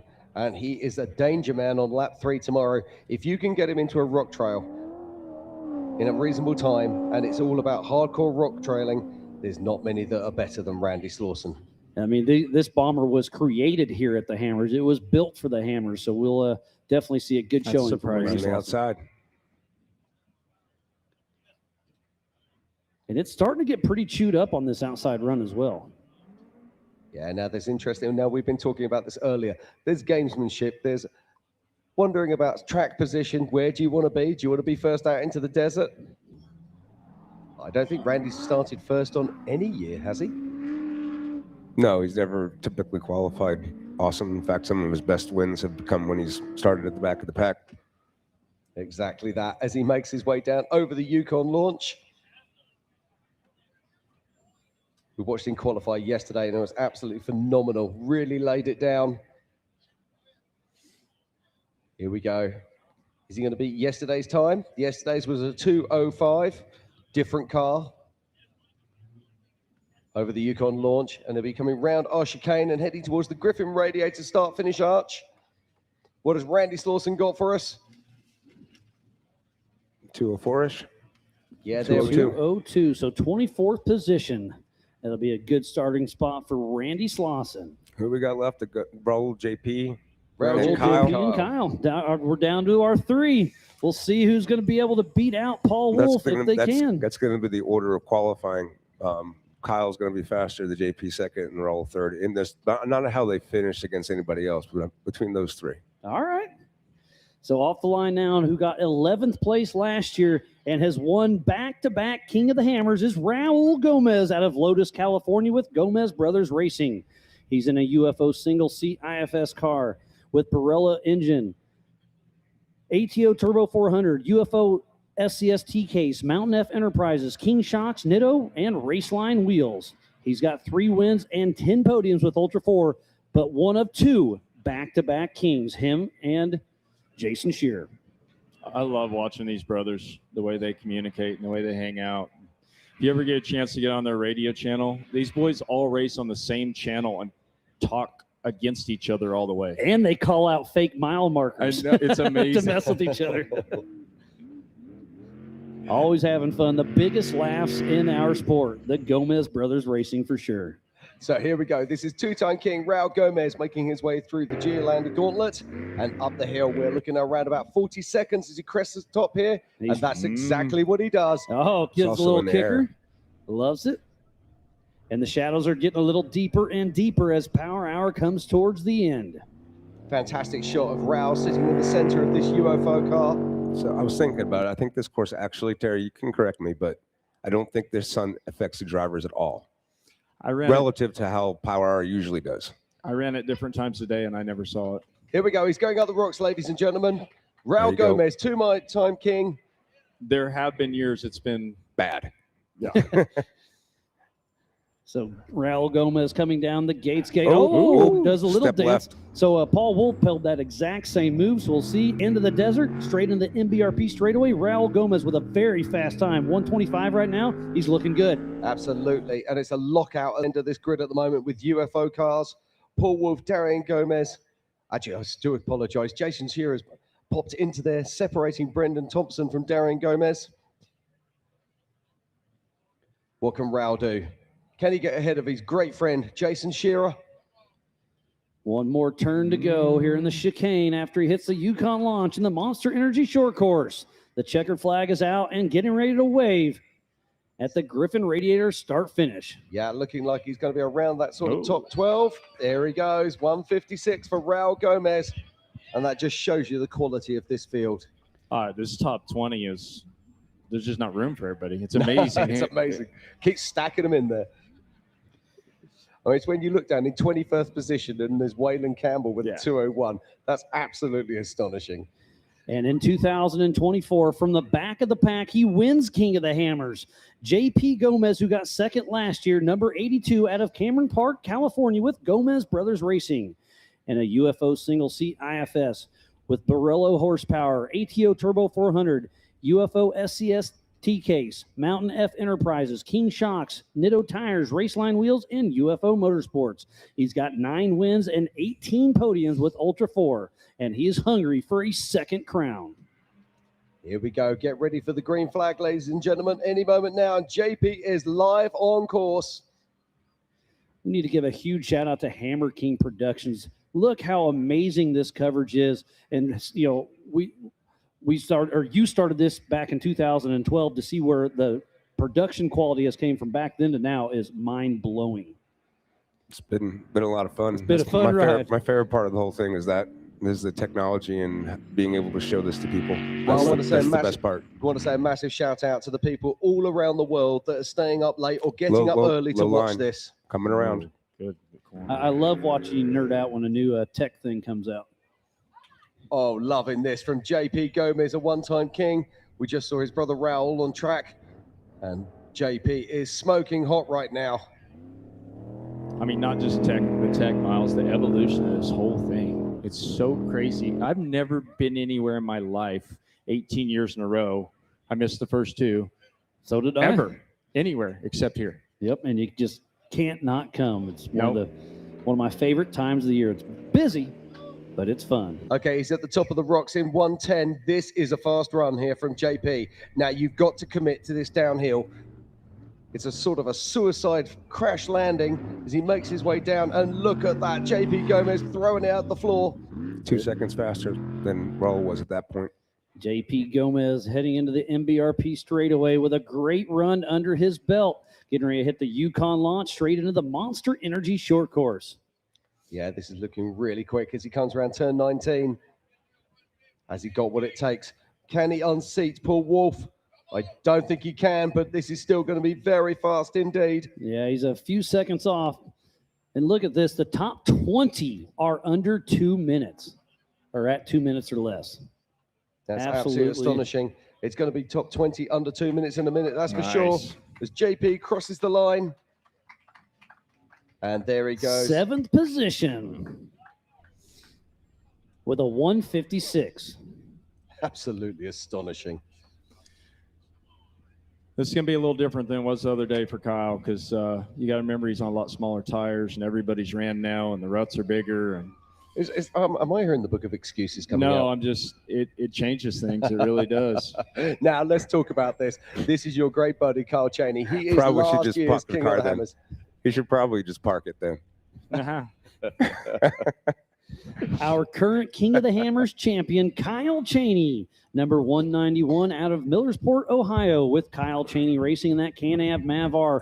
I stand by Kyle beating JP right now. With 37-inch Maxxis tires, Fox, Amsoil, and Progressive. He won. He is our current king. He's won the UTV KOH race 4 times. He's got 8 wins and 11 podiums with Ultra 4. Kyle Cheney, can he do it? This course is going to be tough, Dave. This car's on live valve too this year. Really? Yep. And it's pretty impressive. And so I was just going to ask you, Terry, and then he cornered like that. When you're in that car, can you feel that you could drive faster on dirt like that than you can in a big car? Feels better in the short course. And Kyle's just good in short course. And then you're riding with Kyle Cheney on Saturday, right? Yes, sir. So here we go. This is the 20th anniversary of King of the Hammers, and we are here for the 2026 Griffin Radiators King of the Hammers, powered by Optima batteries. And on our screens right now is last year's champion, Kyle Cheney. And we are in Power Hour. What can he do? Can he unseat Paul Wolf, who's sitting there right now with a 1 minute and 50 seconds? He's right on par for a great run, but I don't think he's got enough to bump out Paul Wolf. I think Paul Wolf is going to keep that number 1 starting position. Eating the rocks. Here we go. Love this. Come on, Kyle. Eating what can you the do rocks. here? Come on. I love it. So Kyle Cheney with a great run. 111 through the top. This is a pretty good run as he's getting ready to drop down the Gates Gate. Yeah, it's a narrower car as he comes down through the Gates Gate. Look at that launch off the top there. Remember when he launched off a back door a couple years ago and blew up the internet? Well, he's blowing up right here, right now, as he makes his way down the MBRP straightaway onto our Monster Energy short course over the Seems Yukon like the launch car's and leaning, into doesn't it? turn 19. Yeah, the left rear looks a little low to me.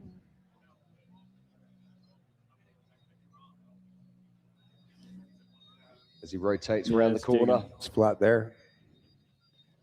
Getting ready to hit the Yukon launch here in the Monster Energy short course. One more chicane to go for Kyle He's got Cheney. a back flat. Yeah, something not quite right there. As Kyle Cheney crosses the line and takes the checkered flag. Oh, what a shame. Yeah. So nearly. Left rear flat tire looked like. You're right, Dave. Well. And so there he goes. That's Kyle it. Cheney, That's last it. year's champion, You comes can't in leave yet. 15th place with Yep. a 1:58, which means that we have nearly 20 cars under 2 minutes. All right. Well, Terry, always a pleasure having you up here in the booth. Good luck on race day. You're going to be busy, and it's going to be a good time. I got one quick note. You guys may have mentioned it. Something that's pretty important to me tonight is the volunteer dinner. There's been an insane team that Dave's put together that leads this and does it for all of us to get to do this every year. And if any of you teams haven't taken stuff over for that volunteer dinner, it's really important. These guys come out here and spend weeks of their life to make this all possible for all of us. No, you're Thank you, right. Terry. Thank I you, Terry. appreciate it. All right, Terry Madden. Thank you very much. What a wonderful afternoon. What a wonderful day of qualifying here, Miles. It's been absolutely incredible. It started at 9 a.m. this morning. We came out here, we turned up for the 2026 Griffin Radiators King of the Hammers powered by Optima batteries for the qualifying for the Race of Kings. Darian Gomez came straight out the gate and laid down an incredible 152 that stood for most of the day. But upstairs,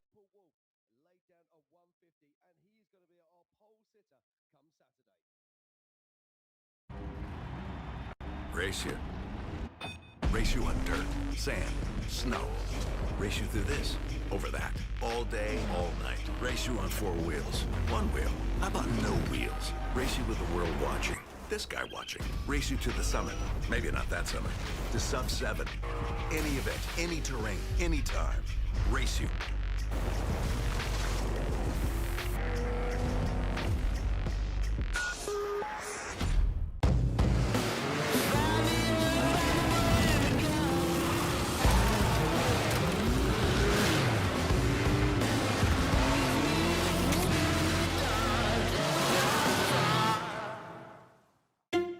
Whenever someone asks, "How was your weekend?"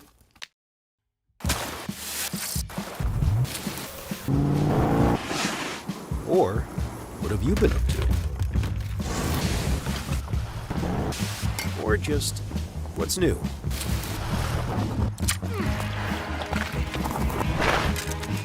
Have a good answer. Just do what you love. Toyo Tires.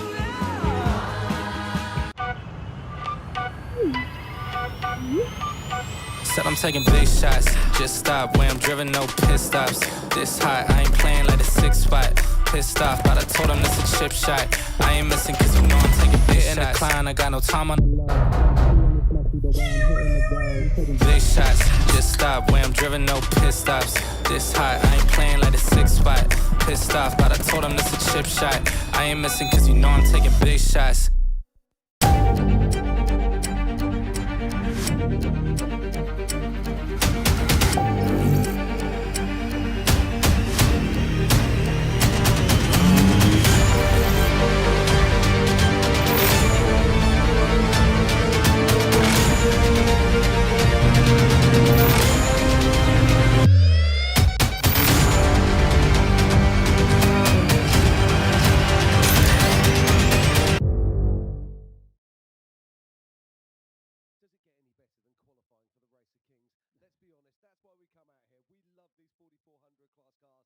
Every time I see them, literally the hairs come up on my arms. I just can't get enough of it. It's absolutely fantastic. And let's talk about Paul Wolf one more time because he had that bobble in the infield. If he wouldn't have had that, he would have had a 146 or so.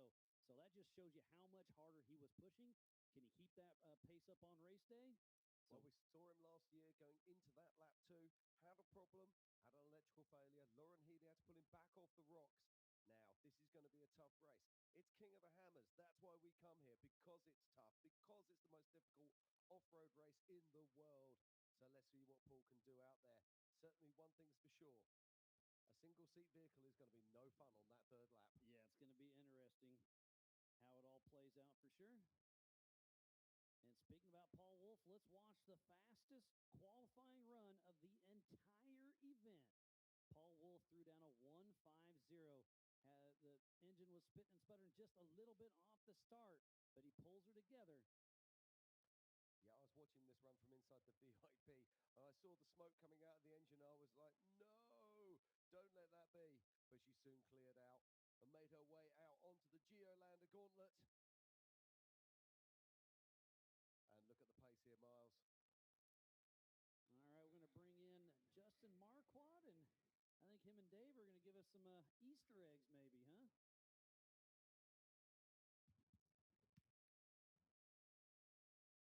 Okay, so we're watching Paul Wolf here. This is the fastest qualifying run of the day.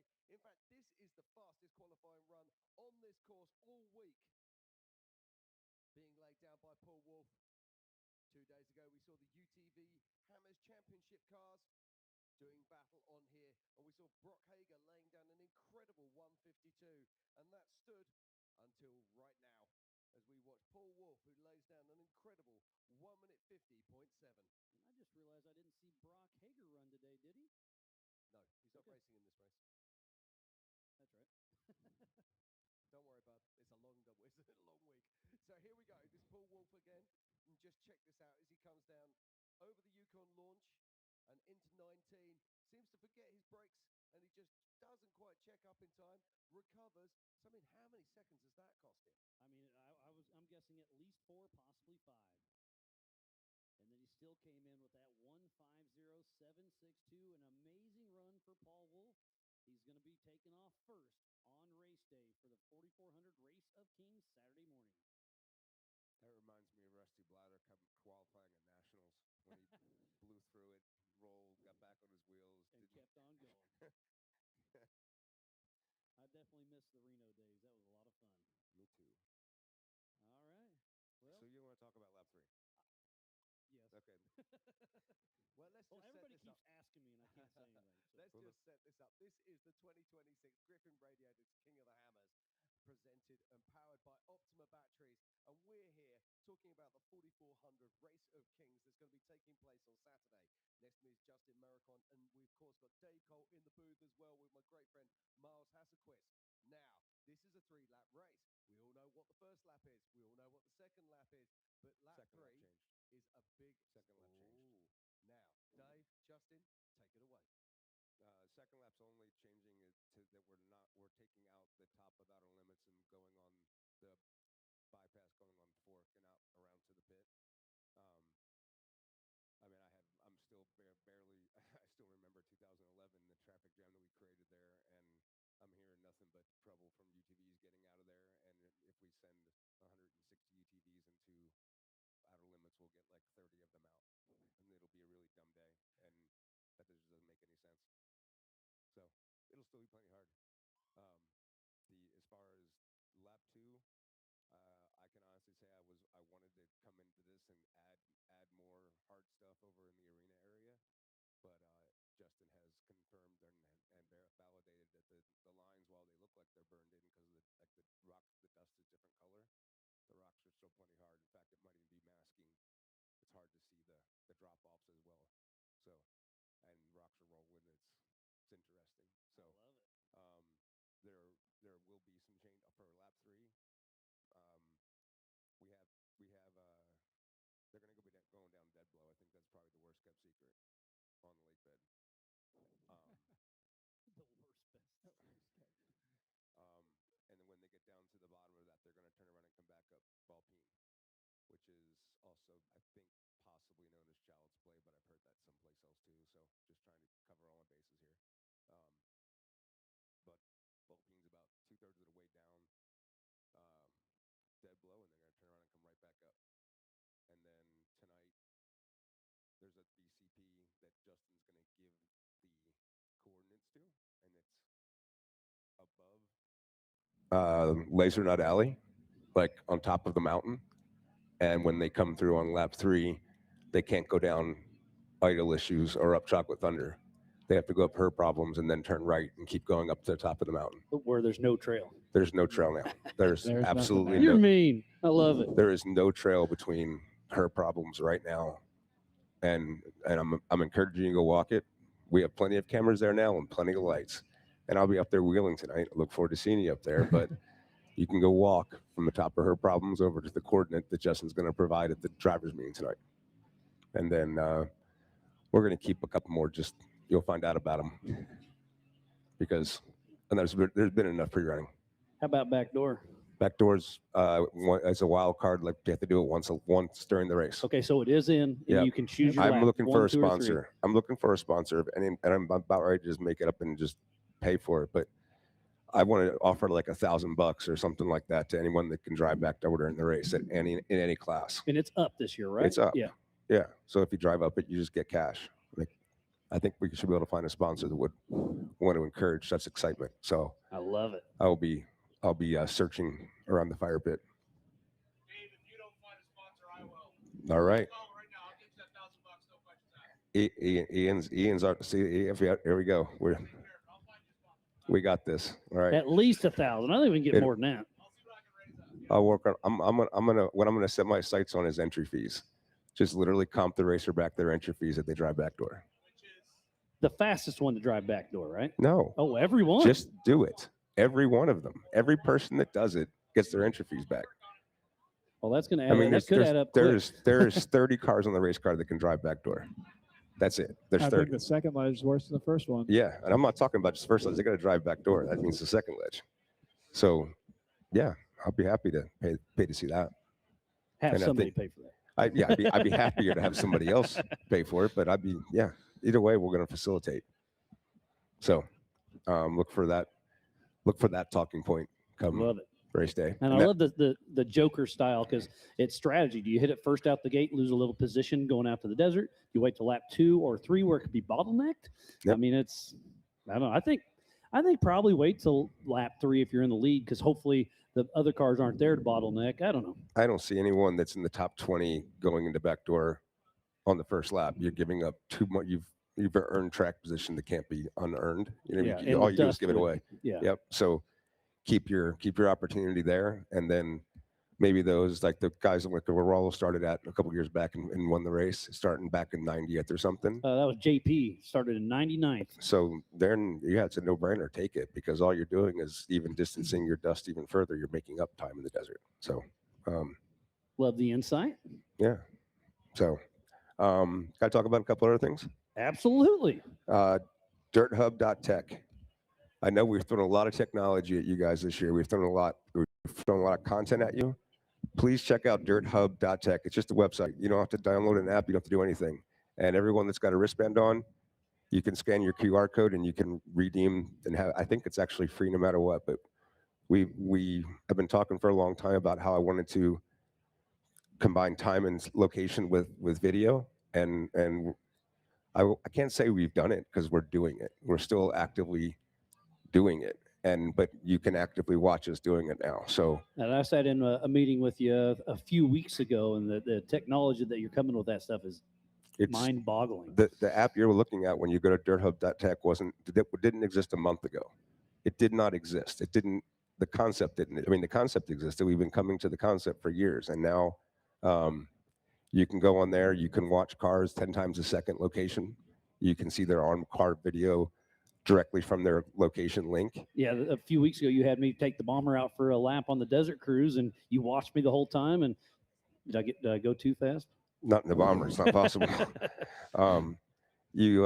You can see all kinds of things. You can see your own location out there. We're working on, hopefully by the end of the event, you'll be able to create your own groups of friends, and your cell phone can become a tracker on the app. And we're basically merging race tracking with Pokemon game. So obviously, you need a Starlink on your car for that, right? But you need we built the tracker.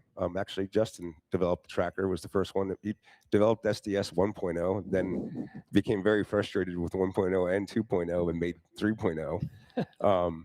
And when he did that, and when you can speak to it, right? Yeah. So the trackers now, Starlink is ideal, but they also go over a long-range radio, 915 megahertz long-range radio. So if one tracker loses Starlink or a car doesn't have tracking or have Starlink, they kind of mesh together on a radio network. And they just kind of ping. You can ping line of sight, like 10 miles. So we're going to play with some stuff to put radio up on the mountain, up on Emerson, to get a beacon up there so that we can hope without any Starlink would be ideal, because the Starlinks awesome. still go down and people don't have them. And if you wreck, they can break. Yeah, but one car, all the timing loops out there, the RFID loops have Wi-Fi on them, so you can put a node at those, and they pick up and relay. So basically, every time you have a cross one of those, tracker, it'll and ping. they get through, and they can dump. And right now we're at about a ratio of we can have 10 offline trackers that don't have Starlinks to one tracker that has Starlink, and we can get live data on all of them. So there's not a mountain in the way. Yeah, so 10 one car with Starlink can support 10 without, and getting their data off. And thank you, Justin. It's been a ride. It's been a fun ride. I think, and it's crazy because we both were just obsessed with the whole concept of basically keeping people on the rocks and being able to see that. And now it's just jumped forward where I'm positive that the data we take off these cars from this race will be on simulators. You'll be able to play against it. You'll be able to. I mean, I'm positive that alone the step forward with Dirt Hub and being able to basically choose your own adventure about what you want to watch. The fact that we're getting to the point that it's a data-driven experience then at that point, because if the content is just data, then we can take all the other things that happen performance-wise, G hits or passes or wide open throttle or any other empirical number that we can register and we can gather can be the trigger for our data. We can say, I want to see every car that did a 10G hit, and I want to see the and you can see when that 10G was. And right? I want the onboard camera for 20 seconds before and after, and the onboard camera in cab for 20 seconds after. And I want that just systematically, and it'll just show up on your computer. Huh. It's just data. That's incredible. Every time someone's wide open throttle, give me video for 20 seconds after wide open throttle. Something good's happening, right? If they're wide open throttle, something good is happening in the world. They're having fun at least, right? So let's cue in on that. It's basically their on button. Their on button for record can be the throttle. When they mash the throttle down, the record button goes on for your own choose your own adventure because it's just data. So, anyways, check it out. DirtHub.tech. Scan your tickets, track cars. There's a development app, a thing in there where you can report if you have problems that you're having here as a spectator here, or anyone at Hammertown, you can report the problems there. It's not, we don't have it tied directly to law enforcement now. It's a beta concept, but check it out. I think it's going to change the way we can make this event cool. I think we can start understanding it more and doing. In the future, can we bring that into the live show? We're hoping. Yeah, absolutely. Yeah, absolutely. Love the data that's driving. The data that's driving the live show now is the same data. So we're just making it better. Just aligning. Yeah. Yeah. That's crazy. So. Yeah, because right now, if you get the KOH Premium YouTube for $24.99, you can kind of make your own show, kind of like what you're talking, but we're going to try to mesh the two and just keep growing it better and better. The YouTube gets you 4K, and it gets you video feeds that you can pull up. The Dirt Hub gets you to relate those feeds to location. And post-race, you'll be able to watch the race back, and you'll be able to watch it from any perspective you want to. You can pick your driver and you could watch King of the Hammers for the next year and never see the same race twice. Because I think we have 22 cameras that'll be out on course starting tomorrow. We've got 6 sticks. And the drivers have invested so much money in their onboard camera setups. I would think that we're probably well oversaturated. Half the field has got some sort of onboard recording. Right. And so if we can see cars moving at 10 times a second, and we can see on board from over half the field, and we have 22 cameras in the field, there's going to be a lot of content to digest. It's going to be a lot of fun. Awesome. Yeah. But that way we can make the highlight reel even better and better, because now it'll ping like, hey, here's a highlight. Yep. So last thing, Chocolate Thunder, I'll say it one more time. We're doing it differently. We're taking it back. We're not closing it down. We're taking it back. If there's fighting up there again, I cannot do anything but close it. Fighting is there's no point in it. There's literally, it's totally within your control. Just don't do that. Littering's bad. I deal with that all the time. But when you choose to physically assault someone, you're making choices that I just don't understand it. And I don't understand why, if this event's supposed to be fun and it's cool, what drives you to do that while you're here? So we'll figure it out, but we're not going to start closing land because of it, and we're going to go wheeling. Unless we have to, but we're really trying not to. If I'm closing down Chocolate Thunder, this event, I'm not reopening King of the Hammers next year. This is not fun. This is watching people act like that. It is not appropriate. So it's one thing, we can light it up and make nobody go there, or we can go up there with it lit up. We can enjoy the rocks. We can enjoy wheeling out with our friends, and we can do it the right way. And we can show that we can do that. Because if we show that we just need to be closed, that's going to be the result we get. And you're going to go wheeling with Bigelow here in a little bit. As long as we can keep going wheel there, I'm going to go wheel there. Heck yeah. But we have to earn that. We have to keep that. We do have to respect that. Respect law enforcement. Respect the people that are up here. They're all doing their jobs. They just want you to go home safely. Just do that. Come here, find great stories. Go home and tell them, and do it safely. Yeah, come here and have fun. Just don't be an idiot. Thank you. Spread the word. Appreciate it, everyone. Yeah, we're going to do a car show tonight. Looks like we got a DJ setting up. We have I don't know, all kinds of stuff. Yeah, here in about 1 hour, the 20th annual Yukon Gear and Axle King of the Hammers kickoff party. Okay. It's going to be right here on the stage and go all the way down the Yukon Row. A lot of our drivers are going to bring their cars up. It's kind of a meet and greet. Some of the drivers are bringing stickers and hero cards to hand out to the fans. So please come and chat with some of your favorite racers. It's going to be a great evening.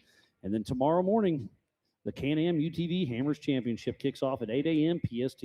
I can truly say I'm very thankful for our partnership with Yukon. Neil Hollingsworth is he's one of the true legends in our industry as far as just staying the course and doing the things for a long time.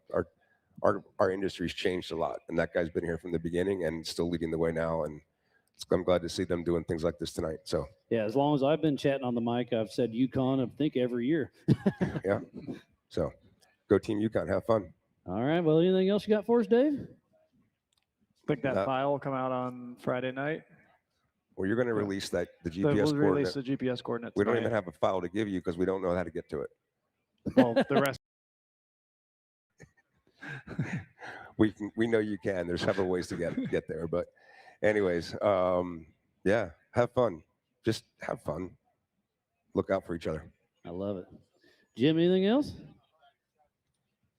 I'm good. I think it's time to wrap this thing up and then go party. That sounds good to me. Well, again, thank you everybody for tuning in here on site and back at home. I'm Miles Hasquist, Dave Cole, Justin Marquardt, and Jim Marsden from the entire Hammer King production crew. We have had a great day of qualifying, and tomorrow morning we're going to kick off the Can-Am UTV's Hammers Championship. So make sure you tune in there. Have a good one.